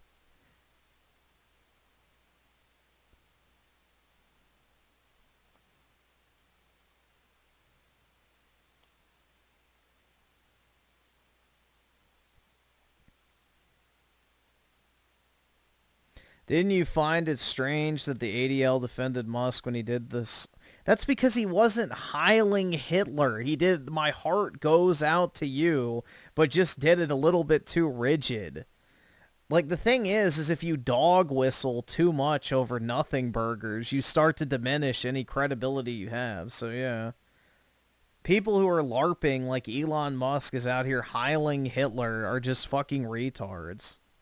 This is the reason why calling someone a Nazi means absolutely nothing anymore. It's like, oh yeah, I'm a Nazi because I don't like Karl Marx. Got it. It's like just retarded.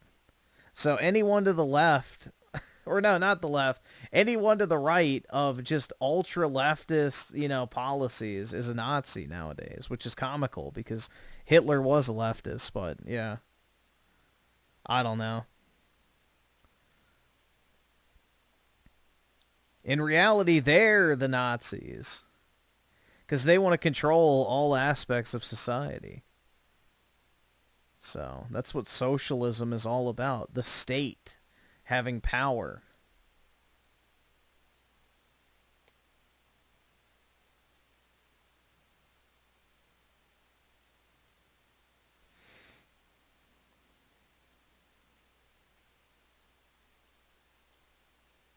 Oh, I hope we do occupy Gaza. I think it'd be great. It's about time we start taking over stuff again. The United States should own all of South America by now. We should have kept Europe after World War II. We should have kept China. We should have kept Japan. We should have kept Korea. Like, I don't know why the fuck we fight wars for people and then rebuild them and then get nothing in return. We should have fucking sucked the resources dry out of every single place we've liberated. So...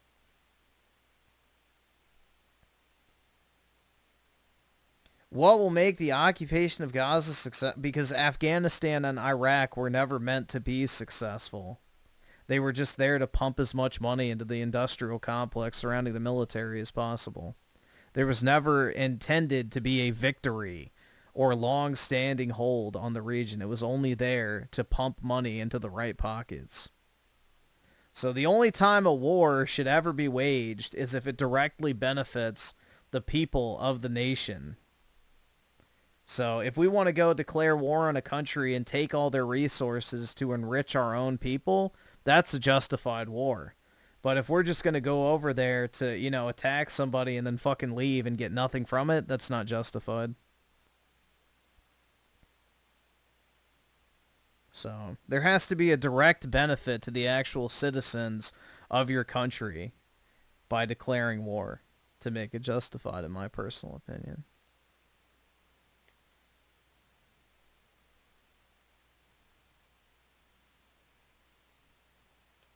How will resourceless Gaza benefit the U.S.? Because it'll become a commerce hub within the Middle Eastern region.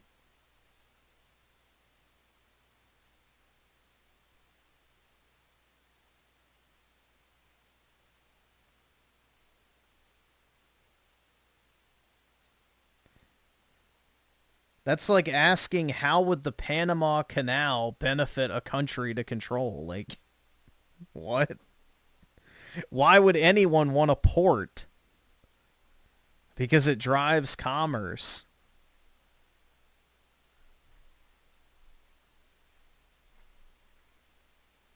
They have a hot... yeah, we're moving all the Palestinians out of Gaza. Did you miss that part? That's what Trump's working on right now, is getting rid of all the Palestinians out of Gaza. They're working with Jordan, Lebanon, Turkey, and a bunch of other countries in the region to take the Palestinians out of the Gaza region and completely empty it. So the hostile people are going to be gone. So the whole region's going to basically be flattened and then rebuilt, if things go according to the current plan. Now, this could just be posturing by Trump in order to get other countries to comply, but we'll have to wait and see. You're broke! You're fucking poor! So...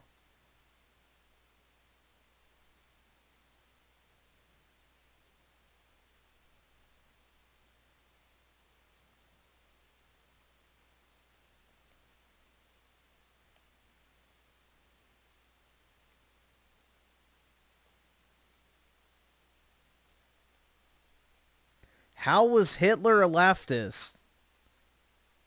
What was Hitler's political party called? And then let me know.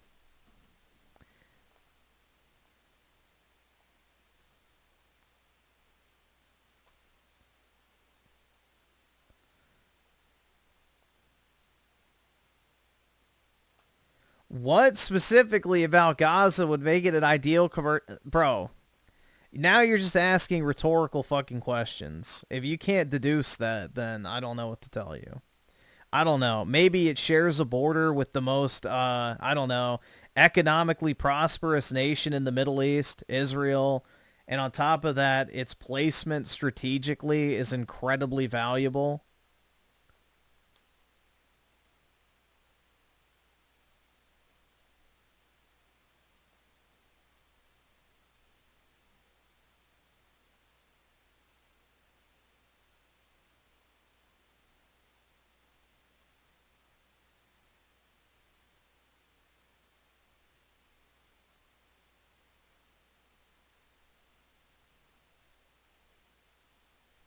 No, they are not.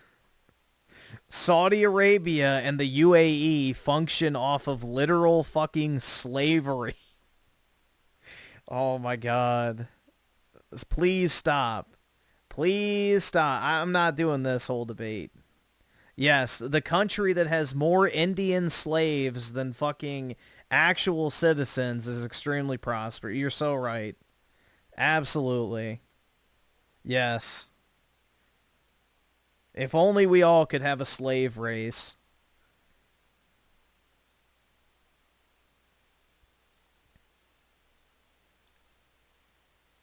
You know, then we could all live in a prosperous nation.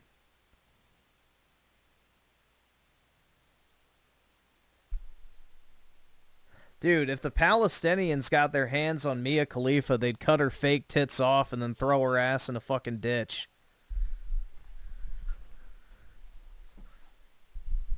And I'm not even exaggerating. That's exactly what they would do. That's how Muslims punish whores. They cut their tits off and leave them to die. Like, that's not even like hyperbole. That's like legitimate Sharia law. So...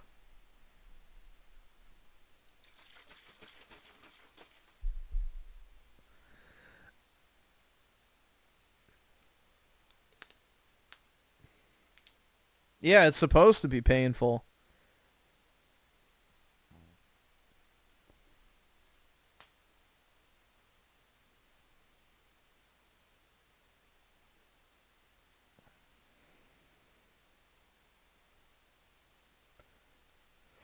Let's see. Clause with the 20 play item bounce. Alright. Right now. Maybe I'll wait 5 minutes.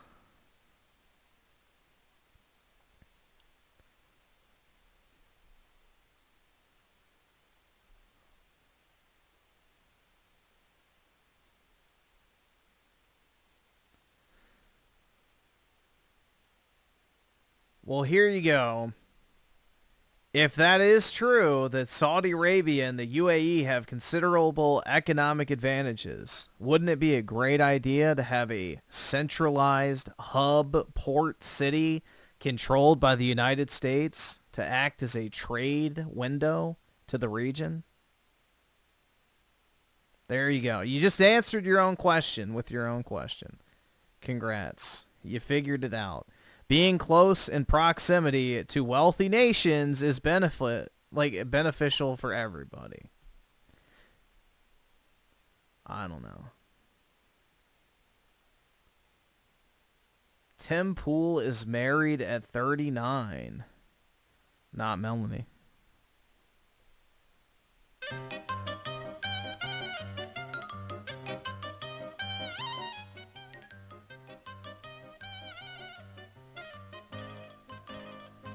Let's see. Clause also with the 20. Less Muslim overreach would be a big W.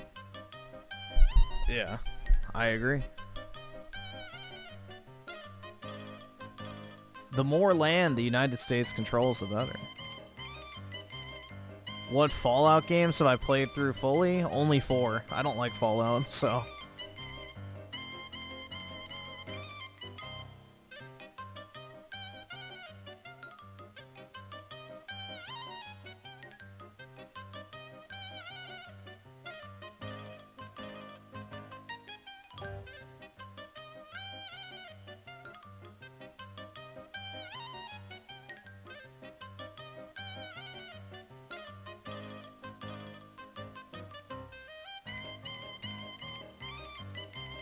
Chair dancing time? Yeah, it makes me want to tunnel.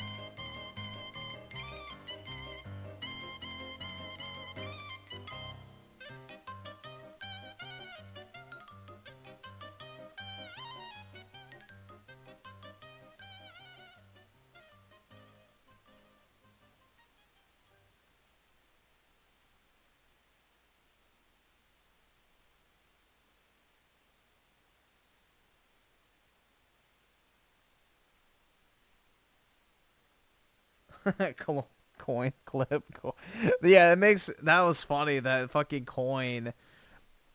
from Israel in 1984, where it was like honoring their heritage of currency in Jerusalem, and like it was the caption saying, "Imagine your only known example of a historical coin and it being clipped."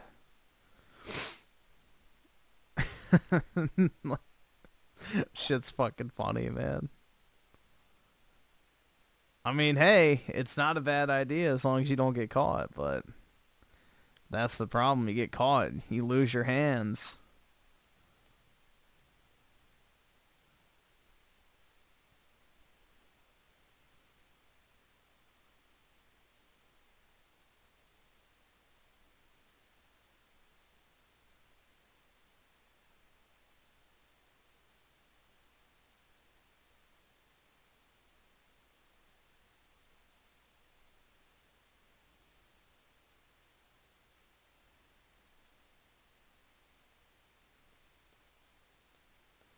Gaza is about greater Israel, not a commerce hub, you gullible Christian Zionist retard.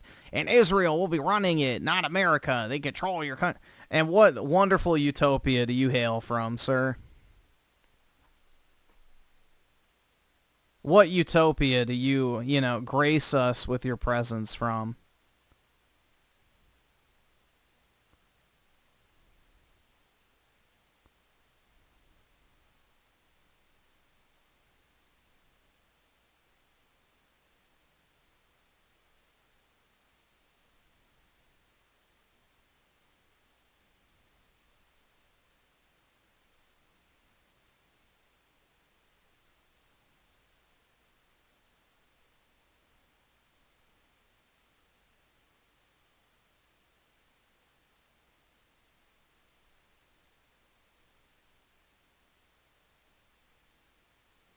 I'm not seeing anything.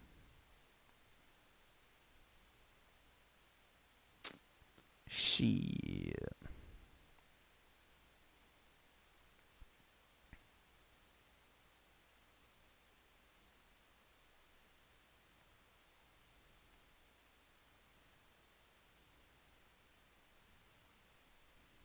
Yeah, I just want to know what glass house he's in casting stones, because, I'm very interested to hear. Yeah, I'm not upgrading to Windows 11 until I get a new computer. I don't want it to fuck with my software compatibility until I can do a fresh install of everything, so I know it's working properly.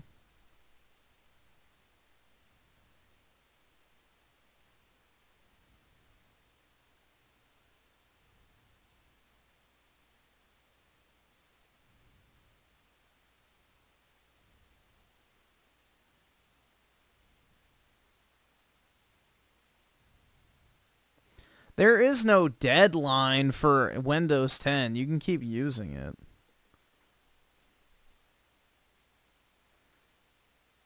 My guess is Microsoft will extend that date because not enough people will upgrade.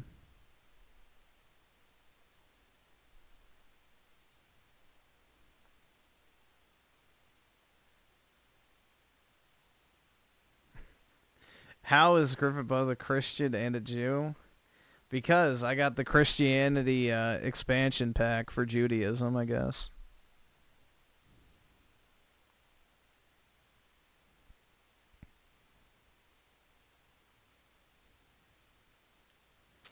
I mean, that's literally what the Old Testament is the Torah, so same fucking book.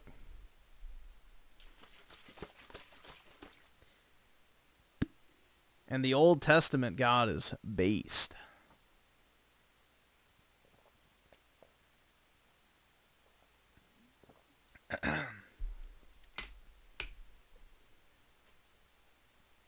Common misconception. You want to bet? Want to bet? $100 says that the Torah is the exact same thing as the Old Testament.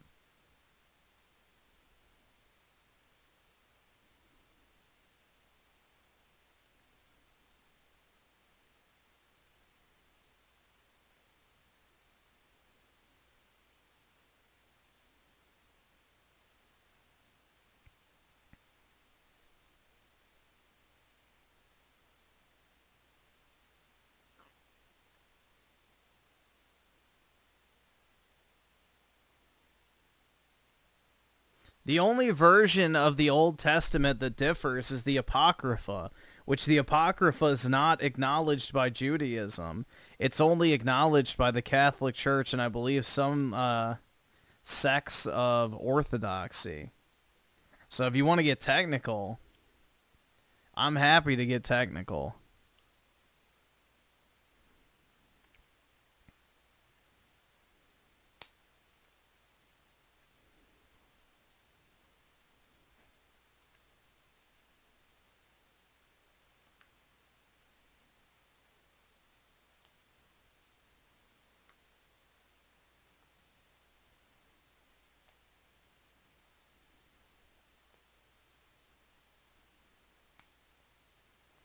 No, the Jews do not just acknowledge a fraction of the Old Testament. The Old Testament is the Torah.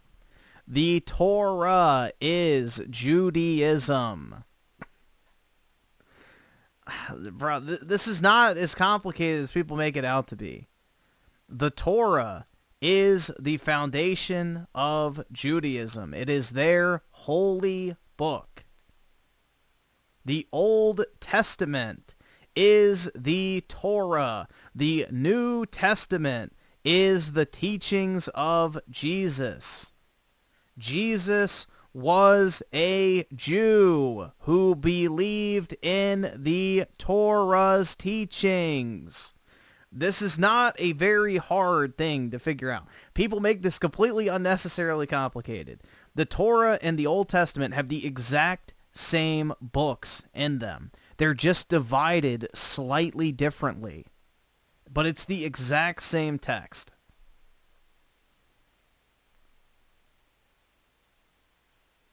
No. Islam is different. Islam's different. Islam is only the same as Christianity up until Abraham. That's where it differs. Islam is the same as Christianity up until Abraham. That's where it changes. So technically it's an Abrahamic religion, but it's different from that point on.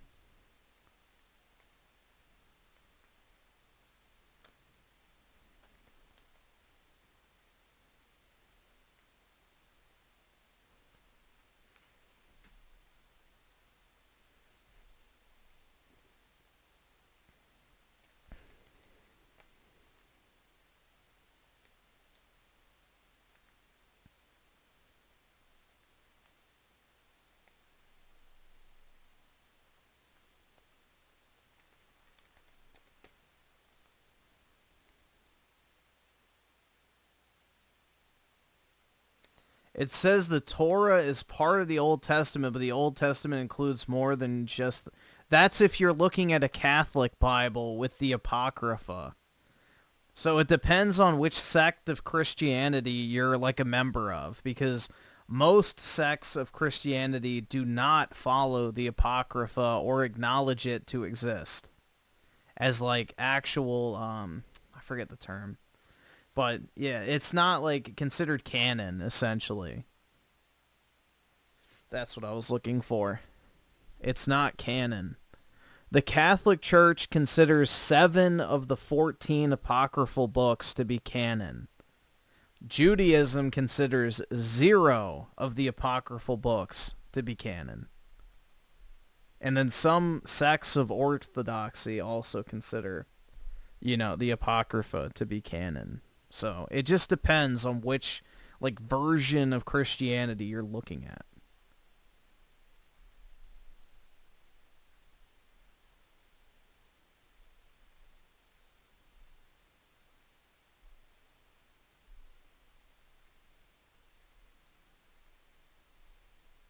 Joseph Smith was the one true Hey man, he wanted his harem of 13-year-old white chicks, Salute to him, I guess. He got what he wanted.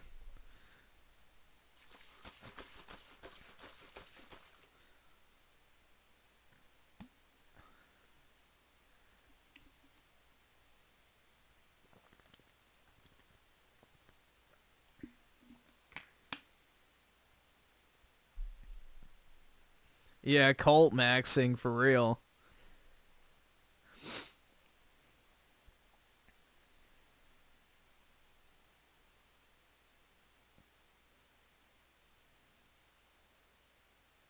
Yeah, the Mormons are crazy, bro. They're actually fucking wild. The sad thing is Mormon chicks are really hot. Like, I've been to Salt Lake City once on a connecting flight, and I walked around with my parents in, like, Salt Lake City near, like, the Mormon temple and stuff in the downtown area. And, bro, like, 9 out of the 10 women you saw on the street, like, 8 and above. It was actually pretty wild.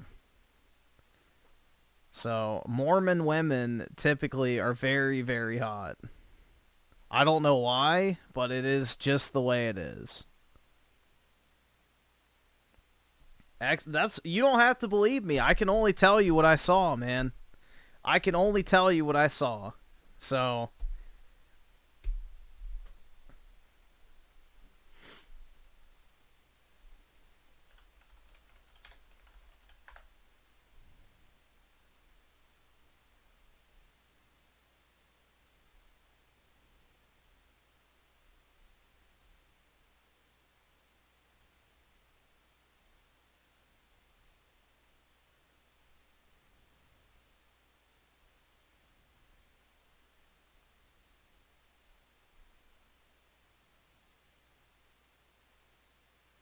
Griffin thinks Trump probably the Messiah, like them even... No, I don't think Trump is the Messiah.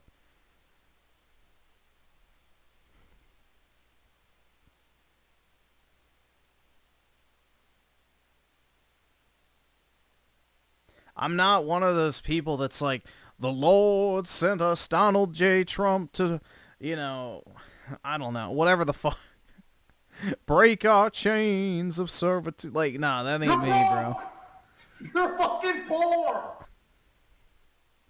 No, I'm not one of these people that's like, oh my God, God literally sent us Donald Trump to liberate our nation. Blah, blah, blah. Like, no. He's a fallible man who's doing more good than bad and is greatly improving the condition of our country, but I don't think he's like some instrument of the Lord. Like, that's a little obsessive.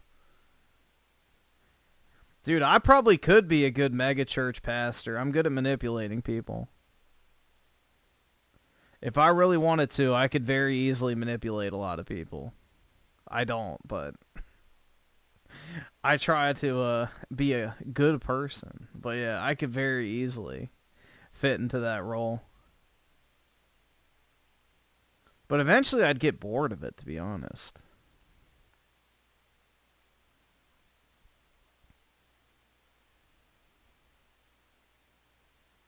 With Trump doing more good than bad, what would you say is the bad that he's done? The spending. Government spending. Like, whether you like Trump or not, he's the one who pushed for the STEMI checks and PPP loans and all that type of shit, so... That's a pretty big contributor to our current financial situation. Now, granted, a Democrat would have done that times 10 and made it even fucking worse. So, you know, it's the lesser of the two evils in that one instance. But on pretty much everything else, I think Trump is a net positive for the United States, generally speaking.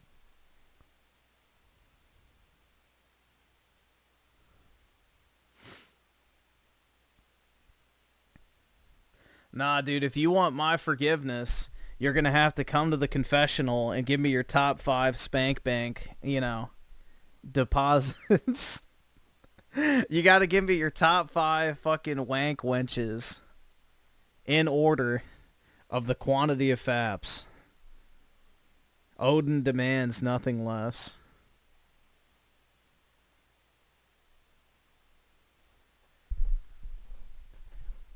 We never got an answer of what, you know, wonderful utopia that guy came from either.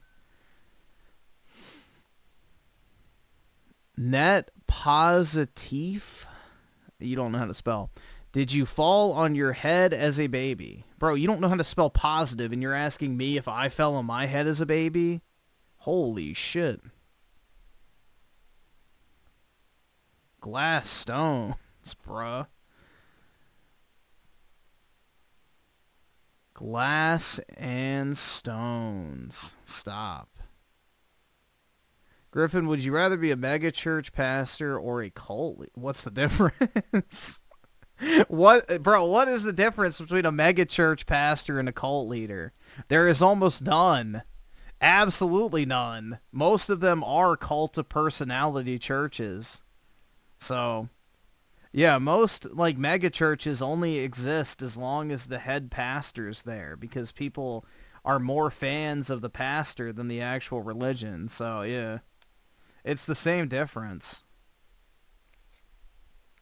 That's like asking if I want, you know, cut French fries or potatoes. Like, I don't know. It's the same fucking thing at the end of the day. Like, you know, oh yeah, the potato's cut like a French fry, or you could just have potato. Like, it's still a potato.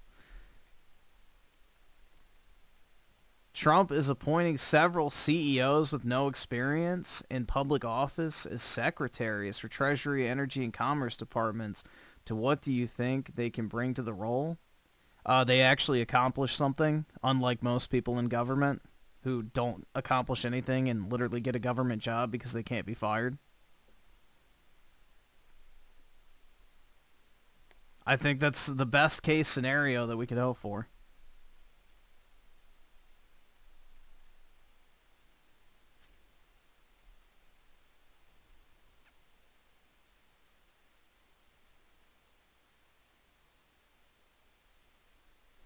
I might get the Final Fantasy Magic cards, but I need to see what the key characters I'm looking for are going to look like. Because generally speaking, I think Magic has pretty ugly art.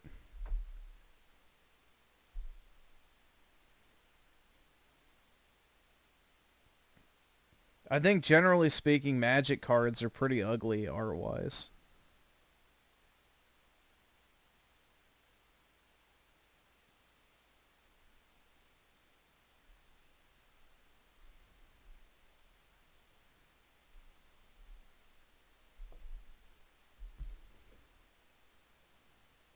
Yeah, the Lord of the Rings one they fucking ruined by making Aragorn black.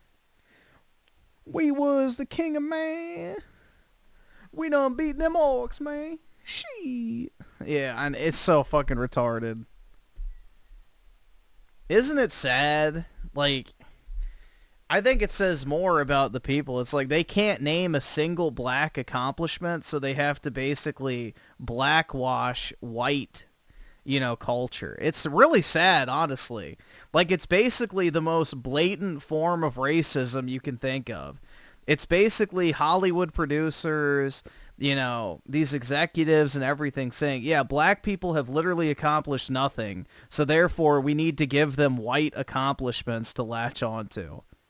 Like, it's literally that. It's really sad, dude, honestly. Like, they think that's somehow fighting racism when literally it just promotes it even more.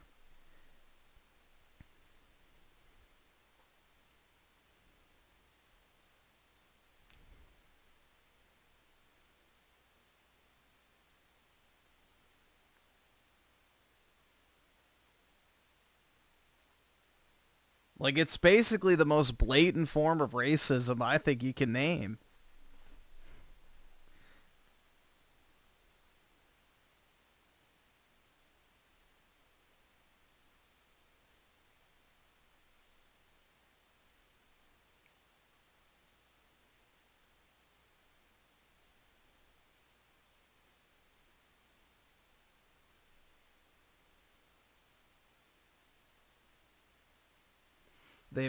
I thought they made Velma Indian. Did they make her black? I thought she was Indian.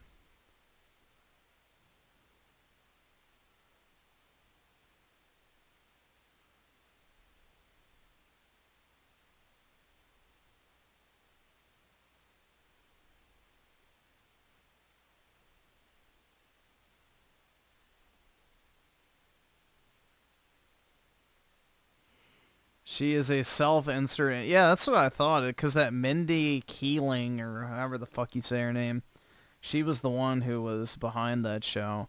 And everybody hate-watched it so much it got renewed.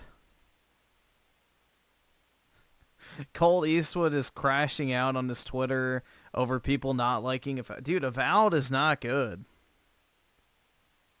Hold on, let's see. Avowed is bad.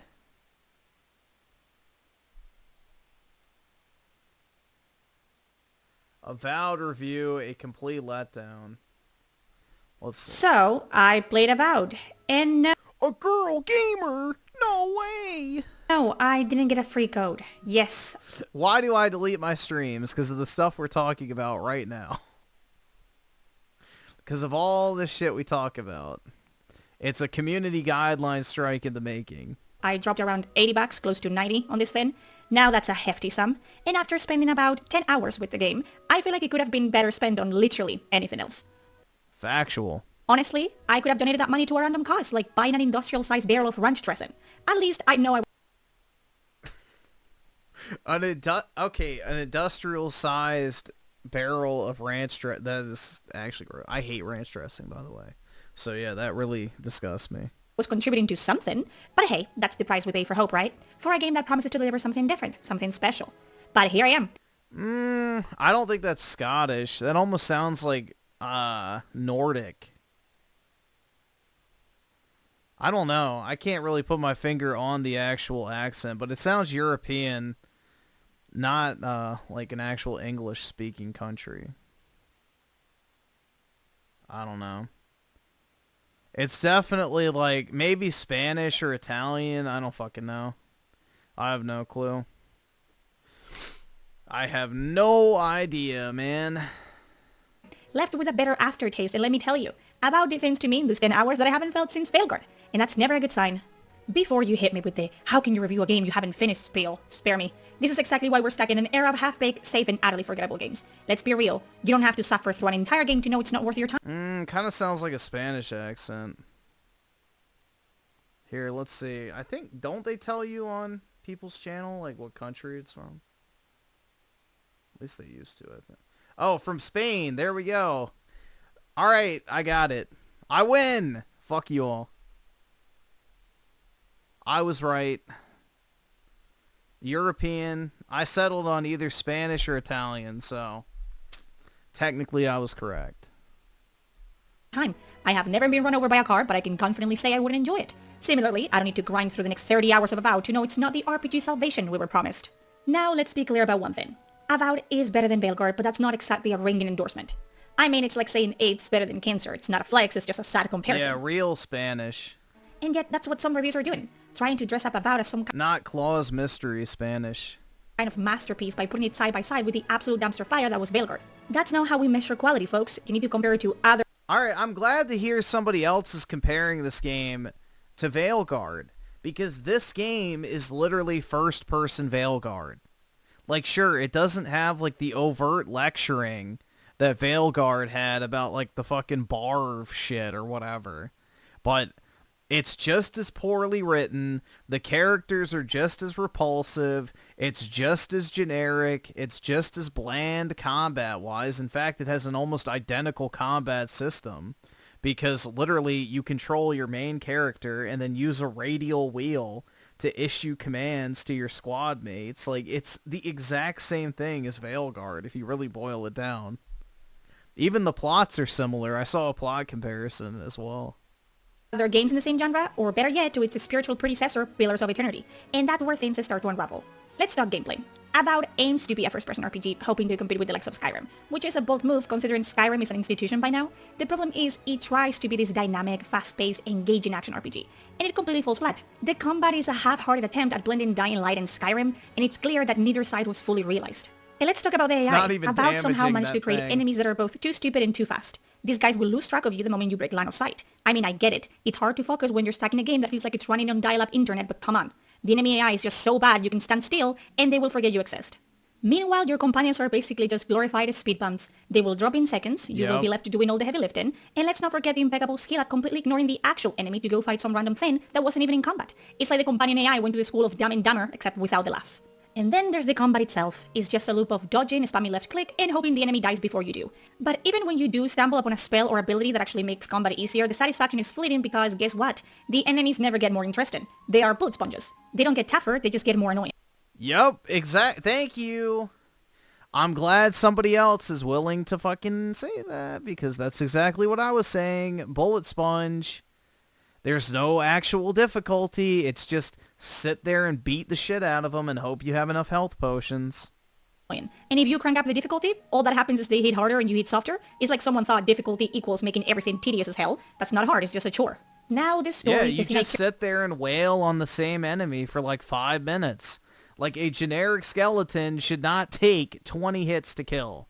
Like, not even Skyrim at its worst was that bad with the Draugr. About most in RPGs, the thing that can elevate a game from mediocre to unforgettable.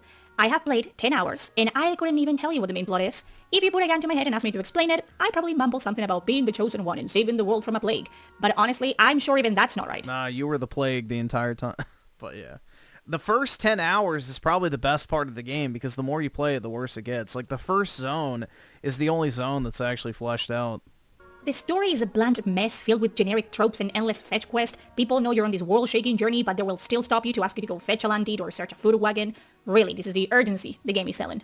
What really gets me is how Avowed doesn't trust its players to know anything. The game constantly reminds you about basic mechanics and lore. Seriously, this game has more hand-holding than a kindergarten class field trip. Companions would repeat the same information. Yeah, dude, the thing... I forgot to mention this in my review, which, whatever, I don't really care. Nobody will either. But... whenever you make a dialogue choice, like this little fucking feminine fish gay guy, the gay fish, essentially, will go like, you're right to make that choice. They'll never know. And it's like, they literally have to, like, reassure you of your choices during dialogue because, you know, indecisive, you know, people whose concept of morality involves being evil as misgendering somebody. 50 times in a 5-minute span. Hey, did you know the city is full of plague? No, I didn't know. Thanks for the millionth reminder. But that's not all. They will also point out things on the map before you even had a chance to see them, robbing you of any sense of discovery. And God forbid you explore on your own. Nope, the game's gonna point you to every important thing like you are an infant learning about the world. Forget exploring or piecing things together. Avowed just gives you a checklist of things to do and how to do them. This chick said Kingdom Come Deliver. I don't think it's pedo either. Like, that's the thing, is I don't want to say it's pedo, personally, either. It's weird. The age thing is weird, but it's not pedophilia. There's a very big difference between, you know, those two things. So, yeah. I don't, like, I've tried to stay away from the whole pedophile angle as much as possible. I think it's definitely weird that he would not come out and dispel that immediately and instead decided to defend it. But even then, if you take that away, it still has issues. And the retcons are massive. Yeah. Can I... Yeah, his response was about as bad as you could have hoped for. This is the goddamn problem of hand-holding, correct? Listen, I am trying to loot. I'm trying to, you know... I'm very low level. I'm trying to find like things to like loot. Like maybe like I can discover some better gear or whatever. And they're already talking about something that I'm not even looking at. I'm looking this way and they're talking about the dream scourge that I wasn't even looking at. The role-playing aspect is where Avowed really falls apart. I don't understand how a studio can slap RPG on their game and then treat role-playing like an afterthought. Your dialogue options are mostly the same thing in different flavors. Nothing meaningful, nothing that makes you feel like you're shaping the world around you. Sure, you'll get a few ability check options that actually feel significant, but those are rare. It's like the game gives you one solid choice and then... Well, they're not significant because they don't do anything. The ability checks literally just give you a different dialogue option. They don't actually impact the outcome at all. You to be grateful for it. The rest is just fluff. The writing is so modern, so millennial, that it completely takes you out of any immersion the game could have offered. It's like they took a Reddit thread, shoved it in the game, and called it a day. Choosing dialogue is like walking into a buffet of meh and picking the least stale option. Every interaction feels like the game is asking, do you want to be the edgy choice, the nice choice, or the super boring one? If you have played any RPG in the last decade, you have seen it all before, except Avowed somehow makes it worse. Exploration in Avowed is frankly a joke. The game doesn't want you to sneak around at night or pick locks. No. The only way to get into places is by parkouring around medieval scaffolding and finding weak points in the wall. That's your reward for exploration, a shiny backpack or some other trivial item. There's no environmental storytelling, no sense of discovery, just... Yeah, and the thing is, this is something I mentioned, is the items you find, like the so-called unique items, are worse than the stuff you can buy from the fucking blacksmith vendor in town. The stuff you buy from the fucking generic NPC merchants that aren't even unique pieces of gear are literally better than the fucking unique items you get off of bosses or find in like hidden alcoves in the world through explore. Like, the game is so unbalanced. I don't know, bro. Like, this is not a good game. Like, it's just mediocre slop. It is pure Game Pass time waster garbage. Like, it's not a bad game, technically. Like, gameplay-wise or whatever. It's not like a bad, broken, unplayable game. But it is mediocre as shit, bro. Like, it's as mediocre as you can get. There is nothing special about this game at all. Raging Boar with the 2, a based female gamer. Oh my god, I know. Must not simp. Get on a roof and you're good to go. It's like they took every stealth game mechanic and flushed it down the toilet. Honestly, at some point I just gave up and started looking for the nearest rooftop. Climbing is about as exciting as watching paint dry, but hey, at least it's easier than pretending Avowed cares about its environmental design. So, after all is said and done, what is Avowed really? Well, it's a game that just feels like it's constantly trying to punch above its weight, but sadly just can't deliver. It is a project that wants to be a content. I don't even know if it's trying to punch above its weight, because there's nothing overtly complex. I mean, the only thing you could maybe say is like the dialogue. That's it. But gameplay-wise, it does nothing new. Exploration-wise, it does nothing new. There's nothing special about it. I don't think it's punching above its weight at all. I think it's like literally just afraid to leave the practice ring, personally. You know, it's like those people who will practice something or look up like a million tutorial videos but never actually just go and do it. That's what Avowed feels like. The type of guy that watches 100 workout videos but never actually steps foot in a gym. So, you have all the information to go and do what you're trying to do, but you just refuse to actually go and, you know, execute.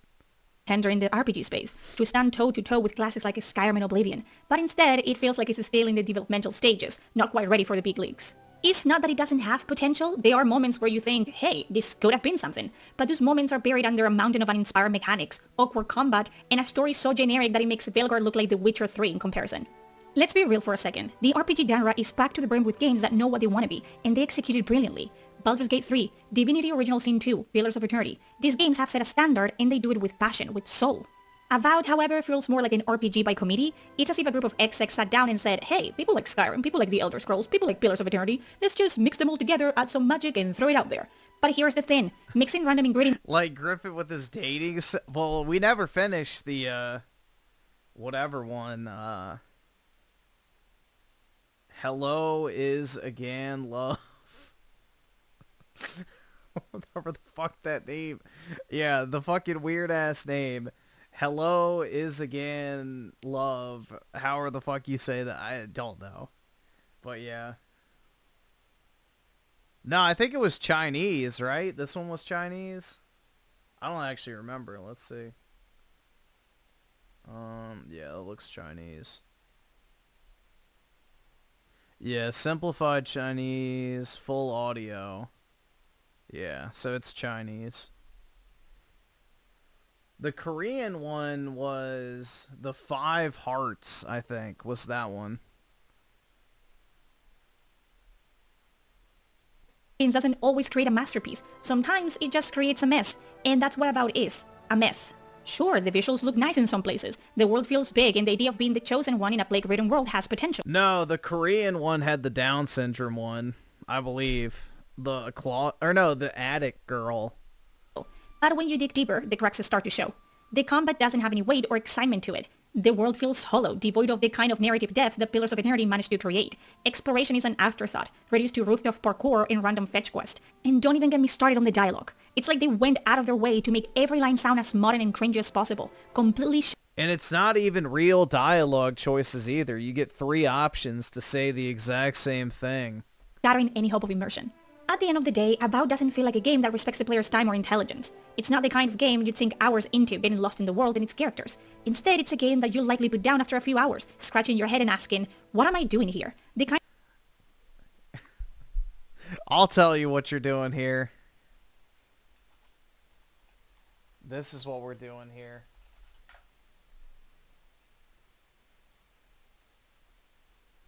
Xbox. Xbox. Xbox. Xbox. Xbox. Xbox. Xbox. Xbox. Xbox. Xbox. Xbox. Xbox. Xbox. Xbox. Xbox. Xbox. Xbox. Xbox. Game Pass. Game Pass. Got it on my PC and my Xbox. Game Pass. Game Pass. Keep adding games to my backlog. They say it got no games, man. Don't know what they saying. I just think they hating. Stuck on that PlayStation. Game Pass. Game Pass. Got it on my PC and my Xbox. That's what we're doing here.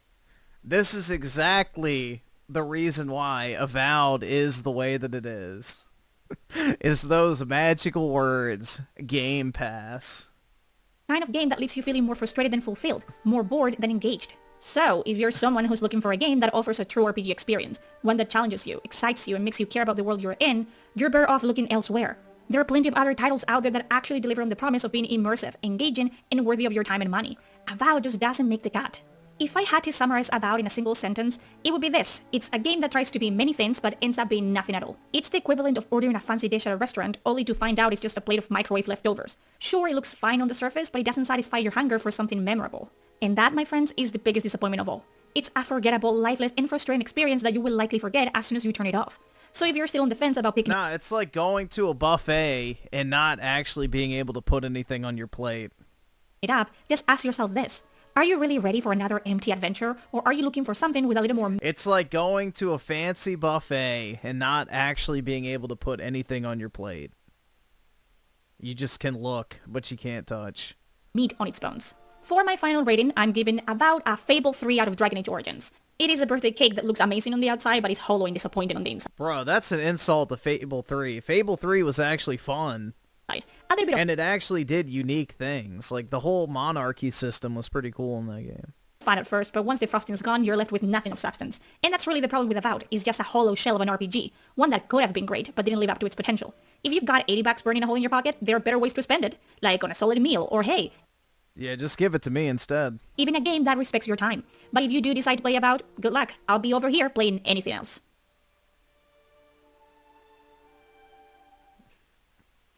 Yeah, I'm glad, bro. I don't understand people shilling for this game. At all.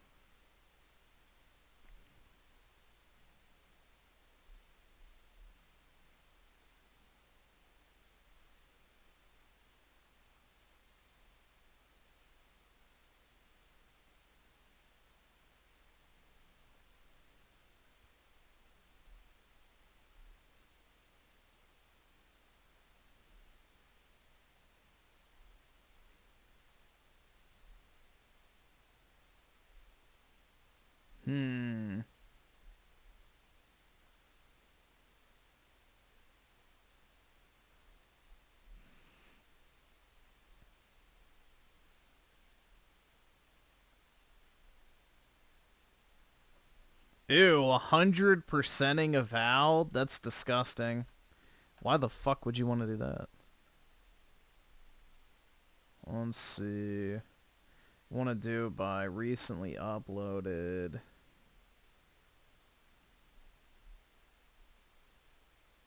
Hmm. 10 things I wish I knew sooner. That it's a complete waste of time. There you go. No need for the other 9.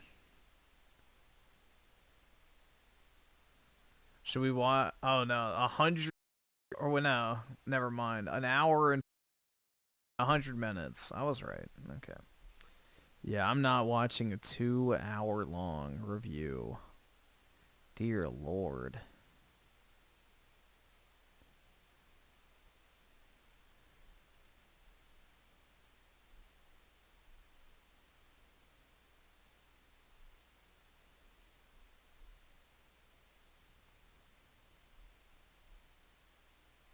Yeah, barely anybody's reviewed this yet, and looks like just, you know, the people that got it early. But that's a female gamer, then I don't want to watch it even more.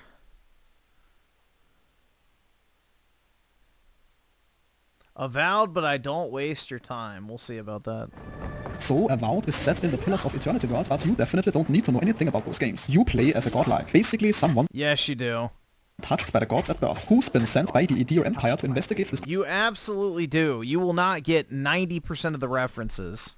creepy plague called the Dream Scourge. It's causing all sorts of nasty stuff like rot and fungal infections that are driving people mad, and sometimes even reanimating them after death. At the beginning, you can create your character. You can be either a human or elf, and pick from 5 different backgrounds. These choices matter because they open up unique dialogue options throughout the game. The combat system is of course completely different from Pillars, since it's first person now. Firstly, you can equip different weapons in each hand. So for example, you can go sword and shield, dual wield weapons, use magic books, or even pack guns like pistols. It's definitely worth mentioning that this game thankfully does not have level scaling for enemies. This rarely makes sense in RPGs, so I'm happy they decided to not go for this. People just love that feeling of progression going from weak to strong. The thing I can see being a problem is that enemy variety so far doesn't seem to be one of the game's strengths. And to me, Yeah, there's almost no enemy variety. it's interesting how the game world can feel very atmospheric and alive, but also empty and dull at the same time. There is no strict class system. Instead, you get ability points when you level up and can put them into different skill trees. Plus, there is this separate godlike skill tree that unlocks through story choices. The combat feels more polished than I expected, especially since there is a satisfying weight and impactful feeling, which I contribute to enemies reacting accordingly, at least most of the time. The combat has this stun meter that builds up as you fight, letting you do special attacks based on your weapon type. And there is some cool environmental interaction. You can freeze water to walk across it, burn through obstacles, or use elements creatively in combat. The game world is structured around various large hub areas rather than being fully open world. The first zone can already be considered pretty huge and packed with stuff to find. You can climb all over the place, find hidden paths, and there are lots of vertical exploration opportunities. This is a waste of time. Yep, you did waste my time. You said so much without saying anything at all. Like, it just sounded like he was reading from a marketing sheet.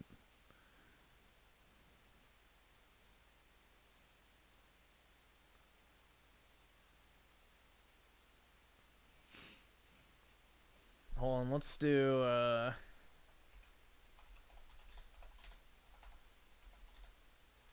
Gaming is dying. I haven't searched for this in a while.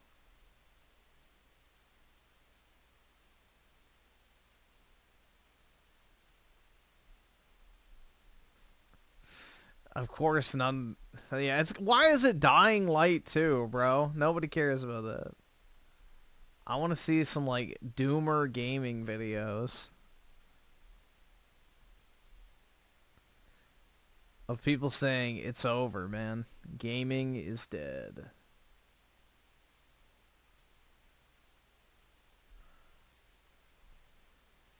Handy pants. The pussification of video games. It's a great thumbnail. With the gay arrow. I like that. Is gaming dying or turning into something else? Let's see. When I was just a kid, gaming was about fun. That feeling Yeah, not anymore. you had when you finally beat that first boss We've already watched Synthetic Man's videos. He doesn't upload enough.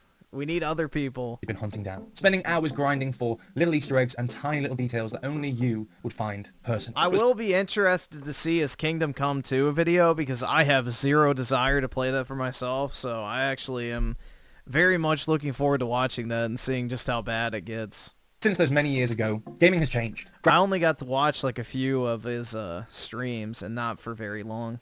Graphics got better, levels got even more complex, and the lore and story of universes became so big that they had their own ecosystem. It grew a conflict in me, making me think about the fact that every game I ever used to play made me feel warm inside, and the games today just don't do that anymore. Sure, I still have the best moment where I watch a cool scene and I think, damn, that's badass. Or I'm fighting a boss and then a quick time event just appears out of nowhere and I can't help but get giddy at the thought of beating this guy. But some of the magic seems to have leaked out of gaming as the years went by, and I wondered, was this something that was a significant moment for gaming dying? Or is this the evolution of games overall? Now, I totally understand I'm not a kid anymore, so that little bit of magic that you used to feel so easily doesn't come straight away. But in place of the simplicity of a game I already enjoyed is so much more complexity than ever was needed. Take Ratchet & Clank, for example. Back in the day, the graphics, if you zoomed in and focused hard enough, were round little circles with an eye hole and some weird ears that didn't actually look like ears when you thought about it. The whole screen had a kind of weird haze to it, and when you look back now, it looks way worse than it was when you played it at the time. Now, that isn't necessarily the worst thing to happen. In place of those stupid little spheres are brand new, gorgeous textures with sexy flowing hair that makes me jealous, because it flows sexy. And then came the longer playthroughs. You could play a game for... Yeah, sexy is not the word I would use to describe Ratchet & Clank. And also, Ratchet & Clank had a massive deterioration of quality. Anywhere up to 50 plus hours. And they had online updates and 50? Amazingly generous DLCs that sometimes you had to pay for, but the price seemed to feel justified. And even more so, the levels felt even more thoughtful. Everything you uncovered an intentional little wink towards the gamer that played it. It truly got me feeling excited about the next game I was going to play. And I happened to be the perfect age that all the comic books I used to love happen to be kind of unfolding in their own little ways now on the game screen. But at the same time, something about these games started to slip away. The graphics were so obsessive that what I used to love about Ratchet & Clank Up Your Arsenal, which is very old, became something entirely different in Ratchet & Clank Rift Apart. If you put the two characters side by side, it's almost like they were showing you what you thought that character looked like when you were a kid, because you weren't focusing on how pretty and crisp everything. But that's besides the point. Now these graphics are so much crisper, you kind of think about the fact that you didn't need them to be that appealing. A beautiful game is a beautiful game because of the teamwork all these elements bring together. I've got my hands out and doing it. But that magic that I'm talking about, that magic was the perfect balance of story, how it looked visually, and how it felt to play. Those three things bouncing off each other until you got so excited that you couldn't help but rush home from school or work to play them. And even when you'd finished every little thing you could, you felt yourself calling back to these games to just have another couple hours on it. Swinging through city streets, firing your favourite weapons, collecting every collectible again because they were so satisfying to find the first time. And although I think every single one of these evolutions are the perfect thing to add to the typical game experience, I fear that all these boomer gamer... Well, dude, I'm falling into the boomer gamer category because I've been enjoying playing Kingdom Hearts, so I guess I'm falling into the boomer gamer category now. Because, you know, I never played that game back in the day, and, you know, for the first time I'm playing a PlayStation 2 game in 2025, which is something I never would have done probably like a year or two ago, so I don't know, man. Gaming just is lame as fuck now. Like, look at Avowed. Like, give me any of the old Elder Scrolls versus that shit. Fuck. You know, Kingdoms of Amalur, I replayed that. You know, that game's, what, 13 years old now. So I had way more fun on that than any modern RPG I've played in the last 5 years that's come from a Western studio. So my only new favorite games are from Japanese studios now. Like, the Western gaming industry is just fucking cooked. I don't have any desire to play the slop they put out. The only reason I do is to, like, cover it, typically. that the biggest problem we're facing right now is game developers don't understand what it means to be a true gamer. I've been waiting to say this for a long time, and I just need to say it right now, but gaming is life. It's that feeling, that moment where you forget everywhere around you exists. It's just you and your favorite character that you embody because you and them are one in that moment. And call me overdramatic, I might as well be. But it was an experience that you couldn't forget, and you'd even find yourself laughing with a friend about in years to come because it just resonated so well inside of you. And although we're not falling short on those moments anymore, I can see the magic drain because it's also about being the most beautiful thing you could possibly ever see. And the most... Well, it's not even the most beautiful. It's you're removing player agency. The thing that everybody loved about the old games is you were in the driver's seat.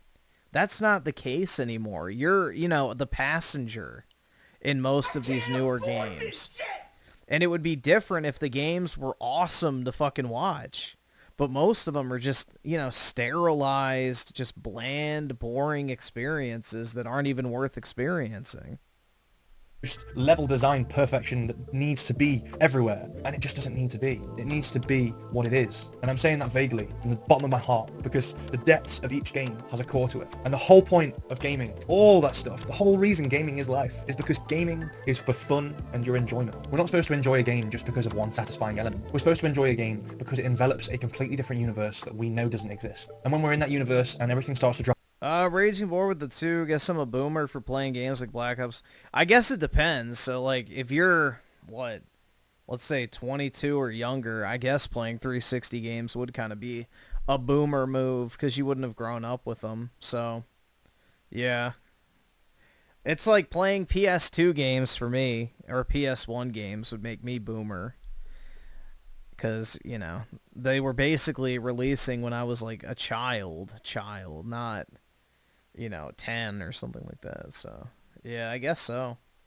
It just depends on how old you are. But, yeah, I guess for the younger generations, like the Gen Alpha and stuff, 360 games are boomer games.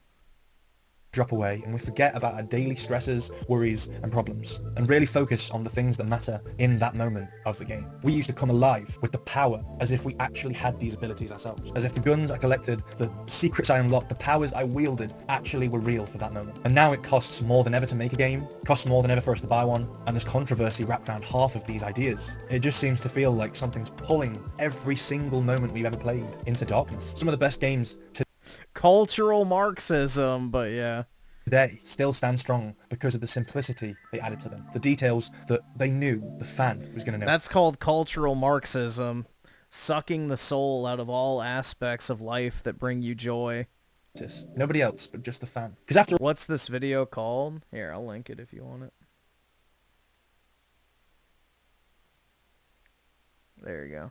Gaming isn't just about games. Gaming is about bringing people together in a shared, iconic place. And I am scared that gaming is dying, because it's also evolving. And there's nothing wrong with these added graphics and bigger stories and longer playthroughs, but some games don't need to be... I think games are devolving, personally. I think video games are becoming the very thing that they sought to destroy, essentially. You know, gaming was such a great escape from watching movies and TV shows because it was something different. It's now becoming more and more like those by the day. Over 100 hours to play. Other games don't need better graphics than they already have, and yet they waste. The developers,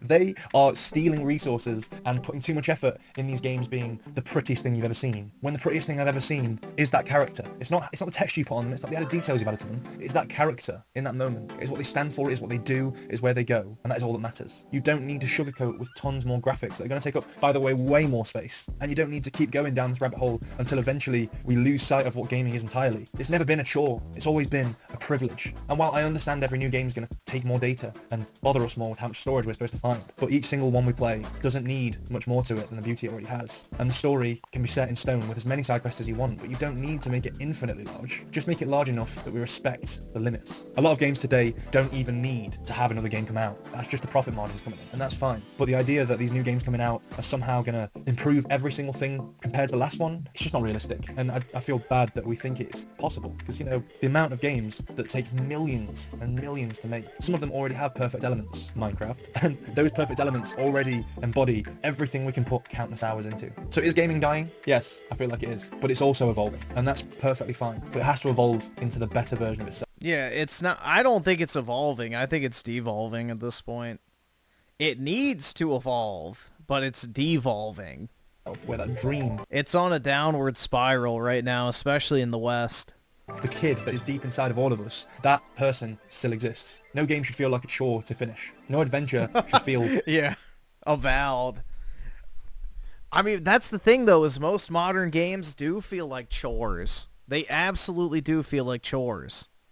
But then you'll play like a literal chore simulator like Stardew Valley and have like the best time ever, and time literally just flies.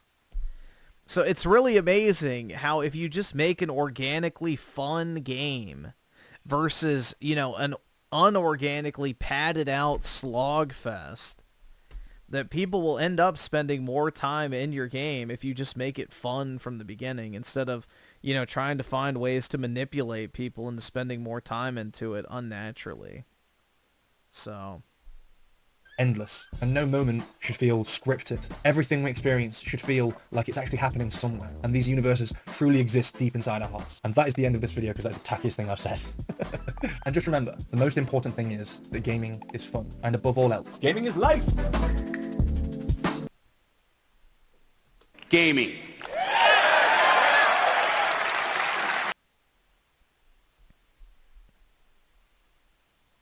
Like, shit, bro, I could sit there for like 15 hours and play Stardew Valley. But you got me fucked up if you think I'm going to spend 15 hours doing Sony Collectathon slop. Or Ubisoft games.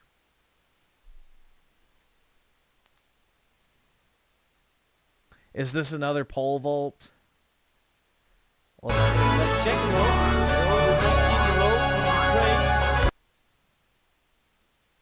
God, I hate that song. Let's see, is this another women's pole vault? No, high jump, okay.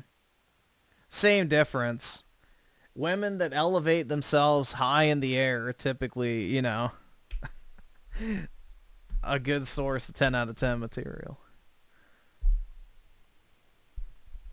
Too much makeup? Yeah, I agree. But we're talking about an excellent foundation there. That's an easy fix. How you hate Final Countdown?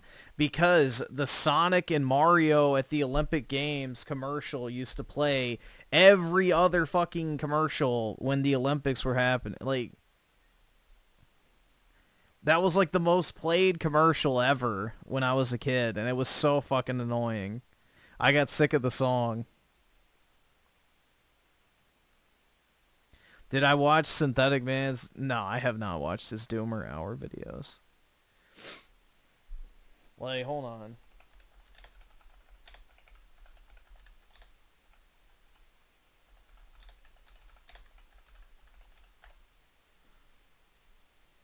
I think this is it. Yeah, this is it. Well, at least one of them. There was a bunch. Yeah. Bro, they used to spam this commercial.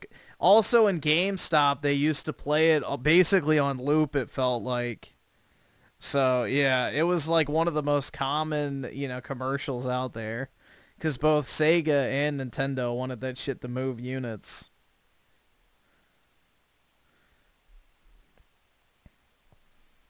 Which I think it did actually sell really well. I had it. I had the game, so I guess it worked. Raging Board with a 5, I can spend hours working on projects in my... Yeah, exactly, because it's organic fun. You're choosing to do that stuff. The game's not forcing you to do it. That's the massive difference. Player agency is what's lacking in 90% of modern games nowadays. EB7 with the 2 finally beat the pull-ups challenge. Way too... Yeah, that is tough. Those are very hard.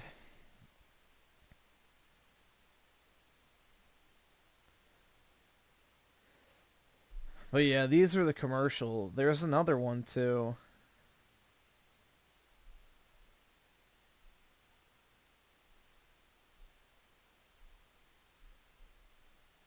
I don't know. I'm surprised it was even uploaded in the first place. Old commercials have kind of been lost. The other commercial I fucking hated was, let's see if somebody has it.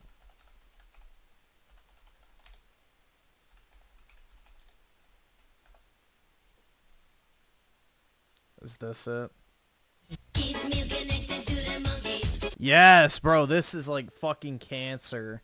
I hated this commercial. Now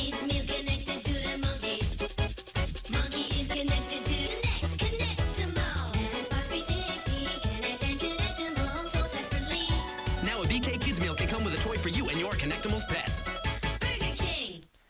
Rumor has it this is what the CIA plays in order to get school shooters to go ballistic.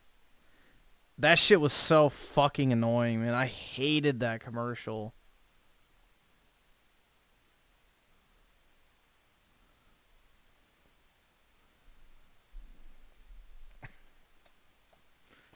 He done stole my bike.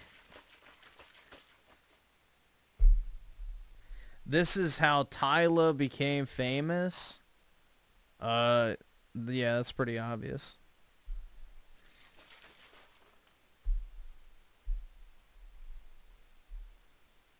I don't even need to click on it. We already know. People like what they saw.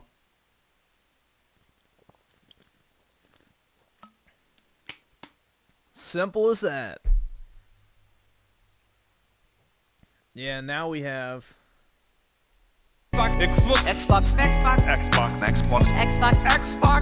Xbox. Game Pass. Got it on my PC and my Xbox. Game Pass. Keep adding games to my backlog. They say it got no games, man. Don't know what they saying. I just think they hating. Stuck on that PlayStation. Game Pass. Got it on my PC and my Xbox. Bro, honestly, if I was Phil Spencer, solely for the fucking memes, I would make like an actual commercial with that in the background. Because it would be like organic ass marketing and people would laugh at it and think it's funny, and it would have like to his credit, it has actual soul. Like that's the thing that Xbox is lacking. It has no soul. It's a passionless, dead corporate company that has no actual brand image. Like, that would actually add, like, at least some dimension of relatability to it. So, I think they should use it for an ad, personally. The bad singing adds to the... Yeah, exactly. Yeah, it adds, like, an actual, you know, identity or something. Shows that somebody actually gives a fuck. Yeah, but you could just use that very first part, like the first 20 seconds. That's not outdated, like this part. Xbox. Game Pass. Got it on my PC and my Xbox. Game Pass. Keep adding games to my backlog. They say it got no games, man. Like, that's the part. That part was not outdated, so...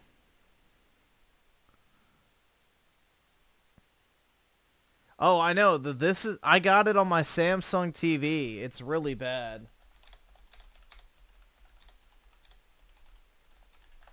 I get them on my Samsung TV on the, I think it's this one.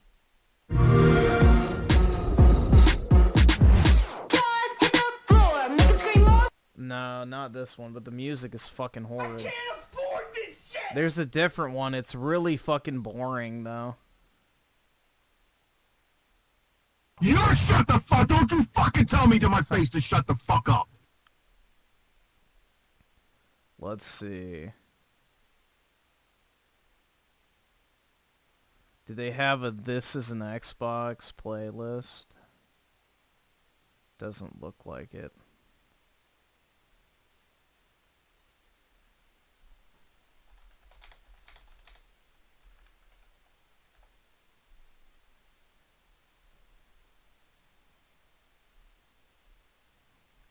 Nope, they don't have it on there.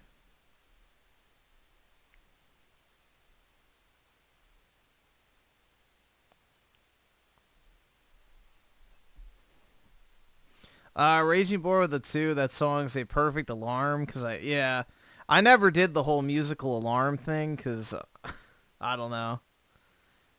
But yeah, I could imagine, actually, that would piss you off and make you want to turn it off, so...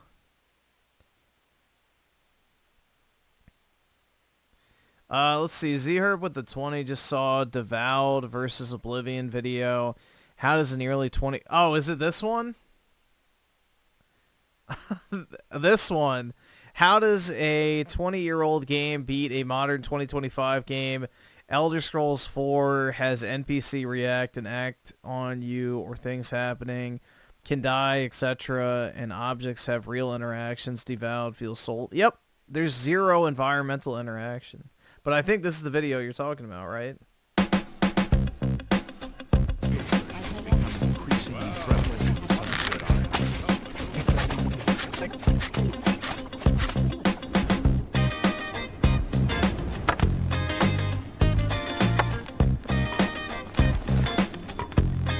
I'm listening. Go ahead. I saw Irene Metric recently.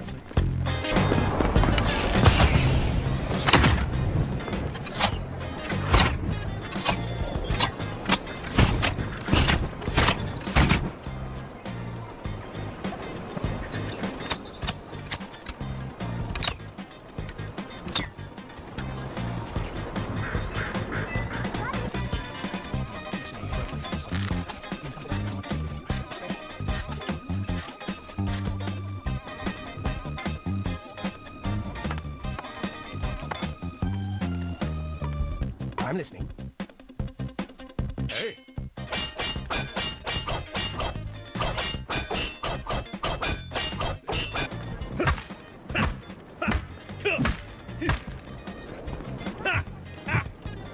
Yep.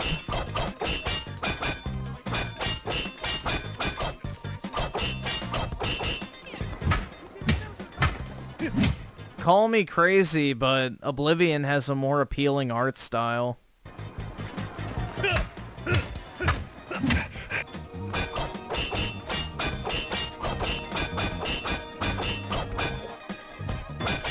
Like, it has such a warm and inviting color. I don't know, bro. It looks good. It looks really good. It looks warm, inviting. You want to explore it. Avowed just looks like fucking copy-paste slop.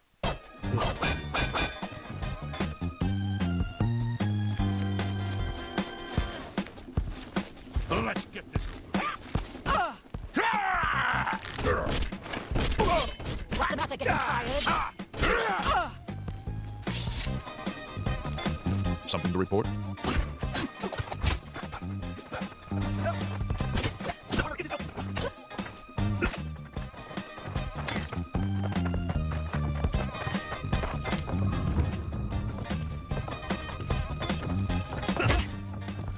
Yeah.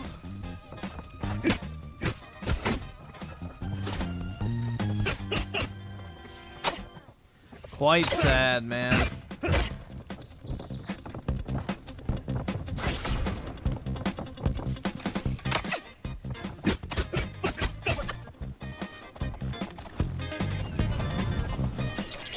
Dude, Oblivion almost looks like it's painted. Like, it's aged really well. I haven't played Oblivion in a very, very long time, but if this isn't without mods, bro, this is aged like fine wine, bro. That almost looks like an actual painting. To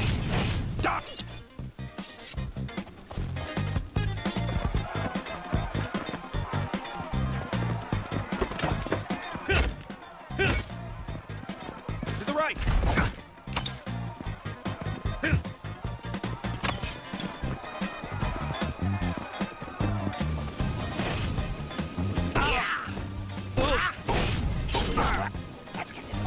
Yeah, I like Oblivion better than Skyrim personally. I like the setting a lot more. Is that so? Well, you better find some quarrel real fast.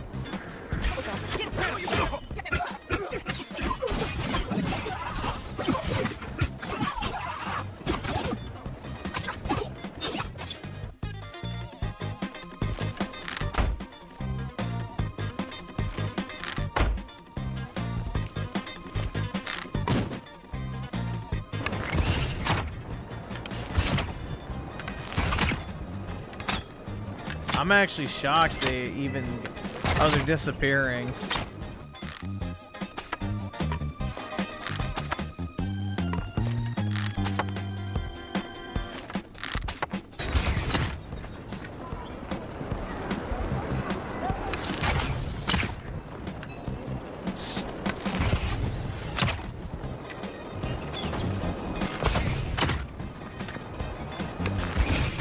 Somebody needs a copy of the Black Horse Courier. Quite sad, man.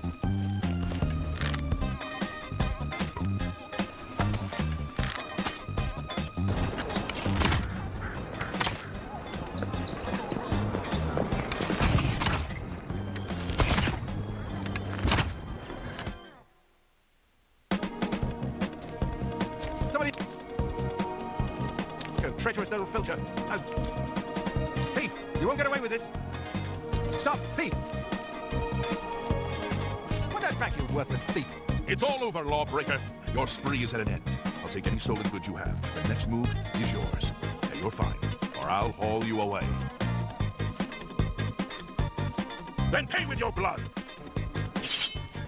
Yeah!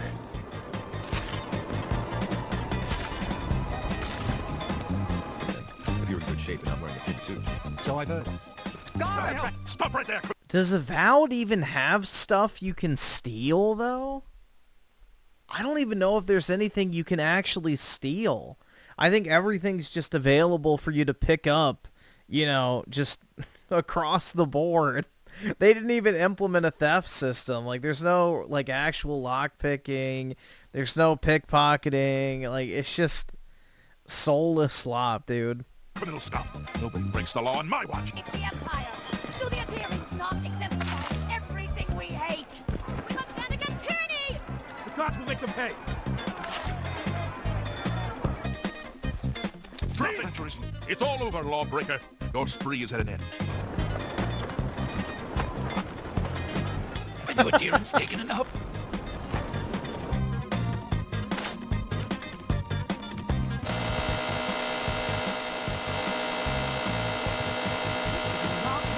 Get out, or I'll call the guards and have you arrested. Stop right there, criminal scum.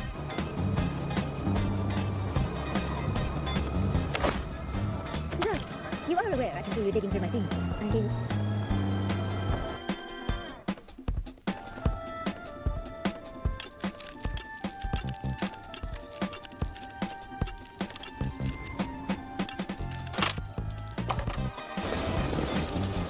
All right, awesome. Thanks, nigga. All right.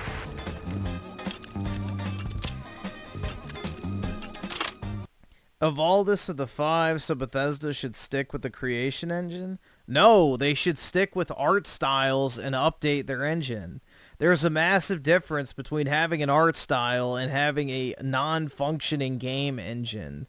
Those are two entirely different things. You can have an art style in any game engine. It's just you need the engine to actually function properly. So those are not mutually exclusive things. It's not one or the other. I played Oblivion on controller. The only time I've ever played it... Well, actually, I have played it on PC, but I've never beaten it on PC. But I played Oblivion on a controller the first time I played it. And really the only time I played it.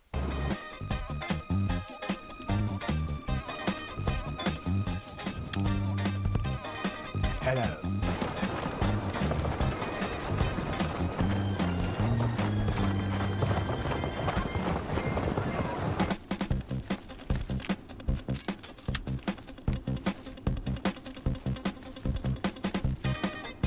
What do you think? Yo, was that Obama? What do you think? It's Barack.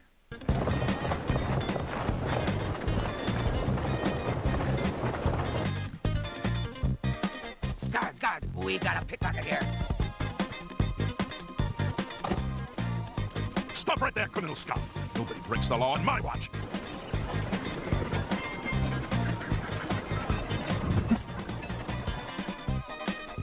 The three brothers a couple of days ago. Not sure which one I talked to. All three of them are nice folks. So I've heard.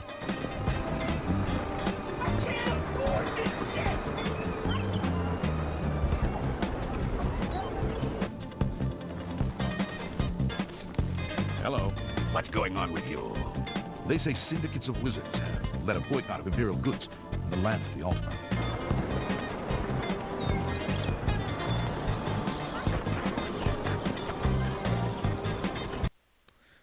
Z-Herb with the 5, Oblivion music is so divine. Wish games put more effort in for music. Also sad Bethesda has lost their vibe and tone of Oblivion days. Yeah, dude, Jeremy Soul's music is top fucking tier, and the fact that Bethesda got rid of him is basically the death nail. Like, it should tell you everything you need to know. They sacrificed pure talent for fucking social media retards, essentially. I can't believe that Glisto would live with that Malintist Anchoress. Shameful, and her being such a lovely girl.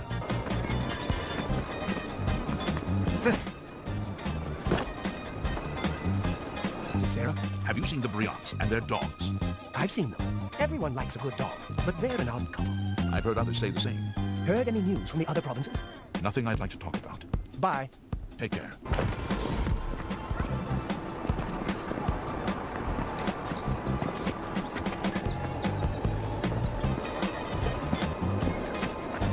Good for you.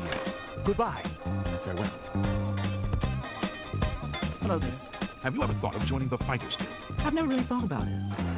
Do you really think the Adins killed the Clevenger? Are you kidding? Even a High Inquisitor wouldn't do that. They know turn the whole city against them. I'm telling you, that so-called Watcher is a fraud. But she knew things about me, things that I didn't even know. Exactly. She made it all up. Ah! Being attacked! Stop! You violated the law.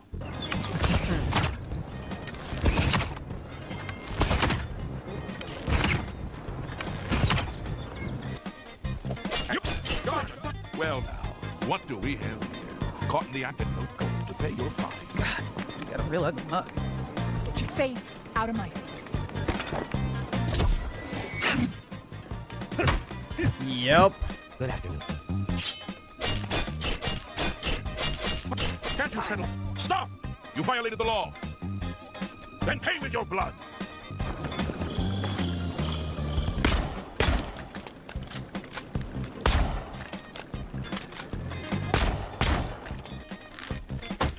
I still laugh at the fact that the guns are stamina based. Like, holy fuck, man. All over, lawbreaker. Your What a spree is joke. ended. I'll take any stolen goods you have. Next move is yours. Pay your fine, or I'll haul you away. Then pay with your blood.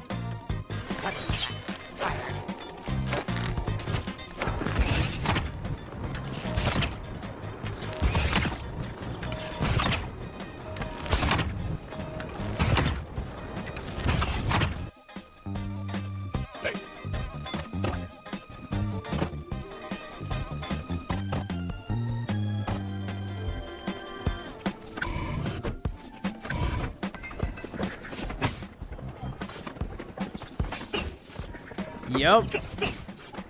Pure fucking decoration buildings.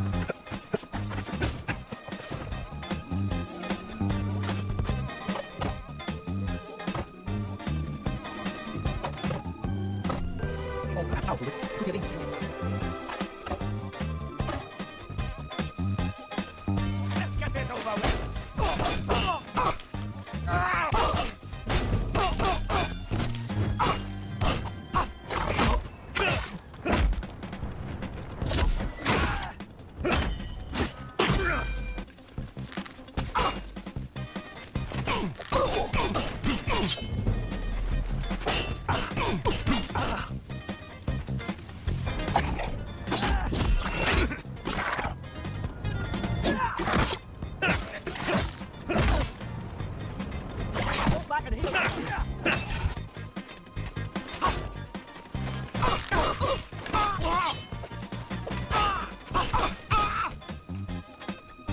Yeah, it's sad, bro. Oblivion has so much more soul. Like, just this scene alone from Oblivion is better than the entire story of Avowed.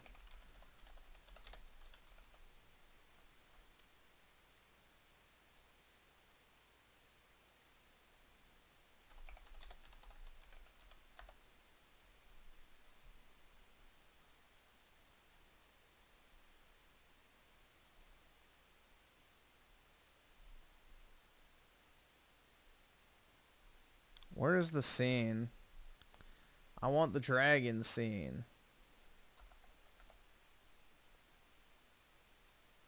There we go. I do what I must do. I cannot stay to rebuild Tamriel. The task falls to others. Farewell. You've been a good friend in the short time that I've known you. But now I must go. The dragon waits.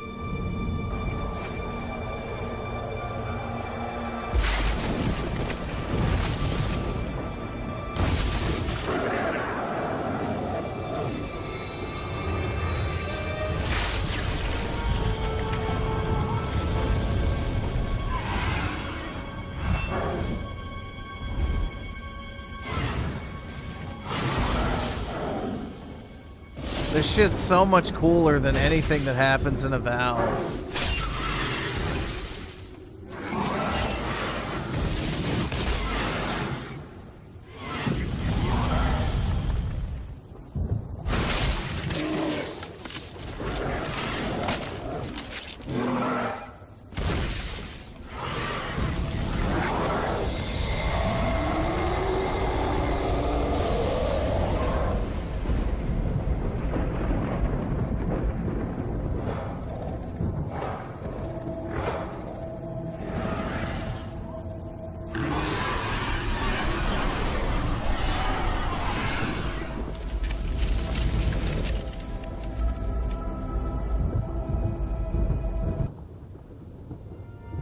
The amulet is shattered.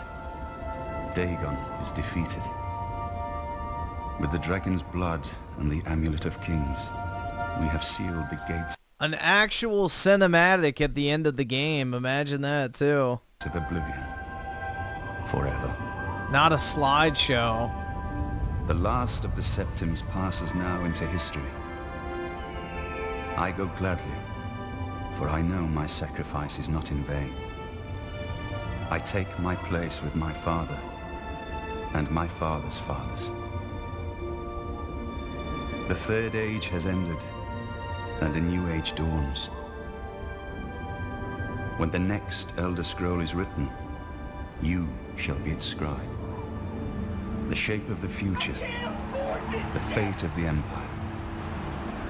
These things now belong to you.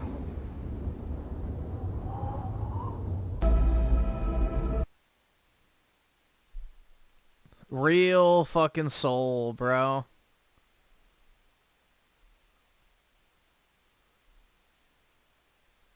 Quite sad, isn't it?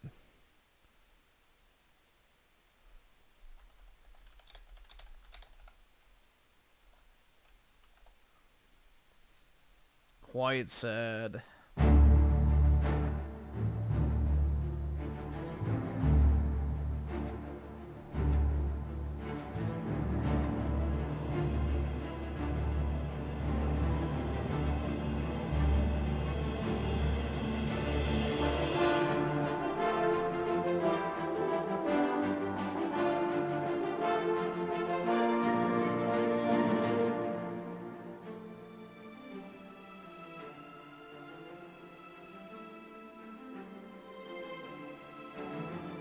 Yeah, they canceled them over bullshit allegations, so it's fucking crazy, man. They fired him over bullshit.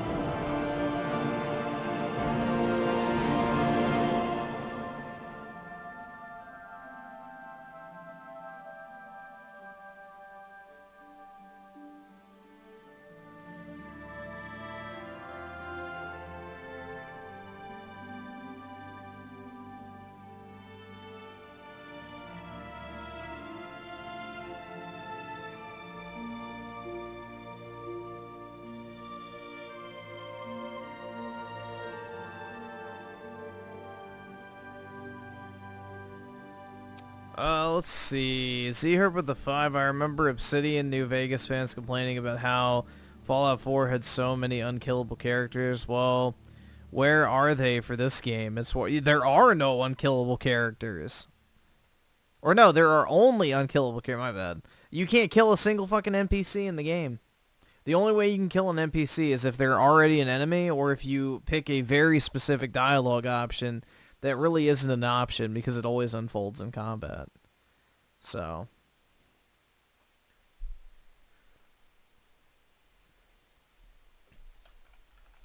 I like the Morrowind theme as well too. I think that's a good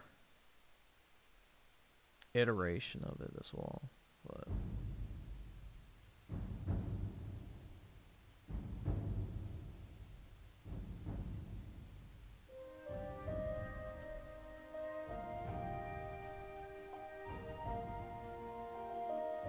like, you're just in it, man. The music just fully fucking just pulls you in, and you don't want to, like, ever stop playing.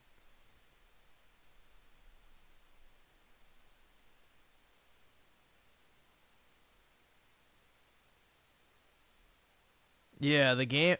I mean, it's kind of like, well, Minecraft to a lesser extent now, but Minecraft music also kind of has that same effect. They've added way too much shit to Minecraft now to where it doesn't have that uniformity anymore, but...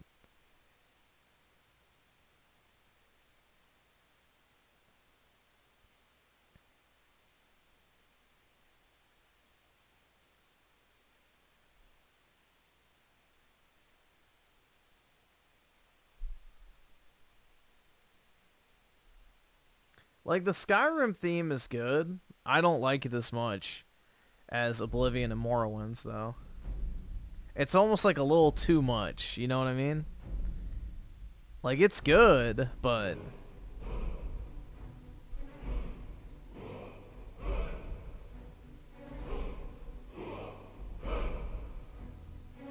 it loses that elegance.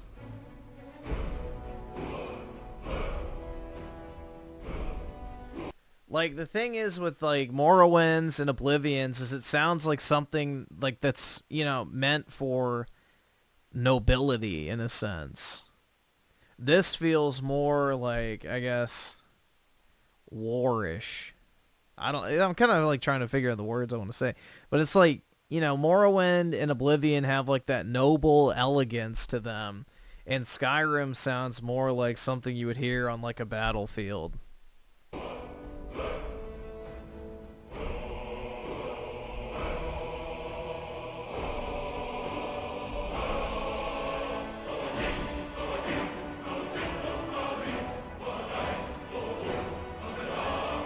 Yeah, it's still good. It's just not as good, in my opinion. I still like it. Actually, hold on.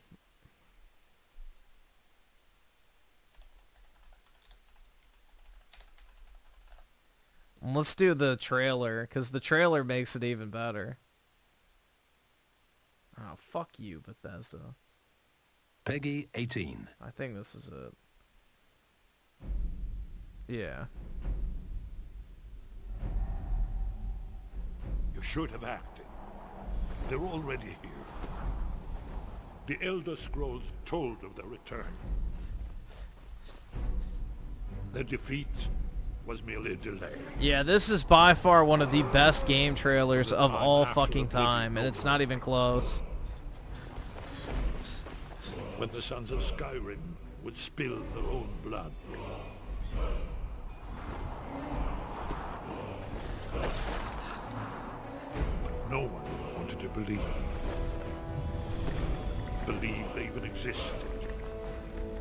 And when the truth finally dawns, it dawns in fire.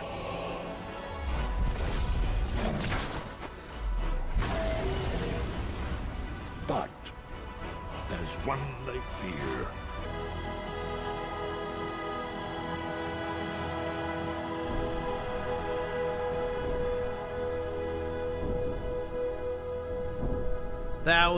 That's like one of the cool, I love that. Like when numbers all match.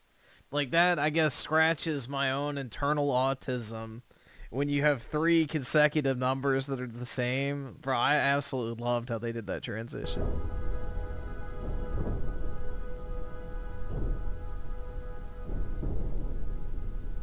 It's like chef's kiss, man.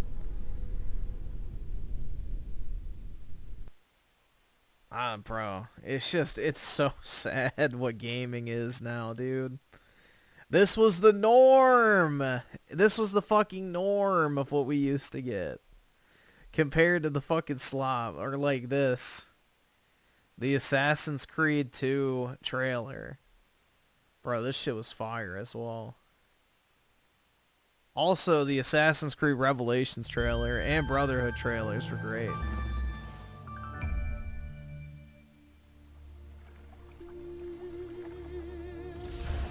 Yeah, I can do the BioShock trailer.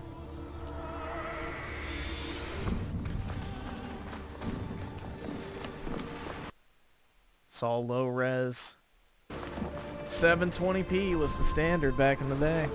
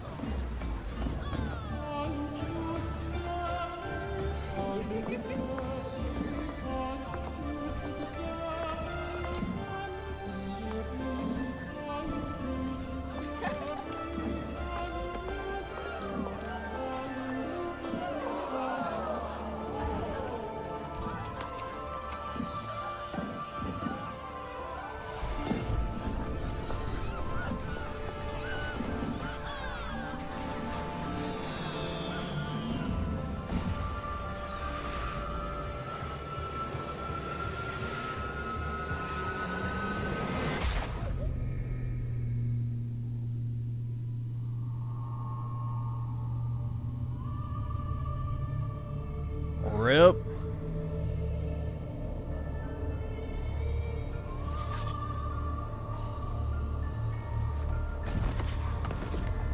Wow, an Assassin's Creed game about assassins. Crazy. Say it isn't so.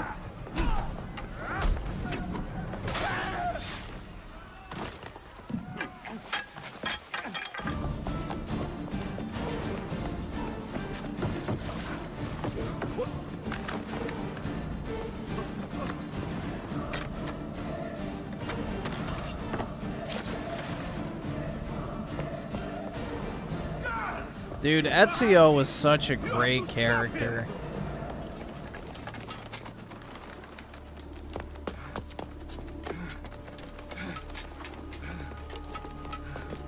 To the entrance. Don't let him see you. Wait for my command.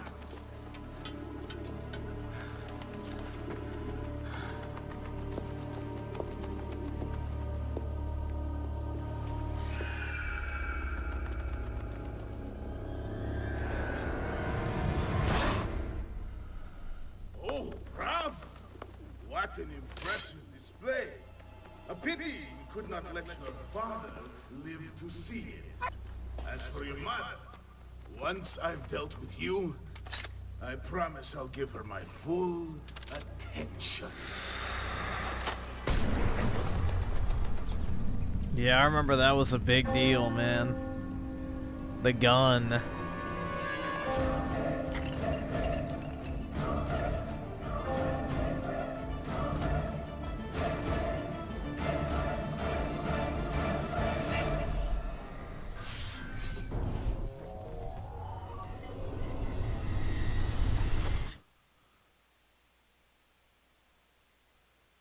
This is better than 99% of movies. Yeah, we didn't have black Italian Renaissance men in it, so it's a more accurate portrayal of Renaissance Italy than, you know, all the modern fucking shit we see. But yeah, it's quite sad, bro.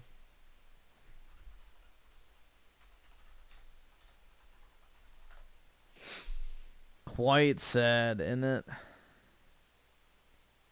I'm guessing you mean this one, like the reveal trailer.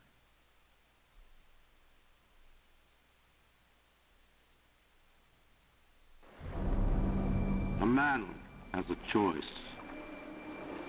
Oski the 2. Let's take a look at this. Yeah, I'll pull this up I next. built a city where the artist would not fear the censor. Where the Yeah, that's great another classic. will not be constrained by the small. Where the scientist would not be bound by petty morality. I chose to build rapture. But my city was betrayed by the weak. I can't afford this! So I ask you, my friend. Yeah, if your Neo life Israel. were prized, would you kill the innocent? Would you sacrifice your humanity? We all make choices, but in the end, our choices make us.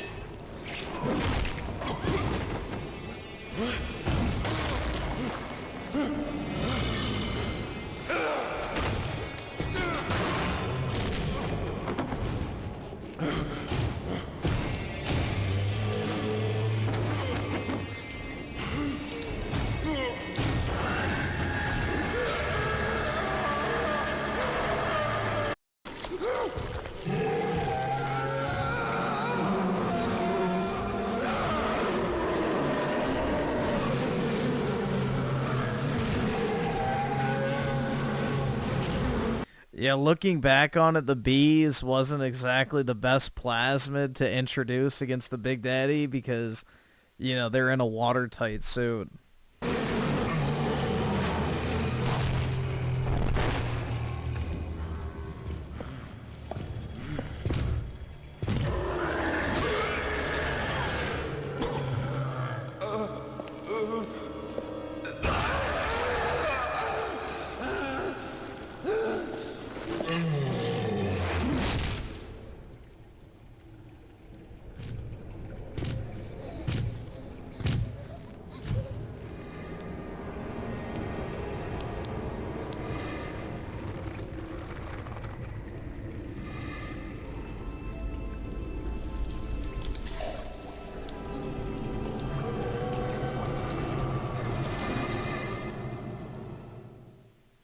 Yeah, I mean, the tonal shift in gaming is just staggering in my person. Like,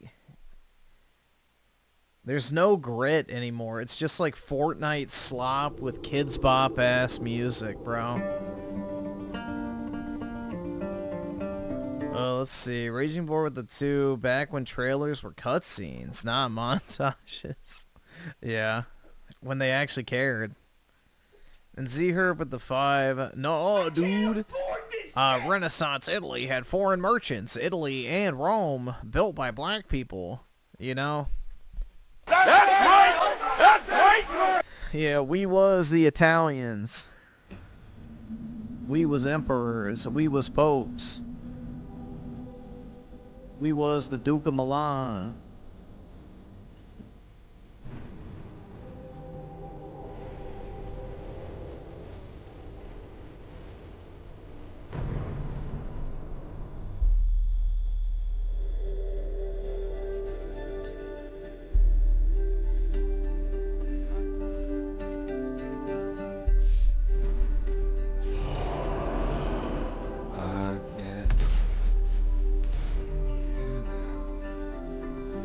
Nah, I actually like Gears 5's trailer better with Billie Eilish in it. Alright, awesome. Thanks, nigga. Alright. Why they ash? Because at the end of Gears 3, when Marcus's dad activates the lambent device, it turns them all into ash.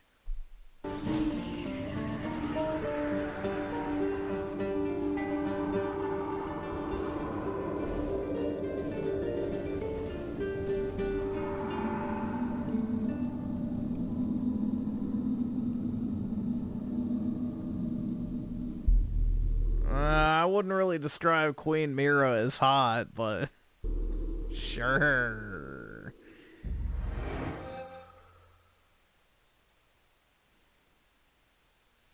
Sure.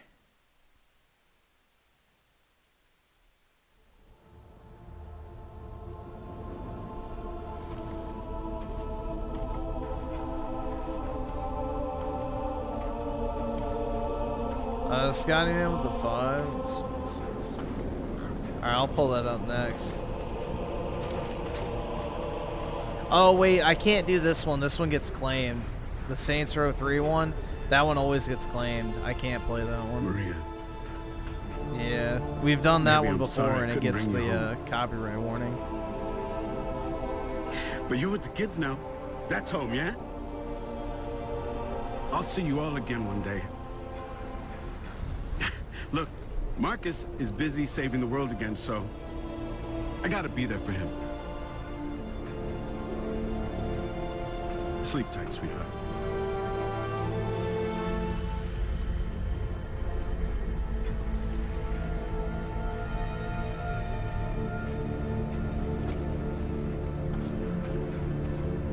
Yeah, that's fine. You can send a different one.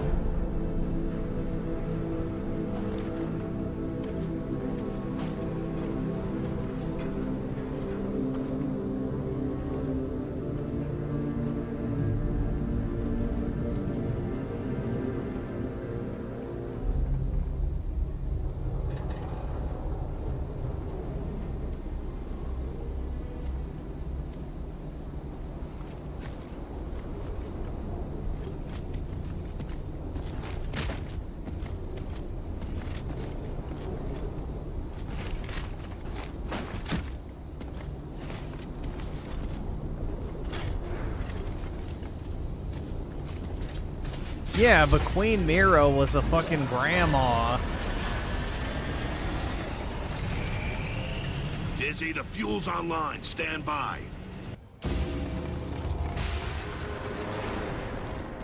Marcus! Come on, we're good to go! We're cut off!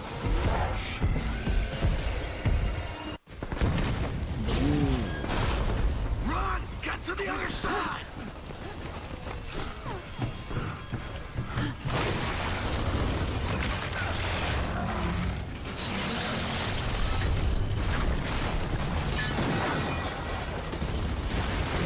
We're surrounded! There's too many! We're not gonna make it! Hold them off! Just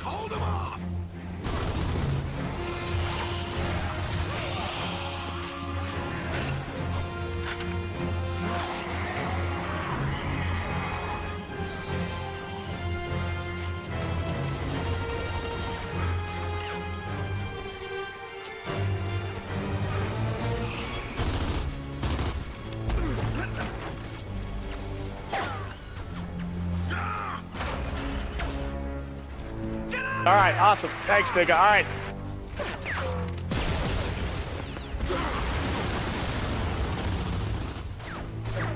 Yeah, I think Gears 3 was the best one, too.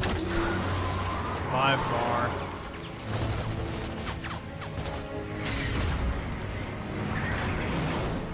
By far. Where are you going?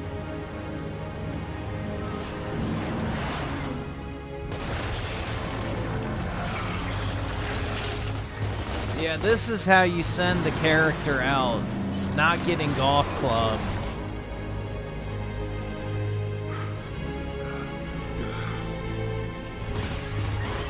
What the fuck are you doing?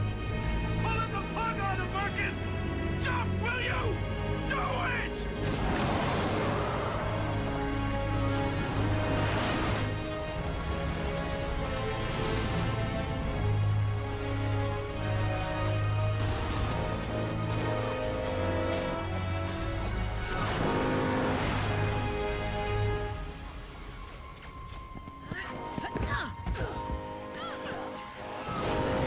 Never thought it would end like this, huh?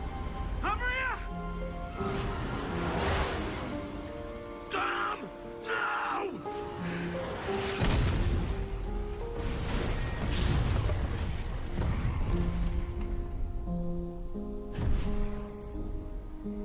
Off me! God damn it! Let me get him out of there!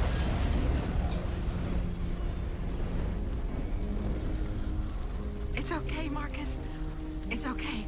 Come on. Almost as emotional as the ending of Avowed, yeah.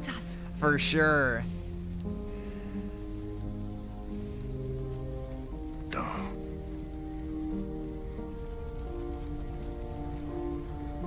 This is how it feels to watch the Xbox brand crash and burn, man.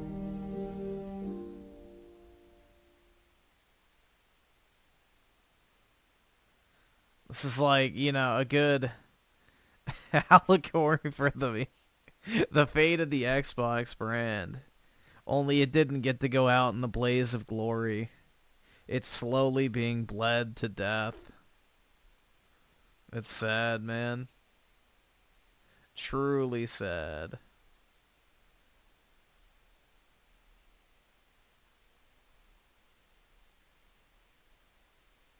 Oh, age restrict. Hold on. Let's see.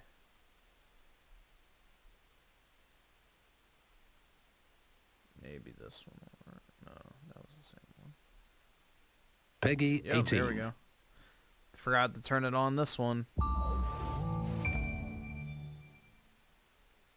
Let's see. Z-Herb with the 10. Yeah, we can watch that.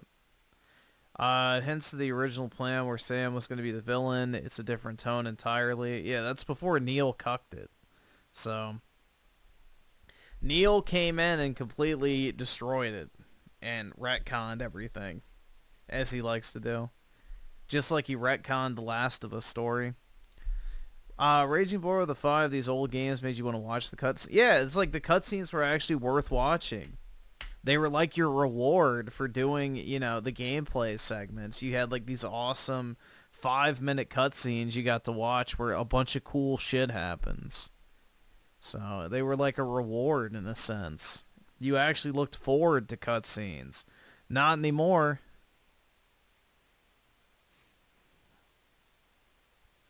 Z-Herb with the 5, I liked all 3 equally for different reasons. Gears of War Trilogy, just quality. But Gears of War 3, probably the most fun to play through. I love Gears 3.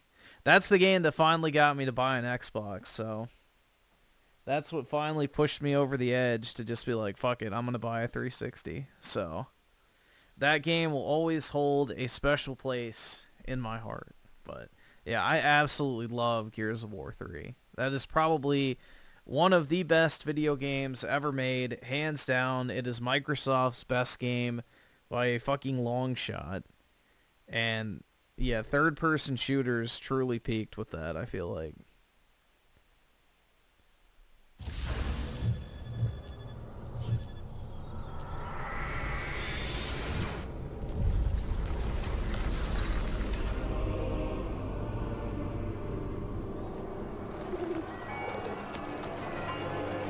basilica.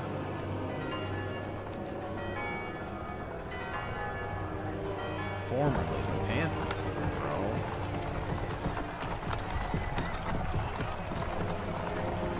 If anyone ever asks you what's the oldest church in Rome, it's the Roman Pantheon, FYI. Just if you ever get asked that for whatever reason. It was transformed into a basilica, but yeah.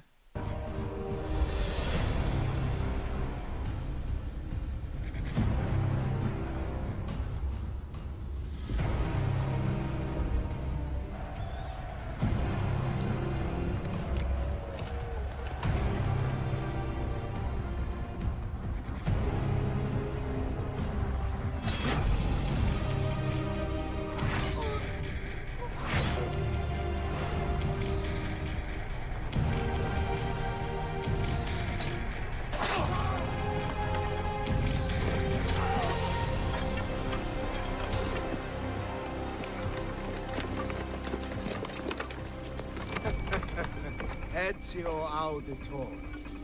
Brave of you to stand alone against me, but also quite foolish. Assassin.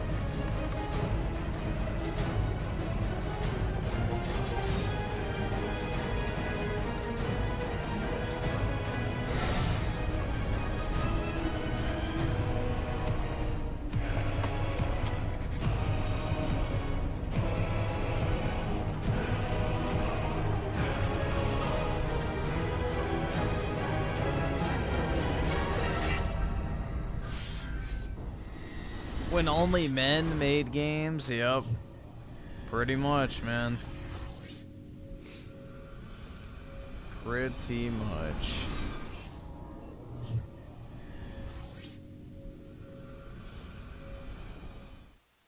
Yeah, Brotherhood's my favorite Assassin's Creed, personally. But Assassin's Creed 2 is a very close second. And I also love Revelations as well, but... You know, the Ezio trilogy, I don't think you can go wrong with either of, any of them as your favorite, because they're all really good. But I love the Roman setting, personally.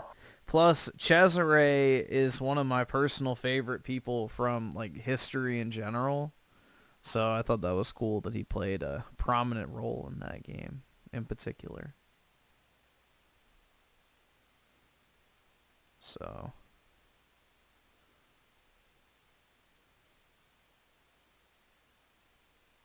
Let's see, so... The teaser.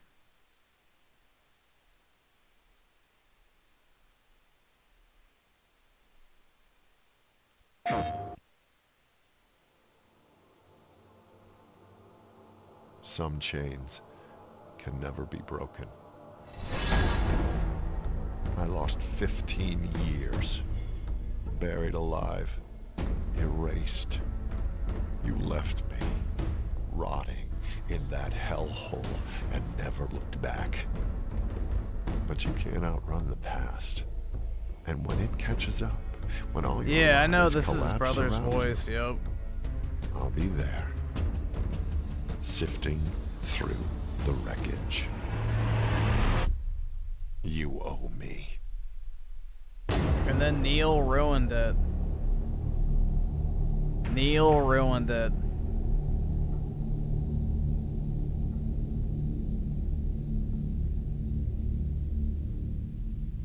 As usual. Just like he ruined Last of Us as well. And then Far Cry 3. Far Cry 3 is the only good Far Cry. Don't at me.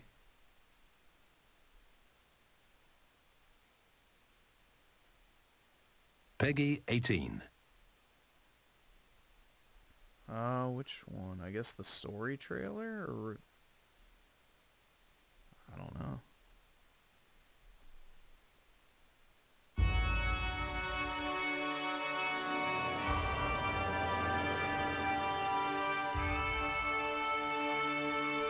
No. Not that it's the best one. The only good one.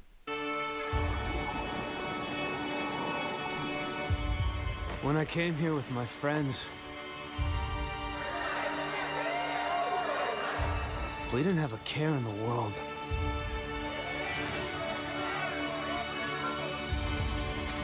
That was then. This is now.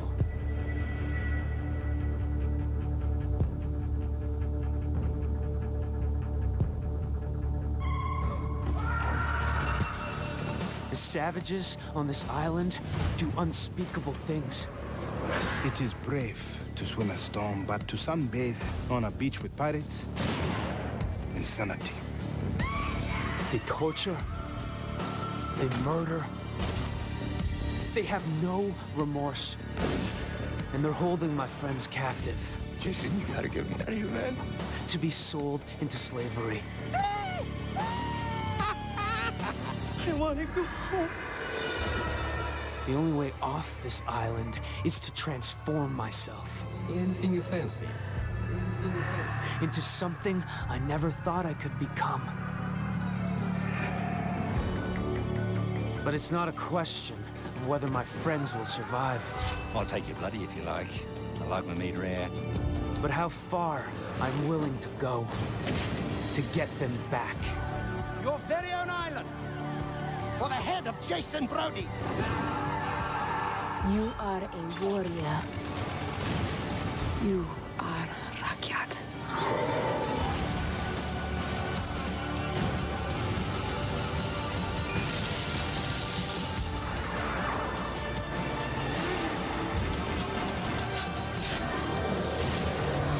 Up there, way up in the skies, you thought you had your finger on the trigger.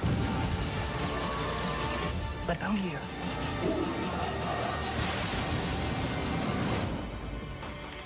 you hit the ground.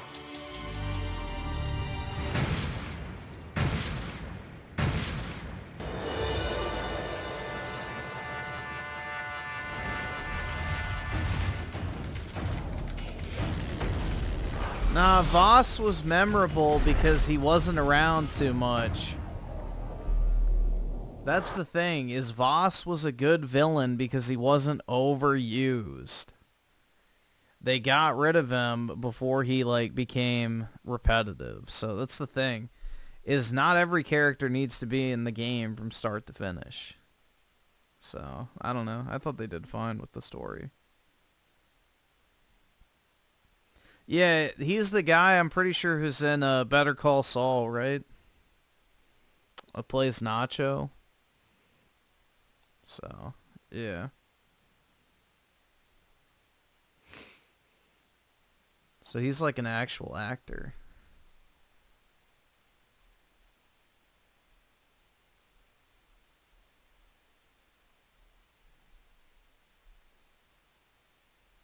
Breaking Bad better. Bro, if you're gonna try to bait, at least make it believable. LucasArts videos. A relic of the past. No more.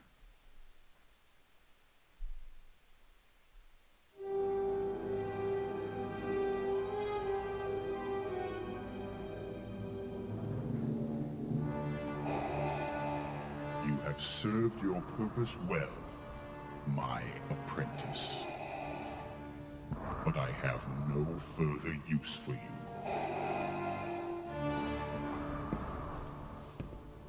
Kill him.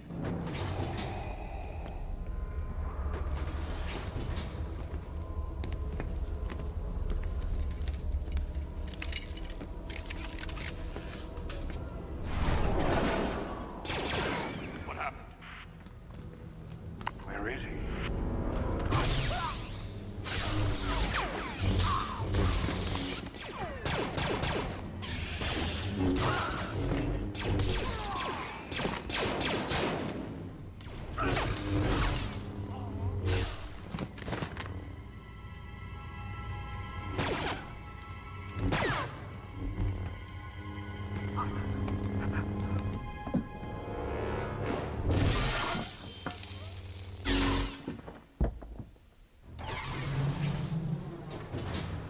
betrayed by Vader for the last time.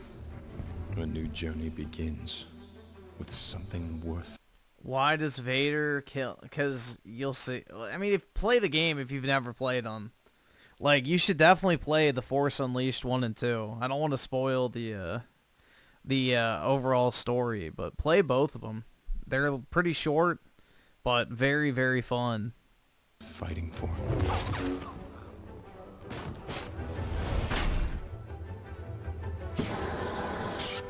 No, I think... I don't actually know if you can get them. I know you can get them on the Switch, right?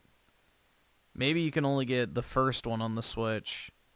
But Xbox is really the only way to play them, I think. Someone worth dying for.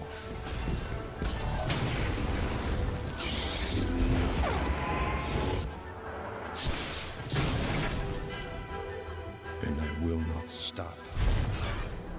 I will not rest. Vader can't stop me now.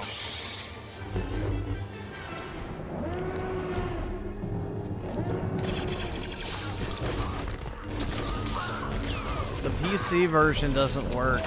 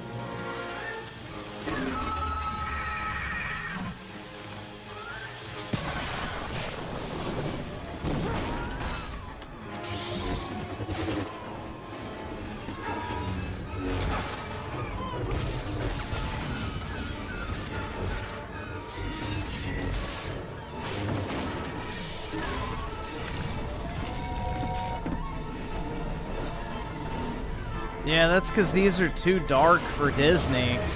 They don't like dark Star Wars. They like the fucking kiddie bullshit.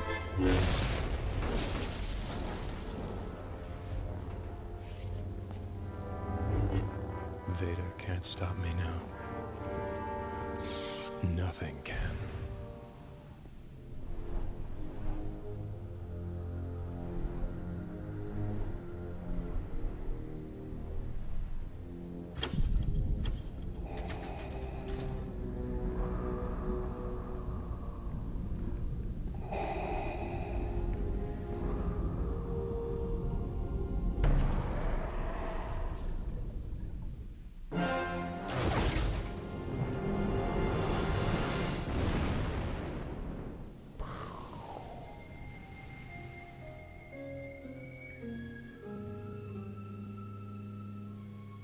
I think I had this on the Wii, if I'm not mistaken. Actually, no, maybe on PS3. I don't remember what I know I had The Force Unleashed 1 on PSP. That was the primary platform I played it on. But I also had that on the Wii. But I mainly just replayed the PSP version like 100 times. That was like my go-to, like, sitting in the car game. I would just run through the campaign over and over and over again. Yeah, games for Windows. So I always laugh when Microsoft says they care about game preservation. It's like literally the largest game depreservation effort in all of gaming. Windows gaming, or whatever the fuck you call it. Games for Windows Live.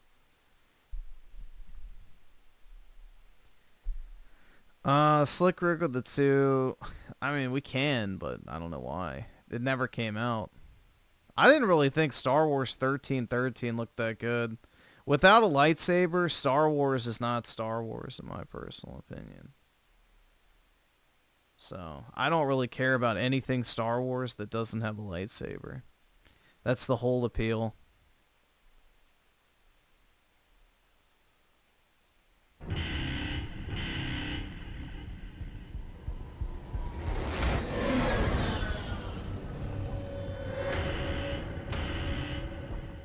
Catch a deep breath. It'll be the last fresh. I liked oh yeah, I love Star Wars Outlaws so much. Go watch my glowing praise in video format. You'll get for a while.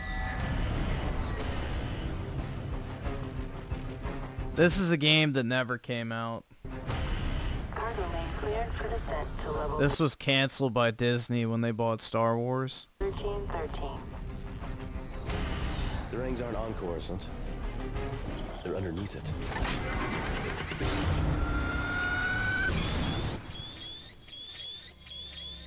It's a long way down. It gets a lot dirtier where we're headed.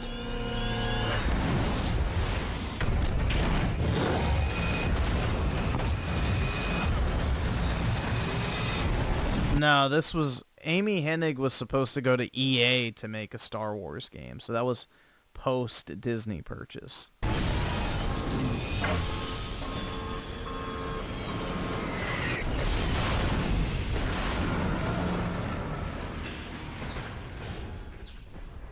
have reached level 1313.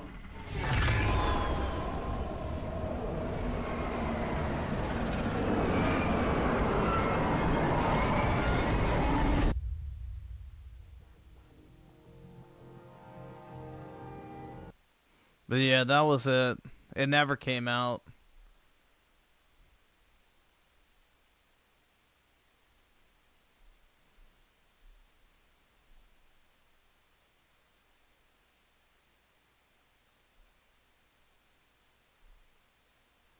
Avowed gameplay trailer. Bruh. Gross.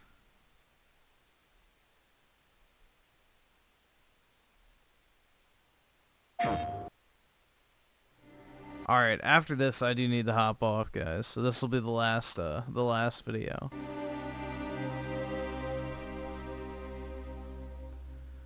Noctis 様も光が見えるんですね。俺が何を知っているのか、俺自身も知らないんだ。 We can do another, I guess, nostalgia co-op session tomorrow if you guys want. Or I guess later tonight. 私は行かなくてはなりません。忘れることなんかできないさ。私のことなど気にせず、自由に生きてください。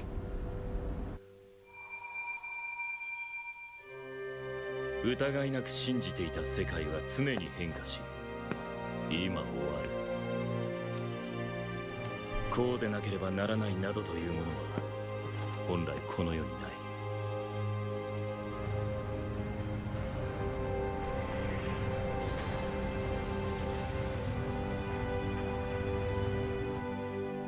どうした？食べないのか？美味しくないよ。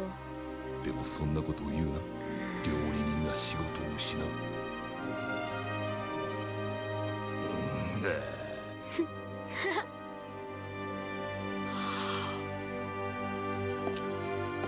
ルシスの血は根絶やしにすればい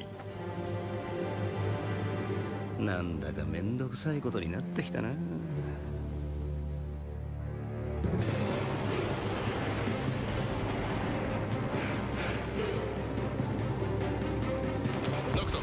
とにかく城へ行こう。奴らの目的は何なんだ？やはりクリスタルだと思う。ニフルハイブはこれまでにもソルハイブ、テネブラへアコルドのクリスタルを手に入れようと戦争を起こしてる。親父、逃げてるらしいぞ。ああ。They changed this so much, bro. 奴ら本気で殺しに来てるみたいだぞ。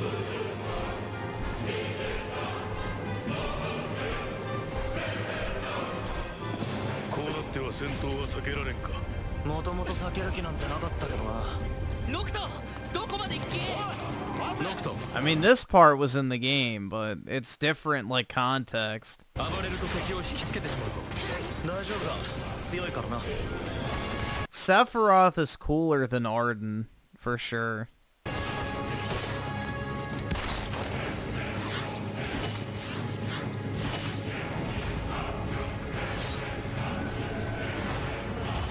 "13 Versus had a better art style." So you like the Namura art style better? Yeah. The character designs, I think, were better. Well, this is back in the day where it was taboo to not show gameplay. Even if the gameplay looked bad or it was running at a really bad frame rate, it was still better to have actual gameplay in your video game trailer, which is a crazy concept to people nowadays because, you know, they freak the fuck out if it's not a pre-rendered CGI trailer with, you know, a logo flash and not much else. 目的はクリスタルか言わずともお分かりのはずだこの世界に残された最後のクリスタル奴らはクリスタルを運び出すつもりだろうその前に何としてもクリスタルを取り戻すルシスの制圧を完了させそれと王子をレギスの息子を見つけたら始末しろ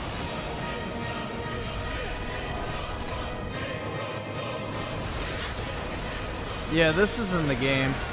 Not this exact section, but most of it's still in the game. It's just different context.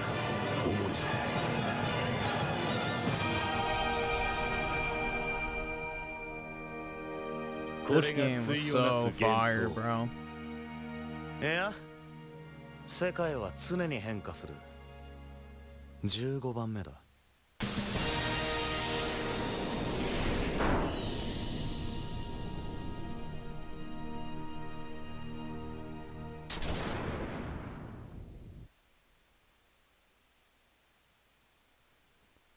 It was called Versus 13 because it was still in the, it's like the Novel Crystallis Saga, which is the 13 trilogy, which technically this still is, but yeah, I mean, basically it was supposed to be an extension of Final Fantasy 13 story, and they decided not to because Final Fantasy 13 sold incredibly well, 13-2 sold well, but not as well, and Lightning Returns sold like shit.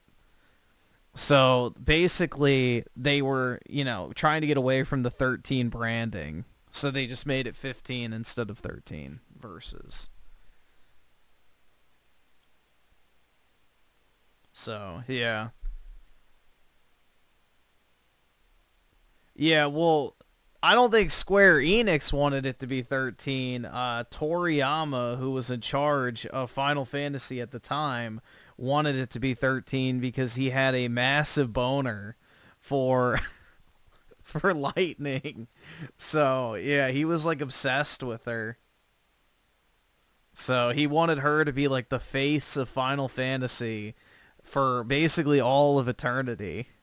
So, yeah, they wanted 13. I guess I shouldn't say they. He wanted 13 to be basically the perpetual state of Final Fantasy.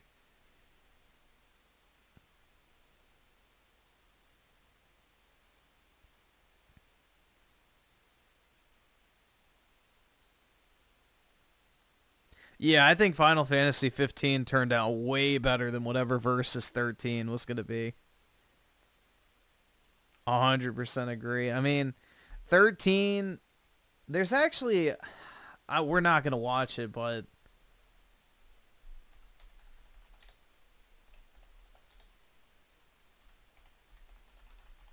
there was a documentary I saw.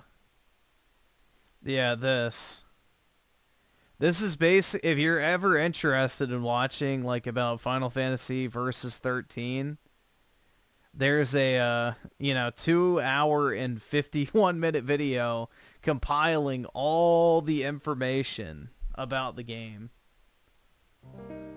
So if you're interested in like what it was prior to being completely branded, this has like all the information surrounding the game compiled into one place. If you ever want to learn about it and just see the difference. But yeah, it's a pretty good video. I watched it a while back.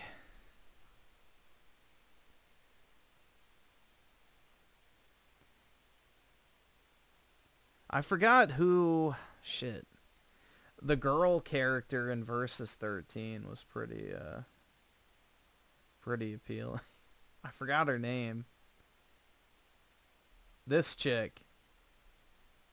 if an Xbox 360 version was in the works. It's unclear when this formal announcement was scheduled to be, but many I forget what her name was. Yeah, Stella. Stella. Alright, well I'm going to go ahead and hop off, guys. We can have another cope session tomorrow and do more trailers if you'd like. And look at what gaming used to be. I'm gonna try to get the video up tomorrow. Granted, YouTube doesn't fuck up, so if you see it go live, make sure to smash that like button, dude. But yeah, I don't think there should be any problem, but you never know. I didn't really say anything crazy, so it should be okay. But yeah, just keep an eye out on it. And it should go up around like 1 p.m. Eastern, usually. So, anyway, I'll talk to everybody, I guess, later today. Have a good one, guys. Peace out.